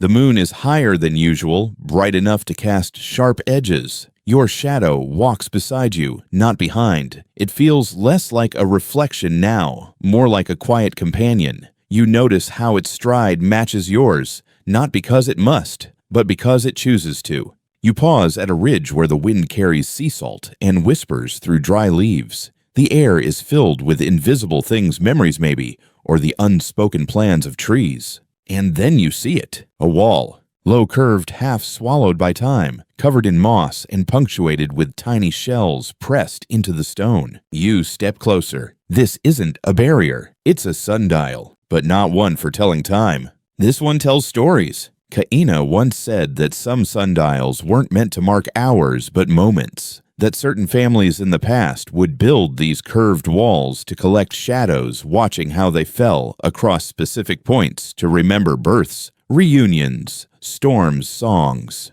This one is old. You can tell by the fading marks, slashes, dots, short curves etched gently into the stone. You run your fingers over them, feeling the difference in texture where time has worn the ridges down. You sit and wait. As the moon continues its slow arc, your shadow lengthens, then climbs the wall, overlapping a small spiral carved into the upper left. You don't know what it means, but it feels true. You whisper, "I'm here." The wind shifts. A soft voice not spoken but felt seems to respond, "We know." You lie back in the grass, the wall behind you, the stars blinking slowly above. The island breathes, and your own breathing joins it easily without force. You think of all the moments you've marked since arriving, none of them on paper, none with clocks or dates, just impressions in soil, echoes in leaves, shapes traced in charcoal and remembered with fingertips. Maybe this is what time really is. Not passing, but accumulating, building up like soft layers of shadow on stone. Your hand finds your shadow's edge. You press your palm to the grass. For a moment you can't tell where you end and it begins. And that's okay. You close your eyes. The wind hums. Your heartbeat sinks to it. And for a long, quiet moment, you are nothing but shape and breath and the memory of being seen. And that, too, is a kind of history. Dawn does not come loudly. It seeps in quiet as a cup refilling. The sky moves from ink to ash to pale gold, and with it, your thoughts rise like steam from a still warm bowl. You don't move right away. Your mat feels like a story just reaching its best chapter. But eventually, you sit up and find Kaena waiting nearby. He holds two objects in his lap, a round stone smooth and dark, and a bowl filled with fine white sand. You approach. He gestures beside him. Today, he says, we measure weight with shadow. You blink. That sounds metaphorical. He smiles only a little. He places the stone in the sand, gently pressing it until it leaves a shallow, bowl-shaped imprint. Then he lifts it, and the shadow it casts on the surrounding sand stays briefly a perfect ring of darkness, outlining the weight that once sat there. This, he says, is what's left when something moves, but hasn't yet been forgotten. You reach for the stone, feel its surprising warmth in your hand. Do we all leave shadows like this? Yes, some deeper, some lighter, some barely visible until years later. He hands you the bowl. You set the stone down yourself. Watch the shape it makes. A slightly different outline, more oval, pressed at a tilt. Same stone, he says. Different bearer. You nod. Then he points toward the sea. You ever seen a horizon shadow? You shake your head. He leads you to a spot where the land flattens into wide sand and the morning sun sits low behind you. He tells you to stand still. And when you do, you see it your shadow stretching all the way forward until it blends into the shimmer of the sea. You whisper, it disappears. No, Kaena says it joins. He crouches and draws a line in the sand where your shadow ends. This is the edge of seeing. After this is trust. You stare at the line. Something quiet unfolds in your chest. Back in the village, people are preparing for the shadow meal, a tradition Kaena says is more feeling than feast. Everyone brings something they've grown, he says, or something that grew inside them.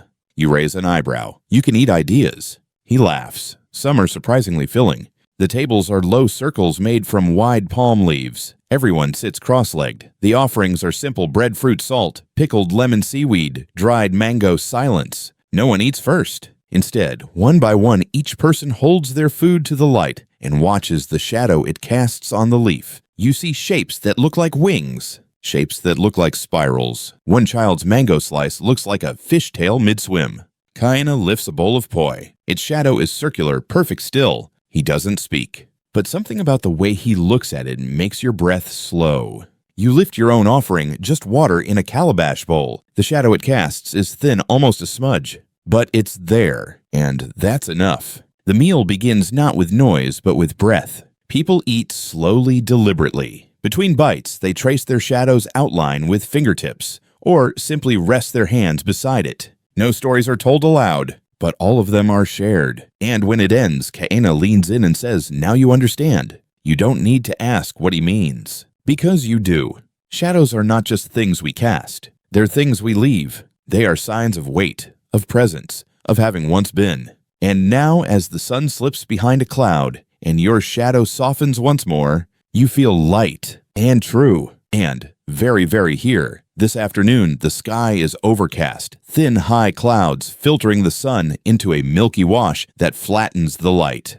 Shadows today are shy. They hug close to their objects, reluctant to stretch. You walk slowly, noticing how different the world feels when the light doesn't insist. Kaena meets you by the stream that snakes behind the garden terraces. The water is low, moving lazily around black volcanic stones and thick roots. He doesn't speak at first, just dips his hand into the water and watches the ripples. Finally, he says, when I was young, I used to think shadows disappeared on cloudy days. You nod. Didn't we all? He smiles. Then one day I learned they're still there, just quieter, like people who whisper instead of shout. You sit beside him. The ground is damp. Your shadow is barely visible, a suggestion rather than a statement. It feels right. Kaena reaches into a satchel and pulls out a small bundle wrapped in kapa. Inside, dried leaves, thin twigs, and a narrow strip of tapa bark with pressed flower petals. Shadow talismans, he says, for protection. No, for presence. He explains that these were carried not to ward off spirits, but to remind the bearer that even when they couldn't see their own shadow due to rain or night or fear, it was still with them. You take one. It smells faintly of guava and salt. Will it work, you ask? Kaena chuckles. It's not a spell, it's a memory. He tells you of times when travelers crossed the island alone, unsure of the weather or the path. They'd hold their talismans close not to summon help, but to remember that their shape in the world did not depend on visibility. You're still yourself even when you can't prove it, he says. You nod. And for the first time, you feel how deeply comforting that is. Later, he teaches you a game played only on overcast days. It's simple. Players take turns guessing where each other's shadows are by pointing not based on light, but on feel, on intuition. Some get it wrong. Some are eerily accurate. You try. You guess Kaena's shadow is to his left. He laughs. It's behind me today. Doubt was pulling it. You smile. And yours. He points straight down, right beneath me, holding me up. The game ends in laughter and gentle teasing, but something lingers beneath it, a lesson dressed as play. That evening, the clouds remain. The sunset is barely a whisper, just a shift in the tone of the sky. People light candles earlier than usual. Shadows return, but faint flickering with every breath of wind. You join a circle near the central fire. A woman hums. Another taps softly on a gourd drum. A child draws invisible lines in the air, pretending to paint her shadow on the smoke. Kaena sits beside you and begins folding a strip of bark into a loop. A ring, you ask? He nods, a reminder. He places it in your hand. Of what? He meets your gaze. That you've always been visible to those who know how to look. You curl your fingers around the loop. It's light, but it holds something.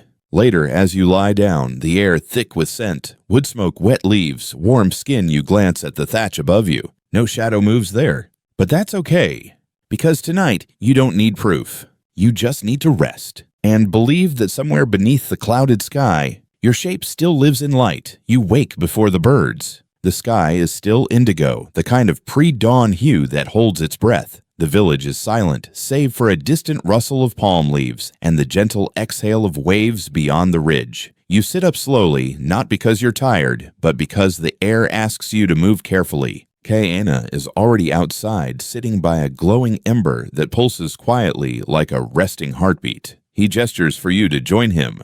Today his expression is different, calmer somehow, not distant but turned inward. He hands you a small bowl of mashed sweet root and coconut milk. You eat in silence. The taste is smooth, faintly earthy sweet, in the way memory sometimes is. He breaks the stillness. It's your last full day here. You nod. You've known it without being told. Your shadow this morning is strong, sharp-edged, and tall behind you. The sun hasn't yet risen, but the firelight carves your outline into the earth like a gentle engraving. Kaena says there's something left for you to carry. He leads you to the highest point above the village, a stony ridge where wind carves paths into the grass and even the trees bow. There, a circle of upright stones stands like quiet guardians. In the center, a large flat rock bears carvings so faint they look like wrinkles in time. This is the shadow record, Kaena says. He kneels beside it, brushes away a few fallen petals. Every traveler who's come and stayed long enough leaves something here. You lean closer. Faint marks cover the surface, some geometric, some flowing. Some look like symbols, others like unfinished questions. Kaena hands you a piece of smoothed charcoal and a square of bark. Not for decoration, just trace the way you've changed. You hesitate, then begin. At first, it's nonsense, a swirl, a slant, a flick. Then, without thinking, you draw the curve of your shadow during that moonlit ceremony. The spiral from the labyrinth. A short vertical slash, Kaena's favorite way of marking rest. And finally a ring. Not perfect, but honest. Kaena presses his palm beside yours on the bark, then rolls it up carefully. This will stay here, he says, but it will remember you wherever you go. You both sit for a while, letting the sun finally rise. Its light floods the ridge, casting every stone into sharp relief. The circle fills with shadows, some short, some long, all leaning toward the same direction. You know Kaena says you've never really walked alone since the day you arrived. You look around. I've been with you. He smiles. Not just me, your shadow. The one you were afraid of, the one you learned to follow, the one you cleared, drew fed, and eventually let speak. You nod. Below the village begins to stir. Smoke rises in thin threads. Children chase goats. The scent of morning root cakes drifts up on the wind. Kaena stands. Tonight, he says, you'll walk the shadow farewell path. You've heard whispers of it. A route that loops the village in one wide, deliberate curve so your shadow can say goodbye to the land, the light, and the people that shaped it. Not rushed, not grand, just true. You nod. I'll be ready. He places a hand on your shoulder. You already are. The farewell path is walked only once. It begins at twilight, when shadows are neither short nor long, but somewhere in between, when light becomes gold, then amber, then something like memory. You stand at the edge of the village. No one gathers to watch you off. That isn't the custom. This path isn't about being seen. It's about what sees you. Kaina gives you a small pouch of dried kukui leaves and a slender stick of charcoal, for markings if you feel moved, he says. But some leave nothing. You smile, not yet knowing which you'll be. You step forward. The first leg of the path passes beneath a grove of hala trees. Their long leaves shift gently in the wind, casting crisscrossed shadows on your skin like braids of light. You pause beneath one tree, remembering how you once mistook it for just a landmark. But it was a beginning. A few paces ahead, you see a mark in the dirt faded almost gone. Someone else's farewell. You press your palm into the soil beside it, leaving no impression, just a gesture. Then you move on. The path curves toward the garden terraces. Evening mist rises from the damp ground, and your shadow grows longer, brushing the roots of taro banana and sweet potato. Each leaf it touches bows slightly, as if acknowledging your passing. You recall Kaina's voice from days ago. Everything you imagine casts a shadow before it exists. How many dreams were planted here? How many still wait in the soil? A small boy peers from behind a fence. He doesn't speak, just watches as your shadow passes over his toes. Then he disappears as quietly as he appeared. You turn the next bend and arrive at the fire circle. It's unlit, now the stones still warm from the afternoon sun. You sit for a moment, just to feel the memory of flames that have long gone out. Your shadow flickers with imagined firelight. You whisper something not to the flames, but to the space between. Thank you. And somehow it feels heard. You continue crossing the stream near the place where Kaina taught you to find your shadow, even on cloudy days. The water here is low, barely moving. You pause to drop a kukui leaf into its surface. It floats for a few feet, then spins, then stills, just like you did once. The path rises steeply now, climbing toward the high ridge where the sea meets the sky. Your breath slows. Your legs move with memory more than energy. At the top you turn. Below the village, painted in twilight shadows, stretched like ribbons across rooftops and paths. And behind you, your own shadow, long, steady, familiar. You face it. Raise your hand. It mirrors you. You bow gently. It does not disappear. It simply stays as if to remind you, you are leaving, but you are not gone. You press the charcoal gently into a smooth stone and draw a single curved line part of a spiral, unfinished. Enough. As the sky deepens into navy, you walk the final stretch back toward your sleeping mat. And for the first time since you arrived, your shadow walks ahead of you. Leading, not following, not trailing, and something in your chest loosens. Because you know, you've become the kind of person your own shadow trusts to follow. Night settles over the village like a breath held gently in the dark. There are no fires tonight, only the stars, and they are many. They hang low and soft, reflected faintly in puddles in the polished curve of gourds in your own eyes. It feels like the sky has tilted forward slightly, offering itself. You sit alone at the edge of the sleeping houses, your mat rolled your feet bare against the warm, worn earth. Around you, the last sounds of waking, fade soft laughter, a door creaking closed, someone humming a lullaby to a child already asleep. And then silence. Kaina appears not suddenly, not dramatically. He just seems to arrive like he's always been, just outside the edge of your vision. He carries a folded cloth. You recognize it, the tracing of your moon shadow. He doesn't hand it to you. Instead, he holds it up in the moonlight, watching the threads shimmer faintly. Keep it, you say. He nods. I will. He sits beside you, and for a long time neither of you speaks. The silence is easy, natural. It says everything that needs to be said. Then Kaina reaches into his satchel and pulls out something small, a piece of glassy obsidian worn smooth. He places it in your palm. You raise an eyebrow. It reflects only what chooses to stay, he says. You look into it. At first, only your fingers. Then slowly your own eyes. Then, nothing. And yet it doesn't feel empty. It feels free. He touches your shoulder once, then rises. He doesn't say goodbye. That isn't the way here. You remain seated, watching your own shadow ripple beside you as the moon shifts through the trees. You think of the children tracing their hands across bark, of the quiet curve of your first drawn line, of the way your shadow once felt like a weight and now feels like a guide. The village sleeps. You lie back, staring at the stars through the thatched gaps above you. And for the first time, you don't wonder what time it is, because time no longer feels like something outside of you. It's in your breathing, in your stillness, in the shadow that lies quietly beside you, neither ahead nor behind. Just present, just here, like you, and you let yourself drift, knowing the island holds your outline. Even after you go, you rise before the sun, not because you must no one called you, but because something inside you is ready. The air is soft, barely moving, still laced with the hush of night. Birds are not yet singing. The sky is only beginning to unbutton itself from the stars.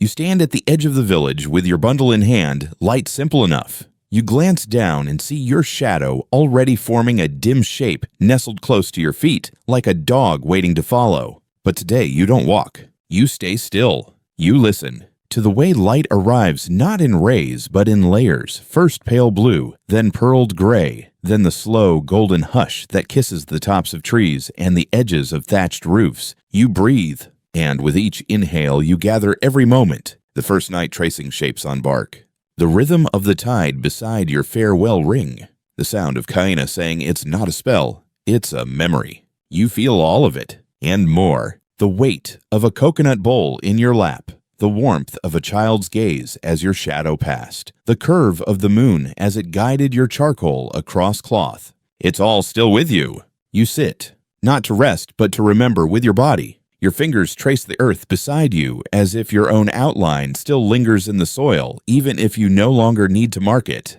And then, without fanfare, the sun crests the hill. Its light spills gently, not pressing, not pushing, just arriving. Your shadow stretches again, long and sure, walking ahead of you now, like an old friend who knows the way.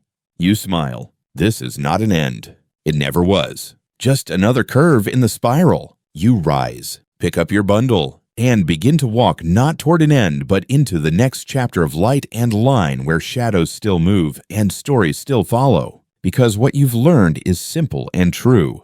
To tell time by shadow is to tell time by presence, and your presence now carries memory, silence, rhythm, and choice. So you walk, and behind you your shadow walks too, not as a follower, but as proof that you were here, that you are, and now you don't have to go anywhere. You've already arrived. You've listened to a story that moved slowly like water through stone, like breath through still air. You've walked with people who spoke less in words and more in gesture. You've traced lines that didn't need to be perfect, just honest. You've sat with silence, with memory, with light, and now let it all fade. Let your mind loosen from the details. Let the shapes blur, the edges soften. Let your own breathing slow until it syncs with the hush of leaves or the rhythm of waves or whatever gentle sound fills your room right now. You're safe. You're still, and your shadow, your quiet companion, is curled right beside you, ready to stay through the night.